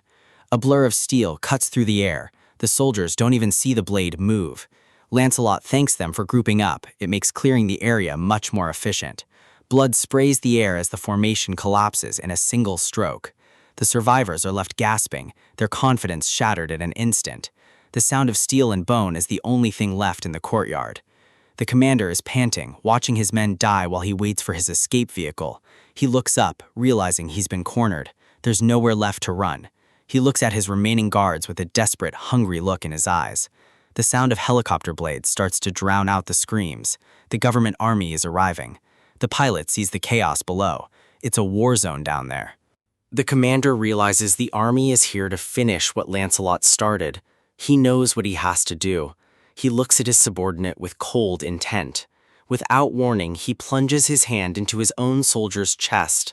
He's devouring them. Blood drips onto the floor. This is the loophole, forced evolution through sacrifice. The sound of crunching bone fills the air as the commander absorbs the life force of his men. Lancelot watches the horrific transformation, his blade ready. He knows what's happening. I arrive on the scene just in time to see the commander gorging himself on mana stones. The sight is revolting. He's trading his humanity for raw power. He's crushing the stones and consuming them directly. It's a desperate, dangerous gamble. Lancelot identifies the threat. The commander is forcing himself into rank 8. The commander's body swells, muscles tearing through his uniform as he becomes a literal monster. He's lost all semblance of a goblin. He's now a hulking beast of pure aggression. I ask Lancelot about his own rank. He's a rank 7, but he doesn't seem worried. The beast roars, its presence radiating a sickening amount of mana. It charges with blinding speed, a massive muscle and rage aimed directly at us. Lancelot steps back. He says this doesn't require his involvement. Bedivere can handle it. From the roof, a figure appears. Bedivere has finally found the battlefield. He trusts his gut, or rather, his slingshot. He's ready to end this. A single high-velocity projectile tears through the air, hitting the beast with terminal force. The government troops arrive to find the aftermath. The immediate threat has been neutralized. The lieutenant general approaches me. He's relieved we handled the heavy hitters. He looks around at the devastation, clearly out of his depth with these dimensional beings. The commander's body is a mess. It's a grim reminder of the cost of power. I ask Lancelot if he found anything useful before the commander transformed. He mentions the name Tonatiuh again. It's a name that keeps coming up and we need answers. The lieutenant general suggests searching the commander's room for documents. It's a solid lead. Lancelot points us toward the 4th floor of the building behind us. He warns us that there are too many documents to manually sift through. I tell the general to let us handle it. We have tools they can't even imagine. I call on Pax. I need a full catalog of every military document and map in the building. The system begins calculating the cost for the data extraction. Over 5,000 documents. The cost is 120 mana stones. It's a bargain. I give the order to proceed. Efficiency is the only way I'm going to find my family. Pax hits a snag. 2 documents don't match the military category. I pull them up. These aren't standard military orders. Dimensional being application forms. This is how they've been boosting their ranks. Lancelot explains the difference. One is official. The other is the loophole method the commander used. The official document is rare. It shouldn't even exist on Earth yet. According to the form, you need mana stones and a dimensional account to register officially. I realize I'm the only one who actually meets those requirements. Lancelot suggests I register myself. It's a chance to solidify my standing in this system. The official route means I won't turn into a monster. The form adopts to the language of the user. I take a deep breath. 1,000 mana stones is a steep price, but I have plenty to spare. I sign my name. It's time to stop playing by the world's old rules. The document glows as the system processes the registration. It's official now. Just like that, it's done. I'm officially recognized as a dimensional being. Outside, the sound of a motorcycle engine screams as a goblin rider finally arrives with the commander's bike. Bedivere watches from the roof, his eyes wide. He thinks he's looking at some kind of mechanical horse. Over 40,000 military documents. I don't have the luxury of time to sort through them all right now. Lieutenant General Yu will handle the intel. My priority is reaching my family before the rebels tighten their grip on the district. Dobong is crawling with rebel forces. We need to move fast, but we can't afford to be spotted in a military convoy. The plan is simple. Blend in. If we don't look like soldiers, we might just make it through the checkpoints. The problem is my inventory. My parallel dimension is packed with gear, but it's all high-profile military vehicles. I need a civilian transport, and I need it now.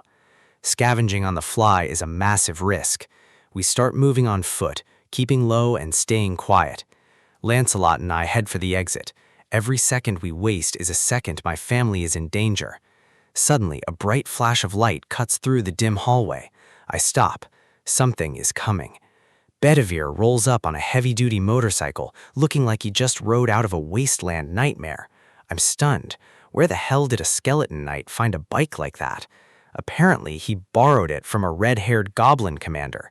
He calls it a horse, but it's exactly the mobility we need. A brigade commander's personal ride. This is more than just luck. It's a tactical upgrade. If I can store this in the system, I'll have permanent high-speed transport available at a moment's notice. We hit the streets. The engine roar draws eyes, but we're moving too fast for the local patrols to coordinate. Goblins in stolen military fatigues are scattered across the ruins, confused by the sound. They see us coming, but they don't realize the threat until we're already on top of them. We don't slow down for anything. Speed is our best defense right now. One of them tries to level his rifle, his finger tightening on the trigger. A fireball from the sidecar incinerates him before he can even find his target. We're cutting through the enemy lines with brutal, mechanical efficiency. The goblins are terrified. They've never seen riders like us. Lancelot clears the path, taking heads with his blade without even leaning out of the seat. Pure, lethal precision. This is the power of the system in action. We leave a trail of smoke and blood behind us as we tear through the city center. The urban landscape is a graveyard, but we're the ones doing the reaping today. A goblin sentry watches from a high window, completely paralyzed by what he's seeing. He's never seen a bike like this, and he definitely hasn't seen a human riding with the undead. We screech to a halt in front of my apartment complex. The tires kick up a cloud of dust. This is it. Home. I just hope I'm not too late. I reach the door and start pounding. Every strike echoes through the empty hallway. Sengyum, it's me. Open up. I'm shouting for my brother, desperate for any sound from the other side. Nothing but silence, the kind of silence that makes your stomach drop. I don't have time to wait for an answer. I grab the handle and force the lock. I'm getting in one way or another. The door creaks open, revealing a dark, still living room. The wedding photos are still hanging. The place hasn't been ransacked, which is a good sign. The TV is shattered, but the rest of the furniture is untouched. They weren't raided. I call out again, but the apartment is clearly abandoned. Lancelot moves in to secure the rooms while I search for clues. Every step feels heavier than the last. Where did they go? They didn't leave in a panic. This was an evacuation. Then I spot something on the kitchen table, a folded piece of notebook paper. It's a message. It's a letter from my brother. He knew the phones were dead and someone might come looking. He says they've decided to head to Ijeongbu. They're trying to find safety with the in-laws. But the letter takes a dark turn. He mentions that soldiers have started abducting people. The knights report that the rest of the building is empty. No one is hiding here. My brother's warning is clear. They're taking everyone, regardless of who they are. He promises to survive, no matter what it takes. I can feel the weight of his fear in every word. I hand the letter to Bedivere. I need to keep this safe and show it to the rest of the family later. If the rebels are occupying Dobong, Ijeongbu is their next target. We have to move now. Lancelot is ready, but he's concerned about my plan to take point. I'm still testing the limits of the repulsive force I gained, but there's no time for a trial run. Suddenly, the building groans. The sound of heavy rotors fills the air. A rebel Blackhawk is hovering right outside the balcony.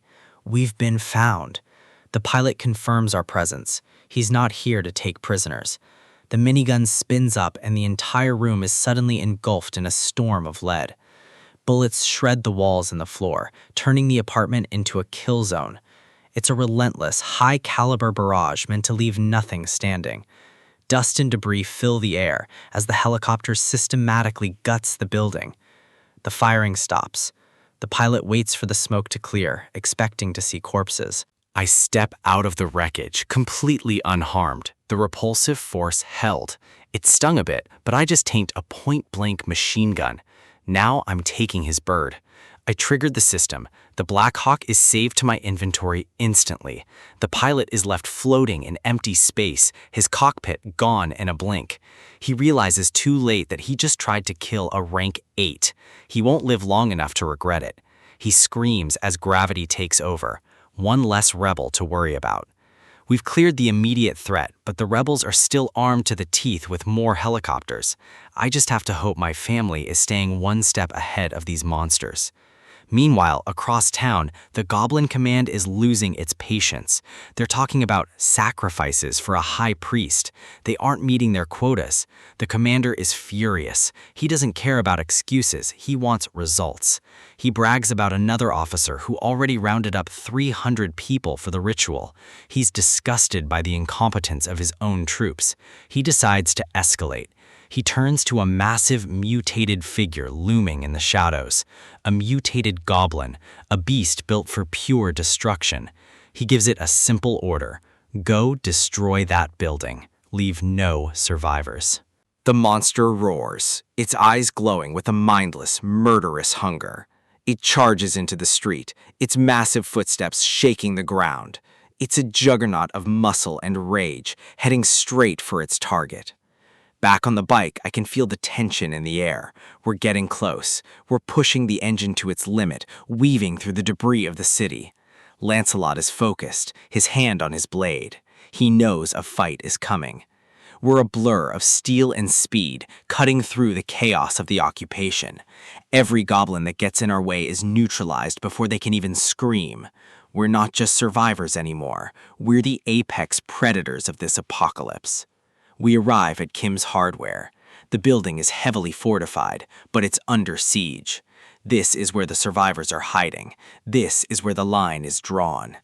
Inside, the people hear the engine. They're terrified, thinking the rebels have returned. They look through the peephole and see me, a man on a motorcycle, riding with a skeleton knight. Their savior has arrived.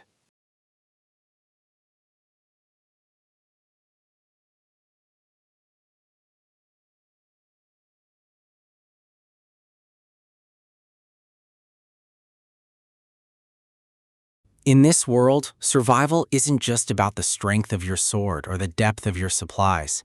It's about the people who give you a reason to keep swinging. My mother always told me that all things in life, good or bad, are made possible by people. I didn't fully understand that until everything fell apart. I raised my children with that same philosophy, teaching them that love and connection were the only currencies that mattered. I watched them grow into their own lives, celebrating their victories and shielding them from the world's harshness. I once had a dream of building a home big enough for the whole family, but the cost of the education was a wall I couldn't breach. Despite the setbacks, they grew into fine young adults. Our future looked bright, filled with the warmth of a family that stood together. Then the creatures appeared. The sky turned to blood, and the world we knew was consumed by a nightmare we weren't prepared for. We were lucky to be running a hardware store. It gave us the tools and the steel we needed to turn a simple shop into a fighting chance. But survival is a slow, grinding hunger. We had to ration every scrap of food, every drop of water, never knowing when the next monster would find us. When our family members finally found their way back to us through the chaos, it was the first time I felt like we might actually make it.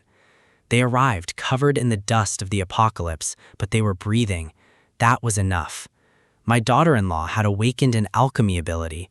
She kept us from dying of thirst, pulling water from the void when the taps ran dry. Then the monsters started wearing uniforms. Soldiers with goblin-like features began patrolling our streets, looking for more than just a fight. They were kidnapping civilians, dragging them off to God knows where. We were effectively isolated, trapped in a cage of our own making. I spent every night clutching a sledgehammer, staring at the door and hoping my children were still alive out there. That's when the system pinged, a sound that shouldn't have existed in a dead world, offering me a way to protect what was left. I awakened as the architect. Construction wasn't just a failed dream anymore. It was a tactical necessity. I gripped my hammer with a purpose I hadn't felt in years. If the world was going to be a fortress, I was going to be the one who built the walls. I reinforced Kim's hardware, turning it into a bunker that no scavenger or low-level beast could penetrate. Steel sheets, barricades, reinforced shutters. I used every resource at my disposal to create a safe haven for my family. But the soldiers returned, and they brought a giant, a monster that made my reinforced walls look like paper. I watched from the shadows, sweat dripping down my face. I knew the store wouldn't hold against that kind of brute force. I realized they weren't just loitering anymore. They were here to level the place. I told Seongyum to take everyone and run through the back passage I'd built for an emergency. It was a blind tunnel, a desperate hope that it led somewhere safer than a collapsing building. I tried to give them a smile, a father's reassurance, even though my heart was pounding out of my chest. The impacts outside were getting closer. The building groaned under the pressure. We were out of time. I prepared to hold the line, to be the shield my family needed one last time. But then, the sound of the monster stopped. The air went still, heavy with a new kind of tension. I stared through the gap in the steel, trying to make sense of the sudden silence. My family huddled together, their whispers filled with the terror of the unknown. I told them it wasn't a monster. It was Jungyum. My son had arrived, and he brought a skeleton knight with him. Jeongkyam stood before the barricaded storefront, looking at the fortress his father had built in the middle of a war zone. He saw the steel sheets and the jagged barricades, realizing that his family hadn't just survived, they'd fought back. The weight of the journey, the battles fought to get here, it all culminated in this single moment of relief. I opened the heavy shutters, unable to believe that my youngest was actually standing there. He looked the same, yet entirely different. There was a power in his eyes that hadn't been there before. The rest of the family peeked out, wary of the armored shadows standing behind him. But the moment our eyes met, the warrior vanished, and he was just my son again, bursting into tears of pure relief. He dashed toward me, the trauma of the apocalypse momentarily forgotten in the warmth of a reunion we all thought was impossible. I couldn't breathe. I thought he was gone. We all did. He ushered us into his world, promising safety, food, and a place where the monsters couldn't reach us. He activated a portal, a shimmering gateway into the heart of his warehouse. In an instant, we were no longer in a dusty hardware store. We were sitting at a clean table, surrounded by the impossible luxury of a hot meal. The sisters dove in, the hunger they'd lived with for months finally finding an end. Tears streamed down their faces as they ate. It wasn't just about the food, it was the realization that they were safe. Every spoonful of soup felt like a miracle. In a world of ash and bone, this was heaven. The sounds of eating were the only thing that mattered, a tactical reset for our bodies and our spirits. My daughter-in-law, who had spent her life in kitchens, was speechless. The quality was beyond anything possible in this era. The braised sari was on a level she couldn't even fathom. It was professional, precise, and perfect. She watched the chef, Mina, with a mix of awe and professional curiosity. Mina just smiled, happy to see her hard work bringing light back into people's eyes. The meal was delightful, a rare moment of peace that felt like a dream we didn't want to wake up from. Then came the dessert, thinly sliced green grapes prepared with the care of a five-star restaurant. It was placed over fresh cream and cheesecake, a combination that felt almost illegal in the middle of an apocalypse. Mina presented it like an ultimate weapon, a tiramisu designed to conquer any lingering despair. One taste was enough to stop time. The sweetness was a shock to the system, a reminder of what we were fighting to protect. It was delicious, bringing a flush of life back to everyone's cheeks. Normalcy had returned, even if only for an hour. We laughed, we ate, and for a moment the world outside didn't exist. But the reality of our new world was never far away. I noticed the skeleton knight watching the scene from the corner. He was an imposing figure, a silent guardian that reminded me of the stakes my son was playing for. He introduced himself as Lancelot, a name from legend, standing in our living room. I asked him if he knew how to play Korean chess. I figured even a knight of death needs a break. Lancelot looked confused. Apparently, his people used monster body parts for their games. I told him I'd teach him the proper way. It was a small way to thank him for protecting my son. Meanwhile, Sengyeom pulled Jungyeom aside. He had found something during his own struggles. He handed over an enchant stone, a rare D-rank item with pierce and explosion attributes. He'd scavenged it from a rhino monster's corpse after a massive fight between beasts. He knew it would be more useful in Jungyeom's hands. It was his way of contributing to the family's survival. Jungyeom took it with a grin. This stone was exactly what he needed to upgrade his tactical options. They shared a brotherly moment, a rare bit of warmth between two men who had grown up too fast. Jungyeom told him to make sure the in-laws felt at home. He was taking full responsibility for their safety now. He noticed the scar on his brother's face, a permanent mark of the hardship they'd endured while he was away. He realized how hard they must have worked to survive with only 2 ability users in the group. I walked up to him as he prepared to head back into the fray. He looked like a leader now, not just a survivor. I told him how proud I was. Everyone was safe. Everyone was finally home. We stood together, looking out at the vast warehouse he had built into a sanctuary. I reminded him of what I always said, that people make the impossible possible. He agreed, acknowledging that even with his power, he wouldn't have made it this far alone. He chuckled, a sound of genuine peace that I hadn't heard since the world ended. He started thinking back to the beginning, to the strangers he had helped along the way. Even with his incredible ability, it hadn't been easy. He had questioned why he was risking his life for others. But then he understood. We help each other because we're all fueled by the same desperate hope. The hope that our own families are safe, and the wish that someone would lend them a hand if they were in trouble. That connection is what makes us human. It's what keeps us from becoming the very monsters we fight. He looked at me with a newfound clarity. He wasn't just surviving anymore, he was building a future. He turned back to the task at hand, his resolve hardened by the safety of his family. I watched him go, feeling a sense of pride that no system notification could ever match. He thanked me for being his father. I thanked him for being the man he had become. He told me to get some rest. He had more work to do, and he wouldn't stop until the world was right again. Elsewhere, The military was drowning in paperwork and reports of the world's collapse. The generals were exhausted, barely managing to keep their remaining forces organized. A soldier burst in with a report that changed everything. A skeleton knight on a motorcycle had been spotted. The message was short but terrifying. The master is on his way to Paju. The general's face went pale. He knew exactly what that meant.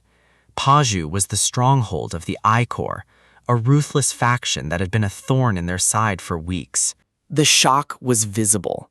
One man was going to take on an entire corps by himself? But they didn't know Jongyam. They didn't know what a man with everything to protect was capable of. He and Lancelot tore through the wasteland, the roar of the engines a declaration of war against anyone who threatened his family. The sunset was beautiful, a backdrop of fire for the coming storm. The breeze felt good. It was time to end this. Soul is pushing her limits, her frustration evident in every strike as she trains. Her eyes are glowing with a power she's desperate to unleash on the enemy. She's been at it for hours, turning the gym into a whirlwind of violence. Every movement is precise, fueled by the feeling of being held back from the real fight. I know she's strong, but strength alone won't stop a tank shell or a squad of armed rebels. The punching bags are being shredded under the sheer force of her awakened abilities. One after another, they fail to withstand her power as she vents her suppressed anger. She doesn't care about the gear. She just needs an outlet for the energy surging inside her. She demands a replacement immediately, refusing to stop until she's completely exhausted. In the command center, we're monitoring her progress through the security feeds. My team wonders why she's so intense, but I know she feels trapped in this shelter. We try to maintain a sense of normalcy, focusing on the small tasks of managing our base. I tell them to let her be. She needs this training to stay sharp for what's coming. Then I notice something unexpected on my own face while looking in a reflection. I touch the spot where a deep cut should still be healing from the lost encounter. It's completely gone. My powers are evolving faster than I thought possible. The others aren't as impressed, having seen too many miracles lately to care about a scratch. They've grown accustomed to the impossible in this new world of systems and monsters. Before I can investigate further, dinner is called, a rare moment of peace in the storm. We gather to eat, trying to ignore the chaos waiting just beyond our walls. Seeing the kids play helps ground us, reminding us exactly what we're fighting for. These small moments of joy are what keep us human in a world gone mad. But even here, there are mysteries that defy any easy explanation. My father is obsessed with a game of Jengi he lost earlier today.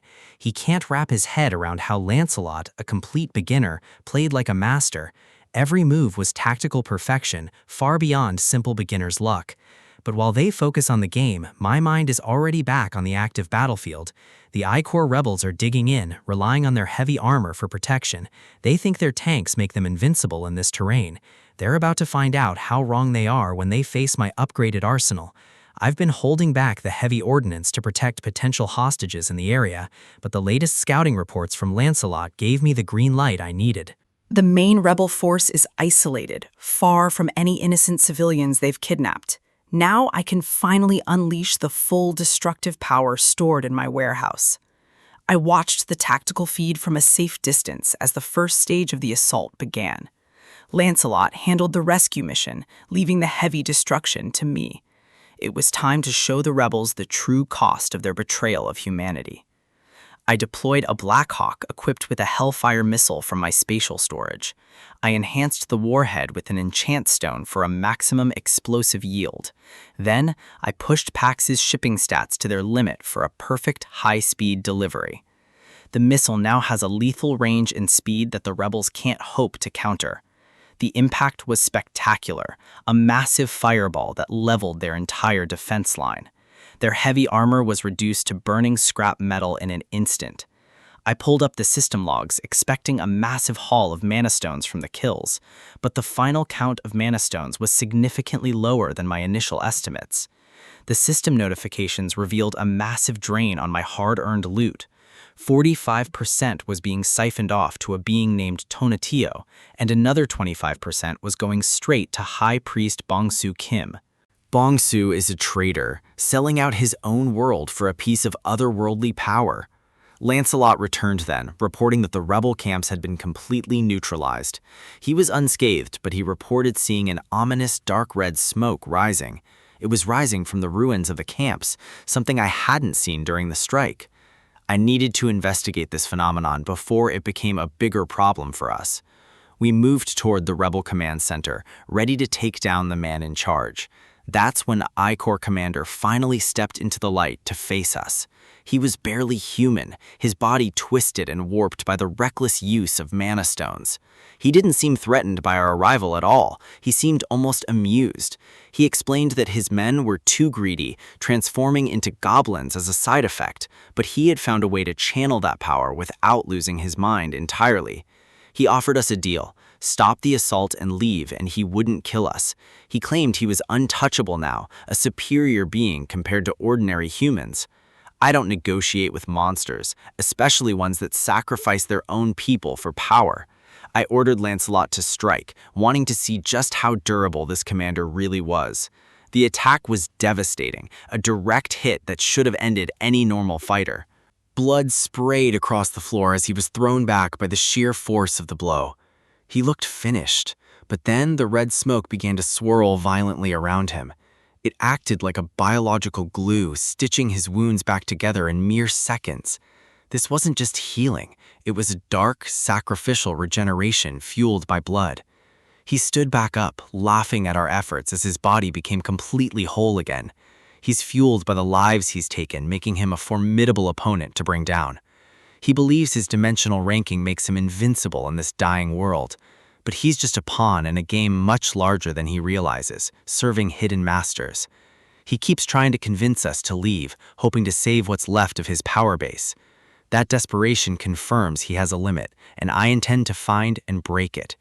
He thinks he can kill us whenever he wants, but his words ring hollow and desperate. I watched his every move, looking for a break in his regenerative cycle to exploit.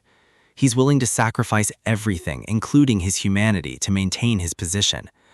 I wondered what he was really hiding behind that arrogant, monstrous facade. Whether he can be killed or not, we're going to find out the hard way, right now. If I can't break his body, I'll have to find a way to stop that foul smoke. I looked up, and the scale of the problem became terrifyingly clear to me. The red smoke wasn't just at the camps, it was filling the entire sky above us. The air grew heavy with a presence that made my skin crawl and my pulse race. A massive, burning eye opened in the heavens, and I realized the real threat had arrived. The sky is bleeding. That's not just a visual effect, it's the weight of a high-ranked being pressing down on this world. My heart is hammering against my ribs. I can feel the overwhelming pressure radiating from the horizon. This is the true power of a sponsor. It's a level of strength that defies survival logic. Bong-Soo Kim stands there gloating. He thinks he's reached the pinnacle because he's backed by something ancient. He claims Lord Tonatiuh will descend through him. He's nothing more than a meat puppet for a higher power. That grin is the look of a man who thinks he's already won. He's offering me mercy as if I'm the one in danger. Lancelot doesn't wait for a reply. He moves with a speed that blurs reality, his blade finding Bong-Soo's neck in an instant. My knight doesn't care about gods or sponsors. To him, Bong-Soo is just a goblin overstepping his bounds. The head falls and the body hits the floor. In any other fight, this would be the end, but Bong-Soo's laughter continues even as his head rolls. Black smoke and red energy begin to knit the flesh back together. He's right. As long as he's linked to Tonatiuh, he has infinite lives. He's a glitch in the system. The shadow of the god looms behind him, reinforcing his immortality. He mocks Lancelot for even trying. Lancelot stands firm. He doesn't need to understand the mechanics of immortality to know his objective. His loyalty is his only directive. If a threat exists to me, he will continue to strike until it ceases to be. Bong-Soo charges again, his body surging with the borrowed power of a deity. He thinks he's unstoppable. The monster darts forward, confident that no blade can truly kill him. He's relying entirely on his regeneration. Lancelot realizes the sword is redundant. He sheaths the steel and prepares to change the nature of the engagement. He clenches his gauntleted fists. If cutting doesn't work, he'll rely on pure, crushing impact. A single punch sends Bongsu reeling. The sound of shattering bone echoes across the rooftop. The regeneration kicks in immediately, but the pain is real. Bongsu's expression shifts from arrogance to irritation. Lancelot grabs him by the hair, refusing to let the monster regain its footing. He's keeping the pressure high. This isn't a fight anymore. It's a systematic dismantling. Lancelot is preparing for the final move. Bongsu finally starts to look worried. He realizes that being immortal doesn't mean you can't be contained. Flesh and blood spray across the floor. Lancelot is relentless, providing me the opening I need. I watch the struggle from the sidelines, calculating. Lancelot is doing his best, but we're fighting a battery that never runs dry. If we can't kill him here, I have to change the battlefield. I need to sever his connection to Tonatiuh. That eye in the sky is the source. I need to put Bongsu somewhere that influence can't reach. There is only one place I control that is completely isolated from this world's system, the parallel dimension, my warehouse. I remember what happened to the others I sent in there. It's a risk, but it's the only tactical advantage I have left. I command Lancelot to toss him my way. It's time to test Bongsu's immortality against something truly terrifying. Lancelot hurls the monster toward the glowing rift. Bongsu screams, but it's too late to stop his momentum. He disappears into the void of the warehouse. The system recognizes the transfer immediately. Inside the warehouse, number 2 is just trying to enjoy her snacks. She wasn't expecting company. The system blocks the unknown energy of the god from entering the dimension. Bongsu is officially cut off from his power source. Number 2 isn't happy about the intrusion. Her eyes narrow as she looks at the pathetic creature that just crashed into her home. Bongsu tries to attack, still thinking he's a god-tier fighter. He has no idea who he's dealing with. She catches his face with one hand. The sheer difference in power is staggering. He's not a monster to her, he's an annoyance. She realizes this isn't me. Her grip tightens and the air around her begins to vibrate with murderous intent. The look on her face says everything. Bongsu is about to learn that there are things far scarier than the god he worships. I can sense the carnage through the link. Number 2 is making quick work of our uninvited guest. She drags him away like a piece of trash. Bongsu's screams echo through the rift, but they don't last long. I close the portal immediately. I don't want to see what she's doing to him, and I certainly don't want her coming out. The system confirms it. Bongsu Kim has been removed from the registry. He's no longer a player in this game. He was a high priest, a commander of rebels, and a chosen one. Now, he's just a memory in a dark room. Number 2 stares back through the closing gap, her expression unreadable. She is the most dangerous asset I own. The portal vanishes, leaving only the quiet of the rooftop. The threat is gone. I collapse, the adrenaline finally leaving my system. Lancelot stands guard, ever the silent sentinel. That woman, she was scarier than Tonatiuh for a moment. I need to be careful how I use her. A series of notifications flood my vision. Dimensional account ownership has been transferred. Since I already own an account, the resources are automatically merging. This is the ultimate jackpot. Total mana stones, 14,823. Bongsu was hoarding a fortune. This changes everything. I'm stunned by the sheer number. This is enough to level up my warehouse multiple times over. I realize that the system isn't asking for commissions anymore. The link to Tonatiuh has been completely severed. The red moon is fading. The atmospheric pressure is returning to normal. The god has retreated. Lancelot confirms my suspicion. By isolating Bongsu, we broke the anchor that allowed Tonatiuh to manifest here. I sink to the floor, exhausted. I thought I was going to wet my pants. Surviving by the skin of my teeth is becoming a habit. I didn't even throw a punch, but I feel like I've run a marathon. Mental strain is just as draining as physical combat. I hear a familiar voice calling my name from the distance. The military has finally arrived. I look up as they breach the rooftop. It's the backup I was hoping for, though they're a little late for the main event. The soldiers are out of breath, having climbed all those stairs in full gear. They look more relieved to see me alive than I am to see them. Captain Kwan is at the lead. He's brought everyone he could muster. He was genuinely worried we wouldn't make it. I tell them they're right on time. There's no point in telling them how close it actually was. They look at the mummified remains of the rebel forces on the ground. The sight is grotesque, even for seasoned soldiers.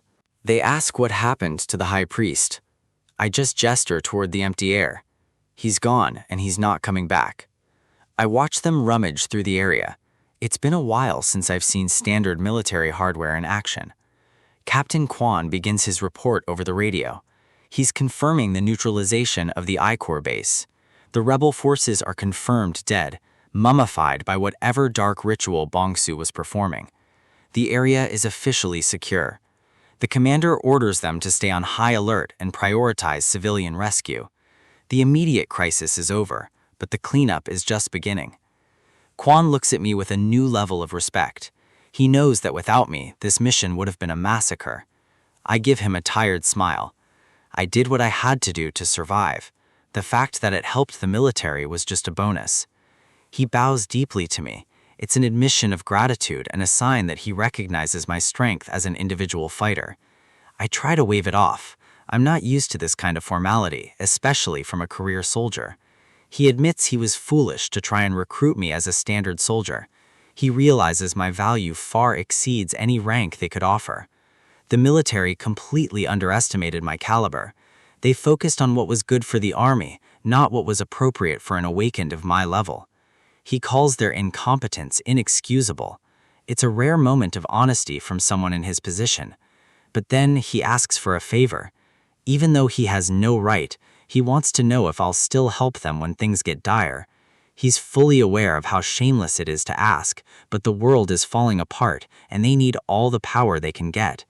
He talks about the people suffering out there, those who have lost everything and are trembling in fear. The government and military are currently powerless to protect everyone. They need a hero, even if I don't want to be one. I reach out a hand.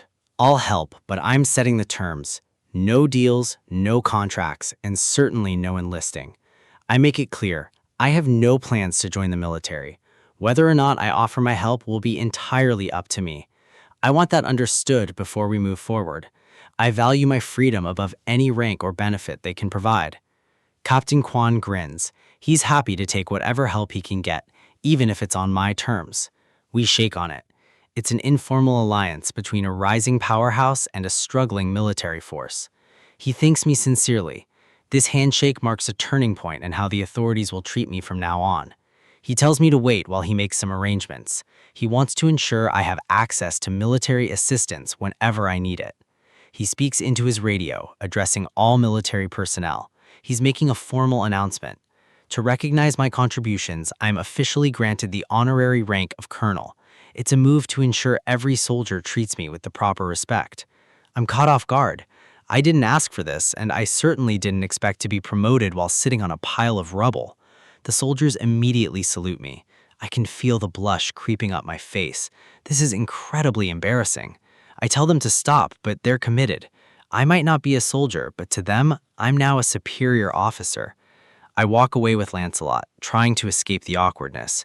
We have other things to worry about, like finding Bedivere. I remember that I have a product recall ability. It worked on number 2, so it should work on him if he's in range.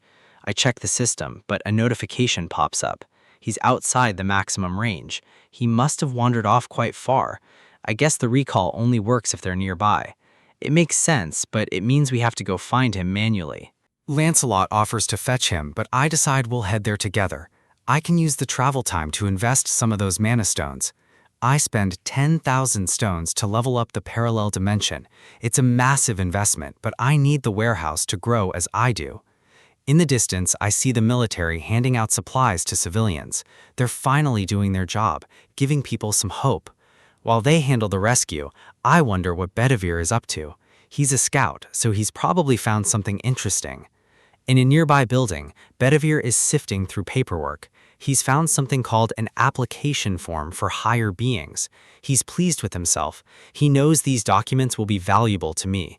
He's scouring the area with precision. He's found multiple documents in Bong-soo Kim's office. This isn't just a rebellion, it's a systematic plan to sell out the human race. Bedivere has uncovered something critical, a dimensional being application form that shouldn't exist in our current reality. He hands over the documents, confirming he found them within the storage of the system itself. If this form works the way I think it does, I can finally bring my allies into the fight without risking their lives. The implications are massive. It's a loophole in the system's danger protocols. Right on cue, Juyeon arrives for our scheduled training session, looking more focused than ever. She's been waiting all day to test her new strength. She's ready to draw blood. She tells me to get ready for a beating, but I have a strategic update for her first. I present the form to her, showing her the path to becoming a recognized dimensional being. I explain the situation to the group. I've kept her back because the world out there is a slaughterhouse, but with this application, she can fight with the same protections I have. She can be immortal on the battlefield. She's skeptical, but the tactical advantage is too high to ignore. For now, we train. The training starts with a punch to the face. She isn't holding back, and neither am I. Her strikes are heavy and precise. Her growth as an 8th rank is evident in every movement. I tumble back, absorbing the impact. The dimension is working exactly as intended. I plant my hand on the ground, stabilizing my position. No pain, no injury. I dash forward, testing the limits of my own speed. The system is keeping us both safe during this exchange. A system ping interrupts us. The parallel dimension level up is complete. New skills are unlocked, and the passive healing effect within the dimension has been significantly buffed. Juyeon suddenly stops, noticing a strange reaction from the knights standing on the sidelines. She points out that they're acting weird, as if they're in some kind of physical distress. Lancelot and the others are visibly trembling under their heavy armor. Sweat is pouring down their faces. Something is happening to them that I didn't foresee. Juyeon puts me in a headlock, demanding to know what I've done to my own knights. I'm struggling to breathe, but my focus is entirely on the knights. They look like they're dying. One of them collapses, his gauntleted hand slamming into the floor with a heavy metallic clank. They groan in agony, clutching their bodies as if they're being torn apart from the inside. I rush over to analyze their status. This isn't supposed to happen in a safe zone. They describe an unbearable itch and a prickly sensation that's spreading throughout their entire nervous system. It started as a minor annoyance, but it's escalated into total physical torment. I try to piece together the cause. Itchiness usually indicates rapid cell regeneration. Juyeon remembers the same feeling when her neck wound was healing. It's a sign of recovery. I realize the dimension's new healing factor is trying to restore them, but there's a conflict. The system confirms the increased minor healing effect is active and working on everything inside. I look at the knights. Their current forms aren't their original ones. They are manifestations of energy. They mention Camelot, their home dimension, where things were different. Suddenly, a bright light erupts from the ceiling of the warehouse dimension. A glowing object descends, pulsating with a rhythmic, ethereal energy. The knights watch in awe as the dimension reacts to their presence in a way we've never seen. A crystal thuds onto the ground, landing right between us. It's an enchant stone. It just materialized out of thin air. The system identifies it as a D-rank resistance stone. It was created from the knight's excess life force. The knights explain that this is the result of their nature interacting with the dimension's rules. The right of blood attribute is siphoning their energy and crystallizing it automatically. I don't feel the itch because I am the owner of the system. I'm the one benefiting from their pain. The knights apologize for showing weakness, but they are loyal to the end. The physical torment subsides as the energy is fully converted into stones. They feel better now. I can't help but grin. I've just discovered a way to generate resources passively. They're overjoyed that their resting time can provide such direct assistance to my cause. I realize the life support system and the life force extraction are two opposing forces creating a perfect loop. By balancing these forces, I have created an unlimited energy source right here in my warehouse. I clench the stones. This is the tactical advantage I needed to elevate my power level. An infinite supply of enchant stones means my skills will soon be beyond anything this world has ever seen. But power isn't enough. I need to be ready for the true disaster. There is a presence watching us. Something massive and destructive is looming. I have to become stronger, faster, more efficient. Knowing my own abilities inside and out is the only way to survive what's coming. I take a step forward, leaving the training grounds behind to face the reality of the outside world. Back at the base, General Song is reviewing reports on the rebel forces. The rebels were using the national flag to lure civilians into being sacrifices for goblin rewards. It was a sick, incentive-based trap. He's relieved that I took care of the situation before the coup could gain any more momentum. The report is grim, but it's a necessary look at the darkness currently infesting our military. The morning sun breaks over the mountains, but there's no peace in the light. Time is flying by, and the list of tasks we need to complete is only growing longer. A system alert pings across my vision. A notice from the Interdimensional Chamber of Commerce. The general stops mid-sentence, his face turning pale as he reads the same notification. The ICC has evaluated Earth's profitability. They see us as a growth investment. They've identified thousands of blessings from exploration and cases of reverse growth against free merchants. An official bidding war will commence across all regions of Earth in exactly 7 days. If the external dimension wins, permanent gate portals will be established. We lose our autonomy entirely. It's a declaration of war disguised as a business transaction. My team is furious. They see this for what it is. Aliens toyed with our world like it's a game. They're asking what gives these beings the right to invade us and force us into a bidding war. The anger in the room is palpable. We are being treated like slaves for some interdimensional profit margin. I try to keep them focused. We can't afford to be emotional when the survival of the planet is at stake. The way they talk about development projects in bidding wars makes it clear we are nothing more than assets to them. Another message pings. This one is addressed specifically to me. I have been designated as the sole representative because I have generated the greatest profit during the free establishment period. If I refuse, the next person on the list will be given the option, but I know I'm the only one who can win. The rules are flashing before my eyes. We have to showcase our profitability potential to win. The room goes silent as they realize I'm the one who has to lead us through this. I have the authority to select up to 100 members to join me in the bidding war. I accept the position. There is no other choice. The general is shocked, but he knows my capabilities better than anyone. I confirm to him that I am the sole representative. The city's fate is now in my hands. I've already secured my family and the knights. I have 80 slots left for the team. The general grabs my hand, his voice shaking with relief.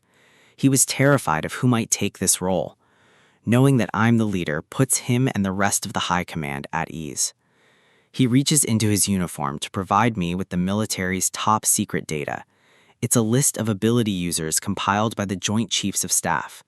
He wants me to pick the best of the best. He offers me 80 elite warriors to fight alongside me against the upcoming invasion. I take the notebook, but I already know I don't need a small army of ability users. I tell him I only need one person, the best marksman available. I access the saved intel on our enemies. I need to know exactly who we're bidding against. The Emeth dimension. They worship a goddess and use divine power for weapon production. Their soldiers are armored in gold and light, looking more like angels than invaders. But their mercy is a death sentence. Their divine mace is meant to strike us down. If we're going to win this bidding war, we aren't just fighting monsters anymore. We're fighting a holy army. The Templars of Emeth have arrived. They carry a radiance that feels more like a threat than a blessing, signaling the start of a conflict we aren't supposed to win. They believe themselves to be agents of divine justice, sent to cleanse what they deem primitive. To them, we are nothing more than barbarians in need of a violent correction. And that correction is delivered at the end of a divine mace. This is the enemy we face in the upcoming bidding war. The system confirms the matchup. It's official. The Emeth Dimension Bidding War roster is set. Their roster is stacked with rank 8 fighters. On paper, they outclass us in every tactical category. But I've learned that the system rewards those who know how to exploit its rules. An hour before the kickoff, both sides take their positions. A barrier keeps us separated, giving us one last window to prepare. The core of the conflict is the Gate Core. It enters the field with the MF forces and begins a 12-hour countdown to hatch. To win, we have to destroy it. If they manage to protect it until the timer hits 0, we lose everything. I break down the condition for victory to the general: destroy the core or die trying. Looking at our own roster, the gap is clear. Most of our fighters are only rank 9. We'll have to defend against their elite rank 8 attacks while simultaneously pushing to reach that core. The general is visibly tense. He knows the odds. He understands why I asked for the best marksman available. He asks if our weapons will even work against rank 8s. I just grin. I didn't spend my last night resting. To survive this, I had to become stronger. The only way to do that was to master my own abilities from the inside out. I needed a tactical advantage that could level the playing field for my troops. I focused on my parallel dimension lab. I upgraded it, allowing for advanced simulations of enchanted products. Now I can check the specs of new items and test them out before I waste resources actually making them. The goal was simple: design a weapon powerful enough to kill a rank 8 but easy enough for anyone to use. I experimented with different enchantments: electric shock, pierce, and resistance. Finally, I assembled the perfect combination: an enchanted K2C1 rifle paired with specialized 5.56 mm ammo. The first few attempts were failures. The rifles literally burst into oblivion from the sheer firepower of the ammo. I used durability stones and worked through every combination to find the breaking point. The solution? Rifles that can handle exactly 3 shots before they're spent. We just have to pile them up in mountains. The week of preparations was grueling. Our marksmen trained until their movements were purely mechanical. My father used his architect ability to fortify our base at a pace no normal construction crew could match. The offensive squad used hunted mana stones to push their limits, preparing for the inevitable clash. Sol managed to expand her barrier radius far beyond her own body, giving us a mobile safe zone. And Juyan obtained an area effect upgrade for her healing skills. Our sustainability just went through the roof.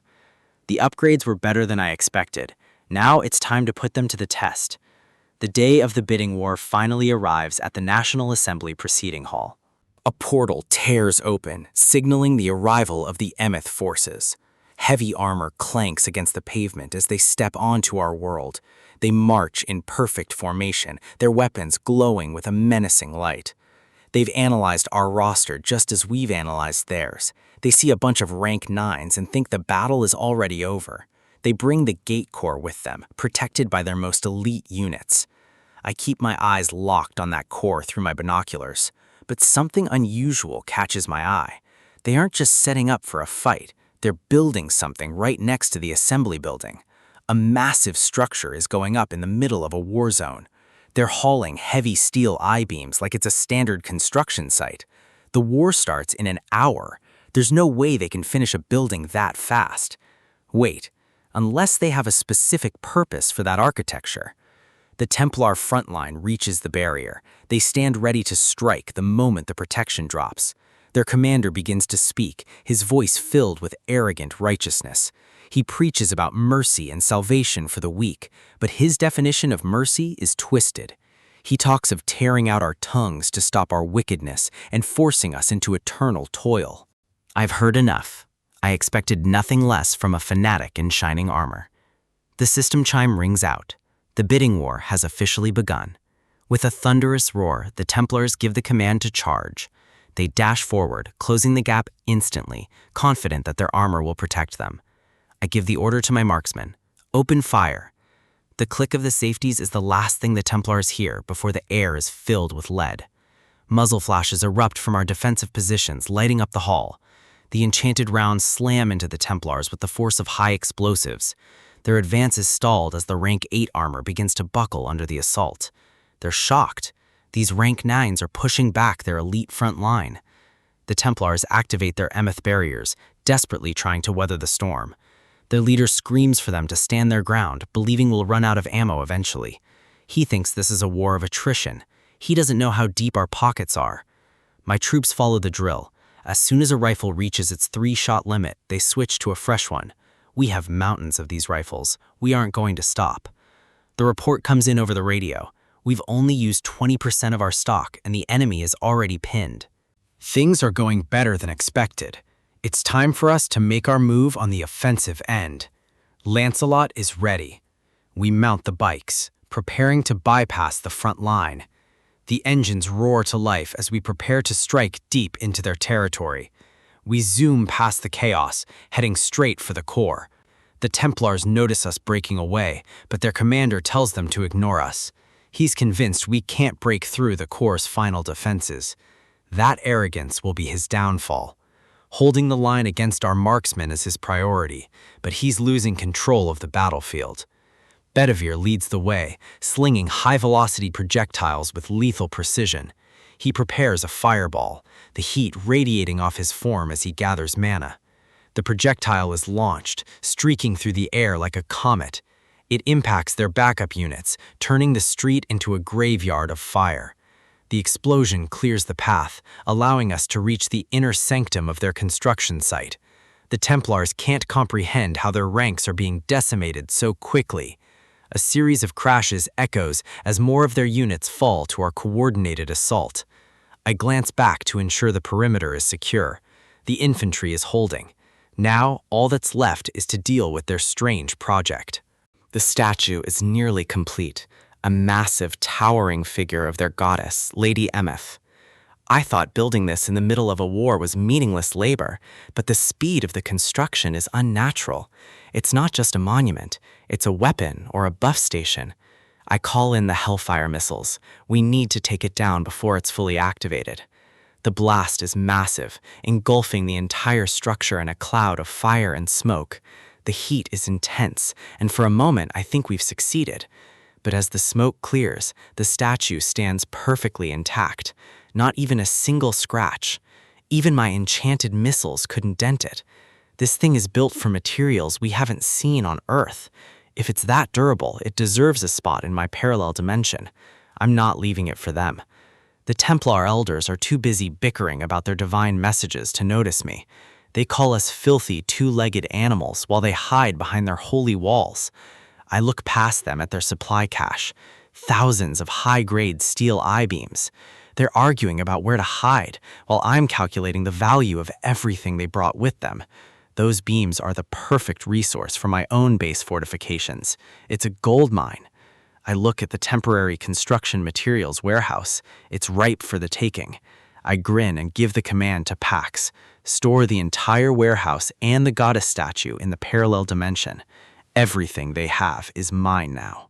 The high-ranking priests from the Emeth dimension are in a state of complete shock. Their structure has vanished, and with it, their foothold in this world. They stare into the distance where the warehouse once stood, unable to comprehend how their massive fortress could simply disappear into thin air. Back in the safety of the base, I approach Yongsu. It's time to get him back in the pilot seat. We need air mobility for what's coming next. He's eager to help. While he prepares, my sisters and Lancelot are already assessing the spoils from our successful defense. Lancelot is always alert, his senses honed for any lingering threats, even during a lull in the action. Manhwa stands ready, testing the weight and balance of the weapons left behind by the invaders. These aren't ordinary spears. They carry a unique energy signature that we haven't seen before. I can feel the hum of power radiating from the metal. It's a sophisticated level of craftsmanship.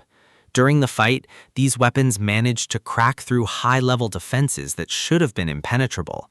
Manhwa recalls the impact. Even her reinforced shield felt the strain of these specialized projectiles.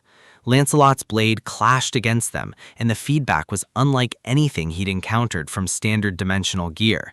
They aren't just enchanted with stones. There's a fundamental difference in how they were forged. She explains that she's heard of a specific dimension that uses a technique to permanently empower materials. The Emeth soldiers called it the blessing. It's more of a structural upgrade than a temporary buff. Every piece of construction material they brought over was treated with this process, making their structures incredibly resilient. That explains why my initial attacks barely left a scratch on their walls. But now that power belongs to us.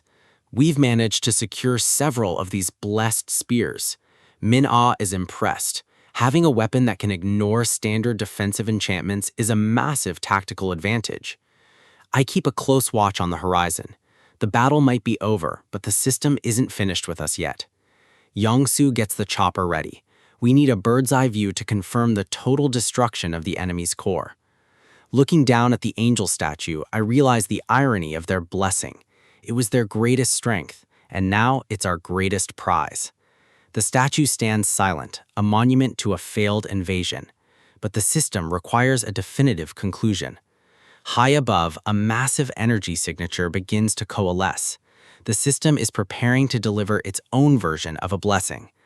A beam of pure celestial energy descends from the heavens, targeting the remains of the Emeth stronghold. The divine staff strikes with absolute precision, obliterating what's left of the statue and the core structure. The shockwave clears the air, leaving nothing but dust and debris where the invaders once stood. A massive rumble echoes through the city as the final remnants of the parallel dimension's influence are purged. The energy dissipates, leaving a clean slate. The immediate threat and soul has been neutralized.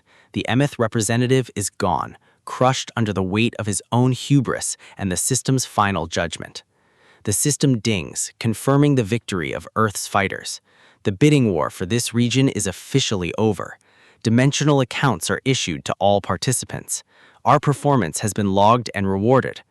Wait, a strange document flutters down from the system interface. This wasn't part of the standard rewards. I grab the paper. It's an establishment license for the lethal dimension, fully transferred to the sole representative. As I hold the document, a red portal begins to manifest right in front of me. It pulses with a dangerous, volatile energy. The team is confused. None of us conjured this. This is the system acting on its own accord. I stand my ground as the portal stabilizes. The license in my hand seems to be the key to this new gateway. I take a step forward. If the system is offering a new frontier, I need to know the terms of the deal. A system window pops up. It identifies me as an unregistered explorer and asks for license confirmation. I'm the one who won the war, yet the system doesn't recognize me? Something is wrong with the registration process. I stare at the document. If I can't use it because I'm unregistered, what is the point of giving it to me? Then the IIC makes its move. A new prompt appears asking if I want to sell the license back to them. 10,000 mana stones. That's what they think this is worth? They want to buy out my victory for a pittance? The Interdimensional Chamber of Commerce is trying to lowball me. They know the potential value of this dimension is far higher. They're preying on the fact that I'm technically unable to use the license right now. It's a classic corporate scam. I don't hesitate. I select no. I'm not giving away my hard-earned spoils to a bunch of interdimensional sharks. Thieves and scammers. The IIC has never been reasonable. They forced us into a bidding war and now they want to steal the prize. We were forced to fight 8th ranks while being vastly outnumbered. We bled for this victory. To have them mock us with such a pathetic offer is insulting.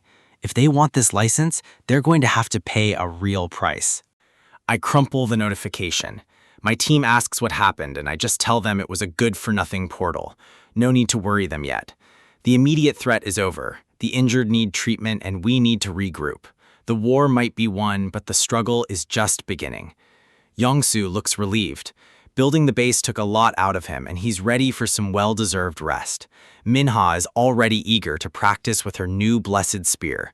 We're getting stronger, but so are our enemies. Yongsu heads back to the Sims. He's dedicated to mastering the technology we've salvaged. But as he turns to leave, he spots something in the supply yard that stops him cold. His eyes widen. He can't believe what he's seeing among the pallets of gear. Bricks, drywall, steel frames, and rebar. A massive stockpile of high-grade construction materials. I forgot to mention it, but the supply of these materials is now infinite within our base. Yongsu is practically glowing. For a builder, this is the ultimate reward. We can expand the base without limits. He gives me a huge grin. With these resources, we can turn this warehouse into an impenetrable fortress. I head back inside. While we won our local battle, I need to know how the rest of the world fared. The global results for the bidding war are coming in, and the numbers are grim. Night falls over Seoul. The quiet is deceptive. The final report is about to be broadcast to everyone on Earth. The system window appears. China, India, the USA. The losses are staggering. Most regions were completely overrun. South Korea is a rare exception with 4 wins and only 1 loss, but that 1 loss was Incheon, and it's right on our doorstep. The overall results are brutal. 761 matches, and Earth only won 113. We are failing on a global scale. The ICC is demoting Earth's growth potential from BB- to CC. They're effectively writing us off as a failed dimension. Colonel Kim is worried. If Incheon is the only local loss, we need to mobilize and raid them before they can dig in. A soldier bursts into the strategy room. There's an urgent transmission from the 17th Division in Incheon. The message was recorded just before their lines went dark. We need to see what we're up against. The disaster situation report is bleak. The bidding war wasn't just lost, it was a slaughter. The key info gathered from the battle reveals a new, terrifying enemy, Lizardmen from the Savros dimension. They've established a gate in Chinatown, and they are systematically clearing the area. These aren't mindless monsters. They are well-trained soldiers with exceptional mobility. Our artillery and air defenses were annihilated. The fighting has stopped for now, but only because the Lizardmen are reorganizing. More of them are pouring through the gate every hour. They formed recon teams and are securing routes. This indicates a large-scale offensive is imminent. Based on their movements, they are headed straight for Seoul. They're looking for a new target. Something feels off. Why would they leave a conquered city to march on Seoul so quickly? The map shows the proximity. The 2 cities are very close, making Seoul the logical next step for an expanding army. Incheon is gone. Seoul is where I reside. Lancelot senses the shift in the tactical landscape. The system dings again. A new rule is being implemented. The names of regional representatives will now be displayed over their heads. Manhwa looks at me, expecting to see a title, but there's nothing above my head. It's completely blank. I'm not the regional rep? That makes no sense. I'm the one who won the bidding war for this area. If I'm not the representative, then who is? And why is the system hiding it? Lancelot looks just as confused. We've been operating under the assumption that I was the one the system was tracking. Another update. The ICC is moving into a phased expansion strategy. The stakes are about to get much higher.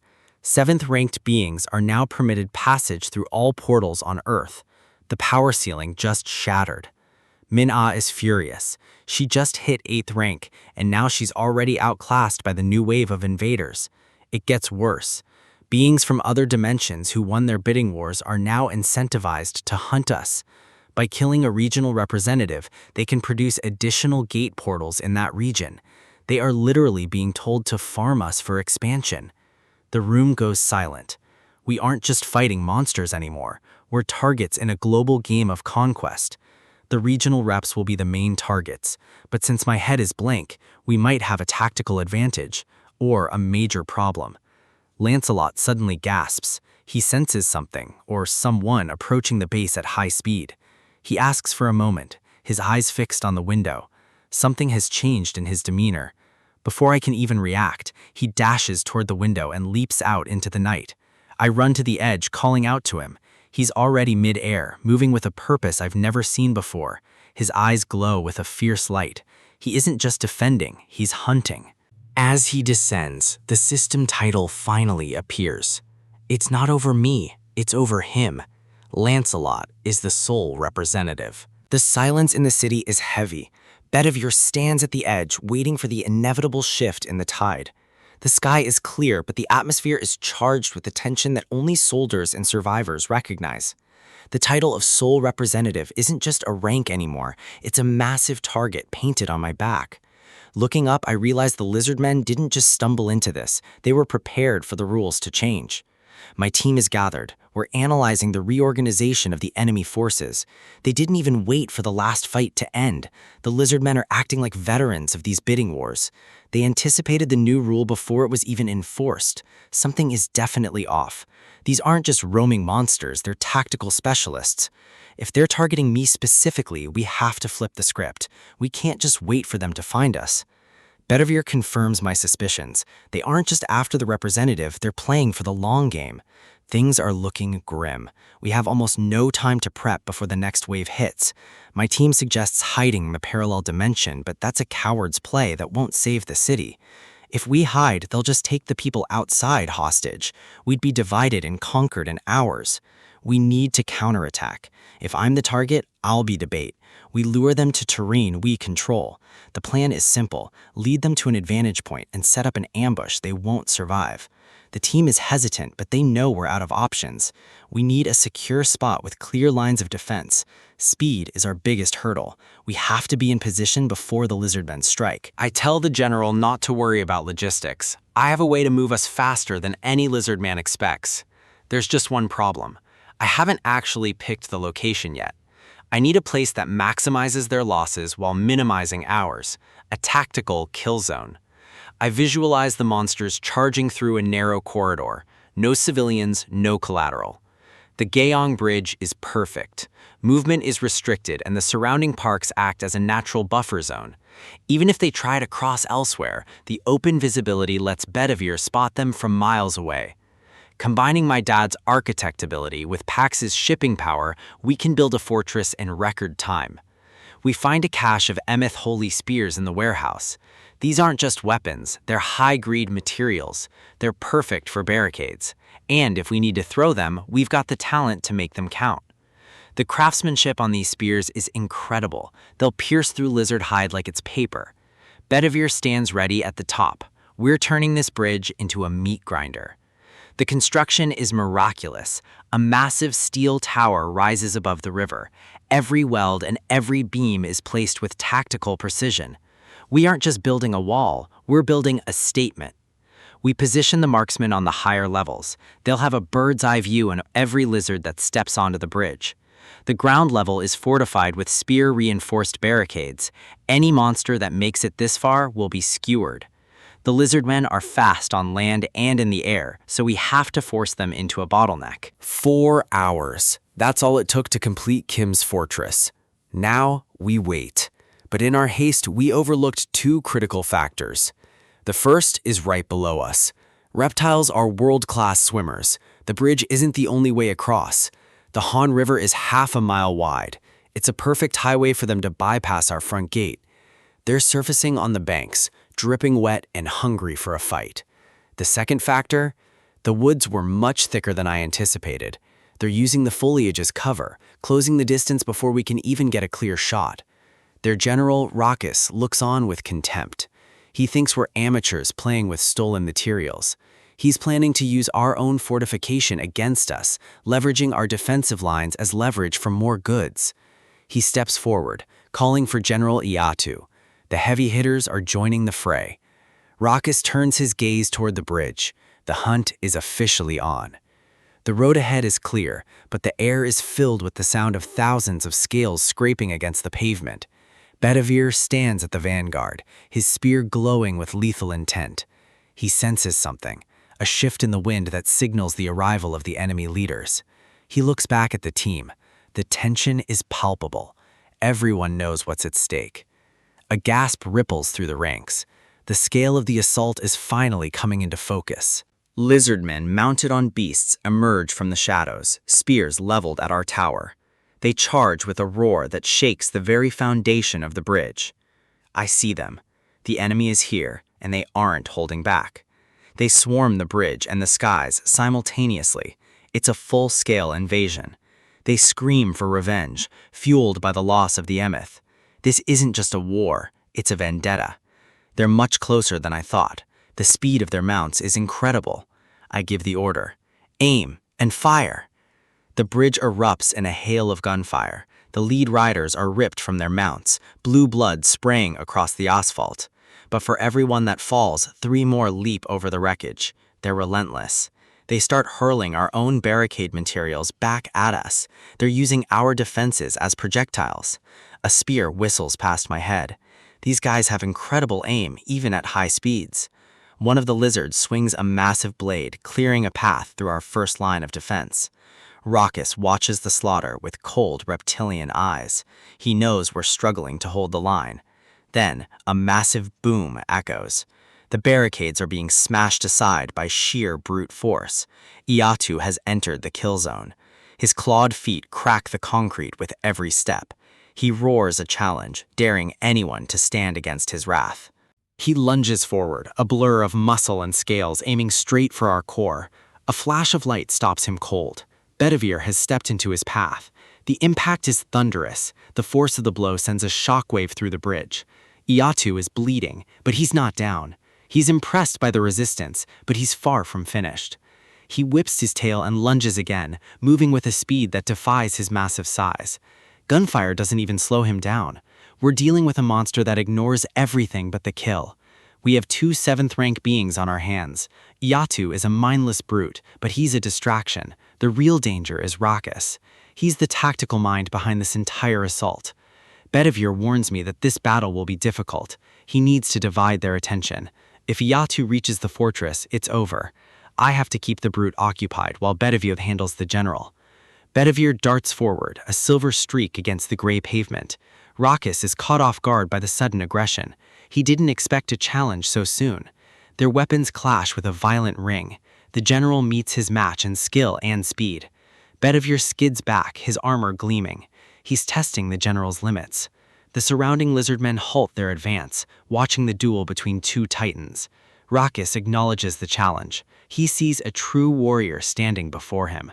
He praises Bedivere's courage and his attempt to strike for the neck. He's found a worthy opponent. The general asks for his name. In this world, a warrior's name is everything. Bedivere answers with a name that carries the weight of legend: Lancelot.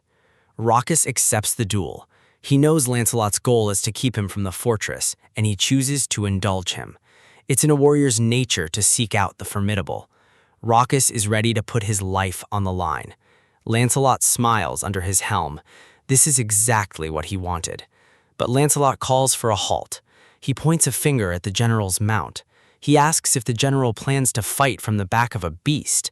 A true test of strength is face to face. Lancelot goads him, suggesting that Raucus needs the mount to make up for his lackluster skills. The insult hits home. The general's eye twitches with a mix of fury and newfound respect. Raucus dismounts. Now we're talking.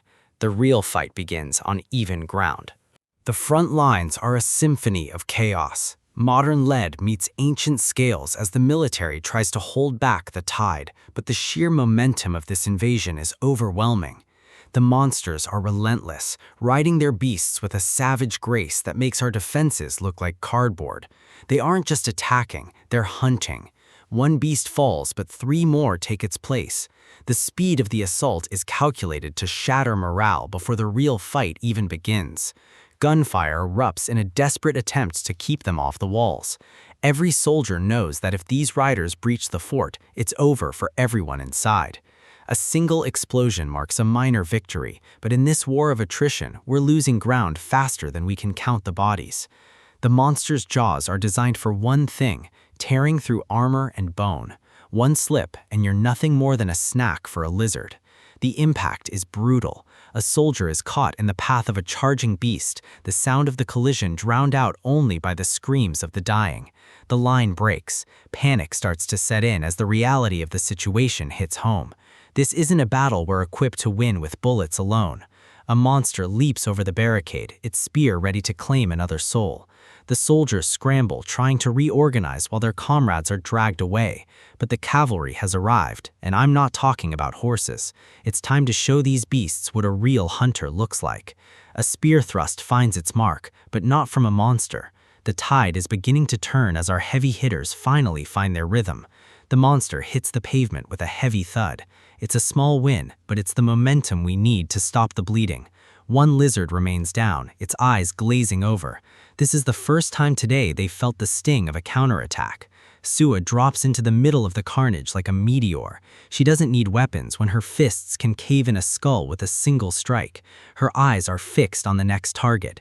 There's no fear here, only the cold calculation of a warrior who's seen the end of the world and refused to die. She dashes forward, a blur of motion that leaves the monsters scrambling. If they thought the humans were easy prey, they're about to be corrected. She channels her energy, her muscles tensing for the impact. This isn't just strength, it's a power refined by the system.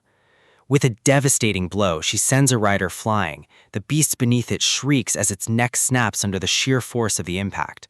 She doesn't wait to admire her work. The next step is already taken, the sound of her boots on the asphalt a death knell for anything in her way. Another beast falls, its rider sent skidding across the road. Sua is a one-woman army, turning the street into a graveyard. Behind the lines, the healing light flickers. It's the only thing keeping the survivors on their feet as the battle rages on.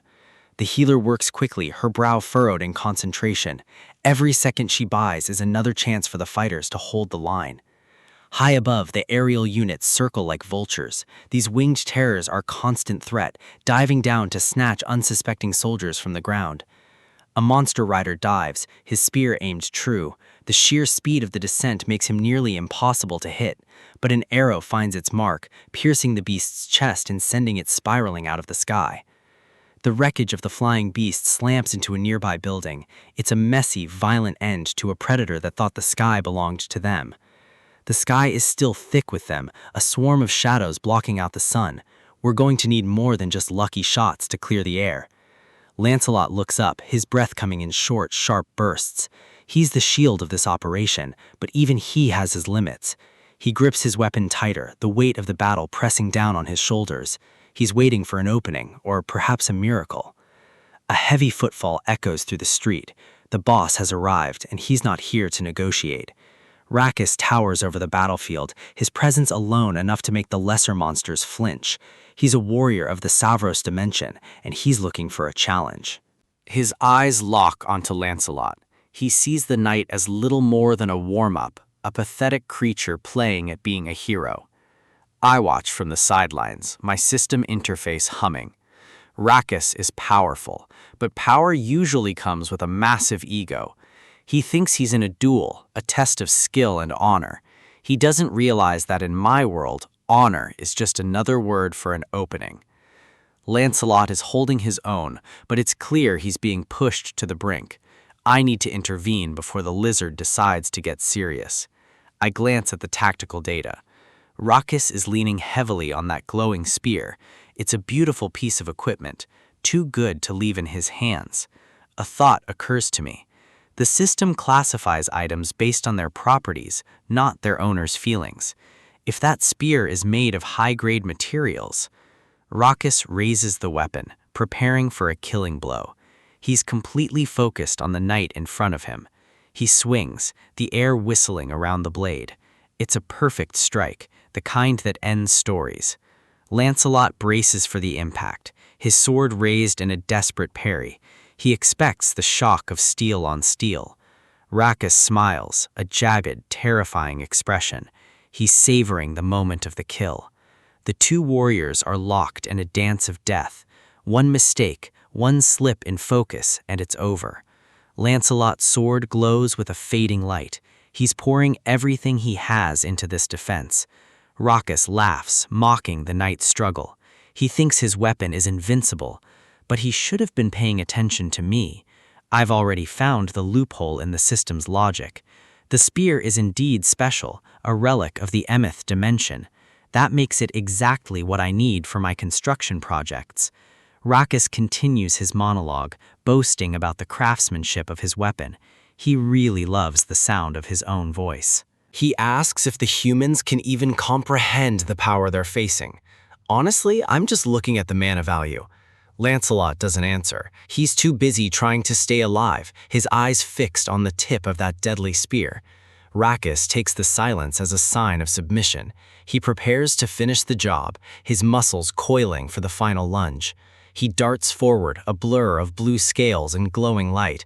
This is it. I activate the skill. Automatic shipping. Target the holy spear. The air ripples as the system takes hold. Rakis feels the weight leave his hands before he even realizes what's happened. The spear vanishes into thin air, leaving the lizard warrior stabbing at nothing but empty space. He stumbles, his momentum carrying him forward into a clumsy tumble. The look on his face is priceless. He spins around, his eyes wide with a mixture of confusion and burgeoning rage. His prized weapon is gone. A small portal closes in the air where the spear once was. To the system, it's just another delivery completed. Lancelot stands his ground, equally confused but quick to seize the opportunity. The duel just changed rules. Rakis lets out a roar of pure fury. He doesn't know how, but he knows he's been robbed. He demands to know what kind of trickery this is. In his dimension, warriors don't just lose their weapons mid-swing. He looks around, searching for the culprit. His pride is wounded more than his body, and that makes him even more dangerous. He turns his anger back to Lancelot, assuming the knight is responsible for the disappearance. Lancelot just stares back, his sword ready. He doesn't care how it happened, he's just glad the spear is gone. The lizard warrior is shaking with rage, his scales rattling. He's lost his advantage and he knows it. He reaches out as if he could pull the spear back from the void. It's a futile gesture. The system confirms the transfer. Items stored, mana stones used. It was expensive but worth every bit. The spear is gone, safely tucked away in my inventory. Rakis is officially fighting unarmed. I check the notification. Used 238x mana stones to store the item. A steep price for a single steal, but look at what I got. I can't help but smirk. He called it a holy weapon. The system called it construction material. I think I like the system's sense of humor. Rakis is still screaming about honor. He clearly doesn't understand that survival doesn't have a rulebook. He grits his teeth, his eyes burning with a yellow light. If he can't kill us with his spear, he'll do it with his bare claws. Lancelot stands tall. He tells the beast that his master took the spear because he has greater plans. Nice to know he's got my back. The lizard's rage reaches a boiling point. He's never been insulted like this before. He takes a step forward, the ground cracking under his feet. He's going to make this personal. Lancelot doesn't flinch. He sees the fear hiding behind the monster's anger. Without that spear, Rakis is just a lizard in a bad mood. He draws his own blade, the shing of the steel echoing through the quiet street. The real fight starts now. He plants his sword in the ground. He's going to finish this on equal terms, or at least his version of them. He tells Rakis that he will perish, whether it's by the blade or the fist. The knight's resolve is unshakable. Rakis scoffs. He still thinks he's the superior warrior, even without his holy relic. He charges, his claws scraping against the asphalt. He's fast, but he's predictable now. The two clash, a collision of raw power and disciplined technique. The street explodes into a flurry of dust and debris. Lancelot parries a swipe that would have decapitated a normal man. He's finding his rhythm, matching the beast's ferocity. I keep my eyes on the system. The battle is far from over, but the biggest threat has been neutralized. I pull up the details of my new acquisition. I have to say, the stats are even better than I expected. Rakis Holy Spear +3, a weapon of the gods, now just another item in my warehouse. Epic class, blessed with the grace of the goddess Emeth, pierce, accelerate, and purify. This isn't just loot, it's a game changer. Now let's see what else I can ship. The Lizardman leader is full of himself, convinced that his hide is impenetrable and his strength absolute. He stares me down, mocking the pause in my attacks as if I've already accepted defeat. A flash of light signals the end of his arrogance. He hasn't realized the rules of this engagement just changed. He laughs, claiming he's built like a brick, completely unaware that I brought a sledgehammer. He brags about his elite brothers in arms, the only ones he thinks can match him. He's living in the past. The dust begins to settle, but the outcome isn't what he envisioned. He promises to take my neck, making a hollow threat while his own life is already forfeit. The air whistles with a sound he didn't anticipate. Sudden lethal precision is inbound. Surgical strikes pierce his defense. The spears don't just hit, they shred right through his impenetrable skin. Confusion sets in. He can't comprehend how his massive frame is being systematically dismantled. Recognizing the weapon is his final mistake. Rakis's holy spear, a tool of divine execution. His hand is pinned, his movement restricted. The hunter has become the target. More spears find their mark, turning the monster into a bloodied pincushion on the asphalt. It's a total massacre. Tactical superiority through high-tier summons is my greatest asset. The heavy thud of his corpse hitting the ground echoes through the silent street. One final pathetic groan as the life drains out of him. Another obstacle cleared. The battlefield is quiet now, save for the hum of the system collecting the spoils. The rewards are processed instantly, a significant haul for a significant kill. I've obtained an enchant stone with the ghost attribute. This could be exactly what I need for the next phase. While I handle the boss, Bedivere is busy cleaning up the stragglers with ruthless efficiency. He doesn't waste energy. Every move is a killing blow. Every strike is calculated. The Lizardmen realize too late that they're facing a knight from a different league. The area is secured, but the mission is far from over. The gate is still active. A screech from above draws our attention. The sky isn't as empty as it looks. Constant vigilance is the only way to survive in this city. Every shadow is a potential threat.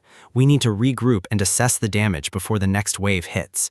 Bedivere stands tall, his spears serving as grim monuments to the Lizardmen's failure. He looks over the carnage with the cold indifference of a seasoned warrior. To him, this wasn't a struggle, it was a chore. He left nothing for the military reinforcements to do. Total dominance of the zone. His presence alone is a deterrent, a one-man army guarding my back. The tactical replay shows just how outclassed the invaders were. His movements were a blur of steel and speed, countering every primitive lunge. He dismantled their formations before they could even get a sense of his range. Every skid and dash was perfectly timed to keep him in control of the engagement. Numbers mean nothing when your opponent is a master of martial precision. He broke their spirits with the first few impacts, leaving them open for the final strikes. Another flash of steel, another Lizardman eliminated from the field. He flows through the battlefield like a phantom, impossible to pin down or predict. A quick dart to the side and he's already set up for the counterattack. The speed behind his strikes is staggering, leaving the enemy with no time to react. He smashes through their armor and scales as if they were made of paper. The Lizardmen's screams are the only sounds left in this part of the city. A final crushing blow to the chest plate ends the struggle for the last survivor. Raw power meets refined technique. The result is always the same. They tumble like broken dolls, their invasion halted in its tracks. Gasping for air, they realize too late the massive gap in our capabilities. Bedivere approaches, his mission nearly complete. He is the final judge of this skirmish. He doesn't show mercy. He only shows the cold reality of the apocalypse. It's over. The immediate threat has been neutralized, but the source remains.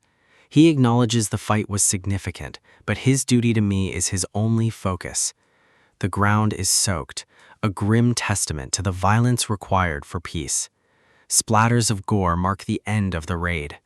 We've won this round. He cleans his blade, ready for the next command without a moment's hesitation. A true knight of Camelot, standing firm amidst the ruins of a broken world.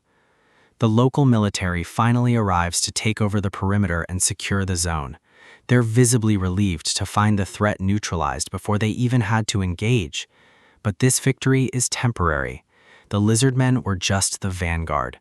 They were formidable opponents, and they managed to nullify our standard military strategies. As long as that gate is open, we're just holding back a flood with a bucket. I use my accumulated mana stones to upgrade the warehouse system. Simultaneous shipping is now far more efficient.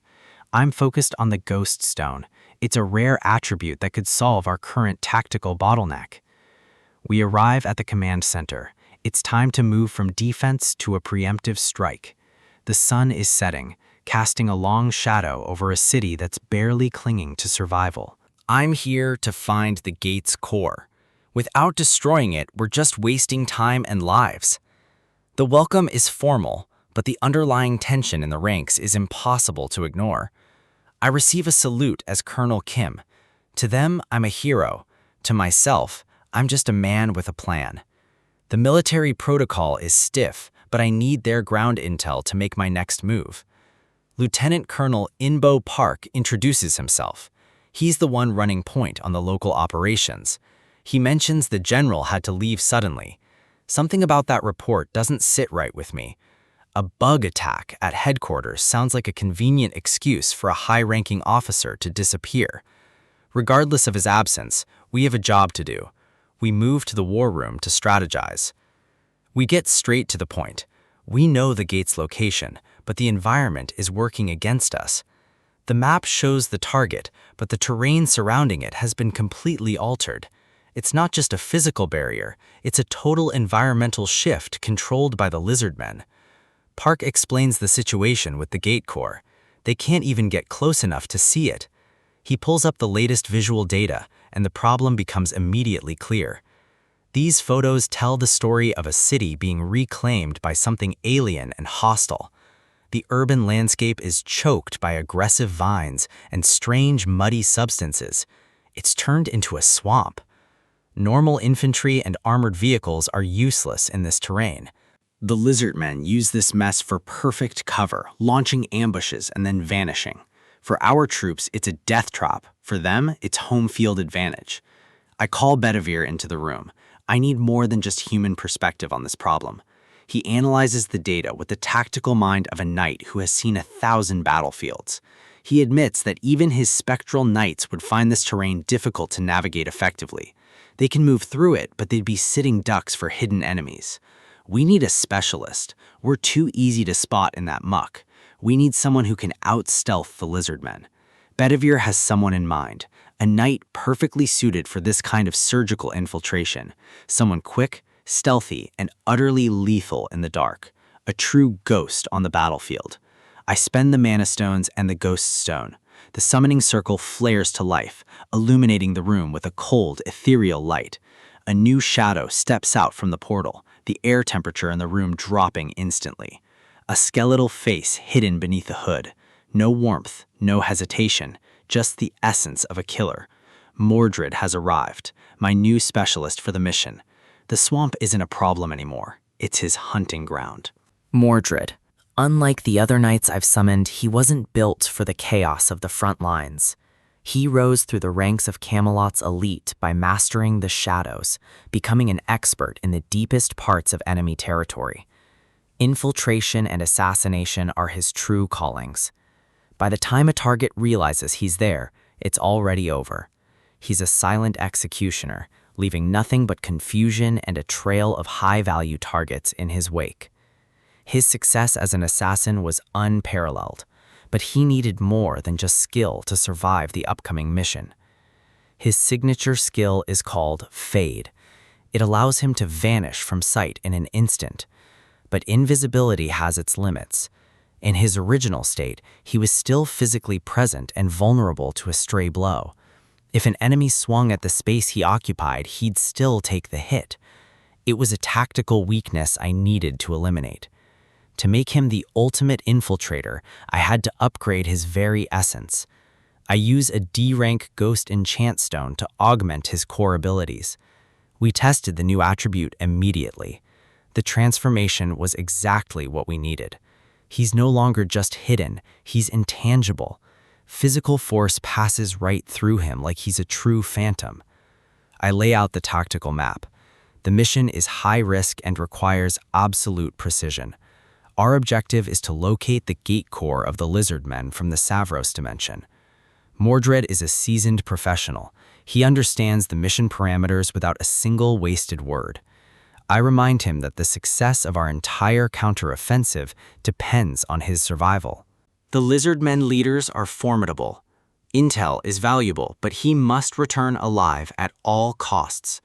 With a final nod to his lord, he sets off, disappearing into the daylight. The military staff are skeptical. They don't believe one man can infiltrate a hostile dimension alone. I assure them that we just need to wait. Mordred is the best of the best. I tell Lancelot to head back to the parallel dimension to recover. He's been fighting non-stop. He insists he's fine, claiming his undead nature prevents him from feeling fatigue. but something catches my eye as I look at his gear. His armor was battered and dented after the last skirmish with the Lizardman leader. Now it's completely spotless, as if it were just forged. Lancelot explains that their weapons and armor regenerate automatically within the domain of Camelot. It's a massive logistical advantage. As long as the kingdom stands, my knights have infinite durability. He also mentions a new enchant stone has been synthesized, one focused on active damage regeneration. Before we can discuss the applications, Lancelot's red eyes flare with intensity. He draws his blade in a blur of silver steel. Something is wrong. Lancelot has detected a presence lurking nearby. Someone is watching us from the ruins of the city. I scan the area, but I can't see anything through the debris. Lancelot's instincts are far sharper than mine. He advises me to pull back for safety while he intercepts the target. He locks onto a specific alleyway, his eyes glowing with murderous intent. In an instant, he darts forward, a streak of heavy armor moving with supernatural speed. A figure is hiding behind a container, trying to make a quiet escape. Lancelot cuts off their path before they can even take a second step. The intruder is trapped, cornered by a knight who knows only absolute loyalty. Lancelot only serves to protect his master and his master's companions. Everyone else is a potential threat. He doesn't care that the intruder is human. In this world, that doesn't make them an ally. He levels his sword at the stranger's throat. The choice is simple: talk or die. He demands to know why they were spying on our operation. A terrified scream echoes through the ruins. I rush toward the sound, hoping Lancelot hasn't already ended a life. I find Lancelot with his hand clamped firmly around the intruder's throat. The man is gasping for air, pinned against the wall by a grip like a steel vice. Lancelot is cold and methodical. He's going to uncover the mastermind behind this spy. He suspects the Lizardmen have sent a human thrall to monitor our movements. The intruder is on the verge of passing out from the pressure. He chokes out a name, my name. Lancelot is insulted. He thinks the intruder is mocking my status. His eyes flare red. He's about to tighten his grip and finish the interrogation permanently. I shout for him to stop. Something about the man's voice sounds familiar. I tell Lancelot to let him go immediately. The guy he's choking isn't a spy or a thrall. He's actually a close friend of mine. Lancelot is stunned by the revelation. Lancelot freezes, his red eyes dimming in sheer confusion as he realizes he almost killed one of my allies.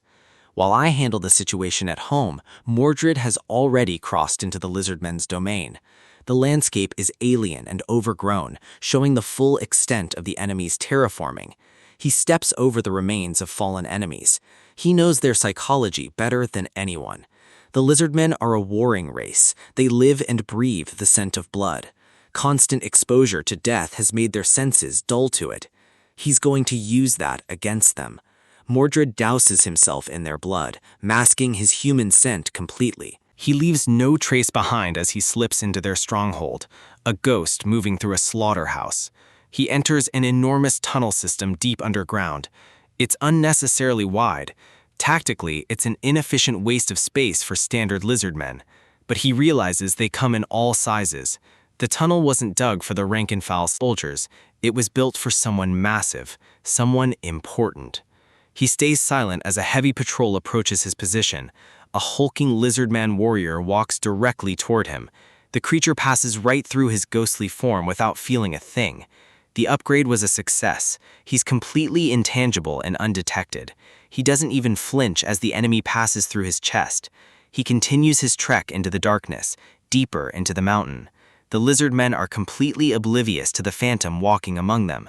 He slips past another squad of guards with effortless grace. He knows he can't afford to fail his first mission for his new lord.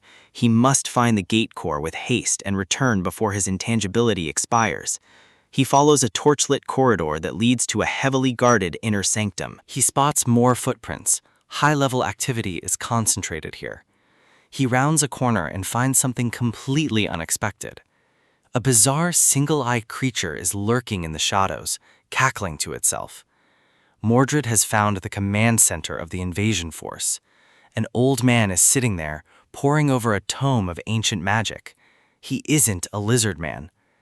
The man is annoyed by the small creature, waving it away like a pest. A deep, rumbling voice from the darkness reminds the old man of their deal. The mage, Silzen, claims he's protecting the core, not playing with it. The voice is mocking. It calls Silzen a hollow shell of his former self. He was once a powerful mage of arcane, but now he's an exile reliant on monsters for support. Mordred looks up and sees the true source of the authority in the room. A massive, scaled tail coils around the human mage, threatening to crush him. Mordred watches from the shadows, recording every detail of this alliance. He realizes the human mage is a traitor, but he's just a tool for a higher power. The giant creature speaks with immense weight. This is the leader of the Lizardmen. The scale of the monster is humongous. It's the reason the tunnels are so vast. Mordred tests his luck, leaning right against the leader's massive leg. The monster feels a slight chill, but sees nothing. Our phantom has arrived.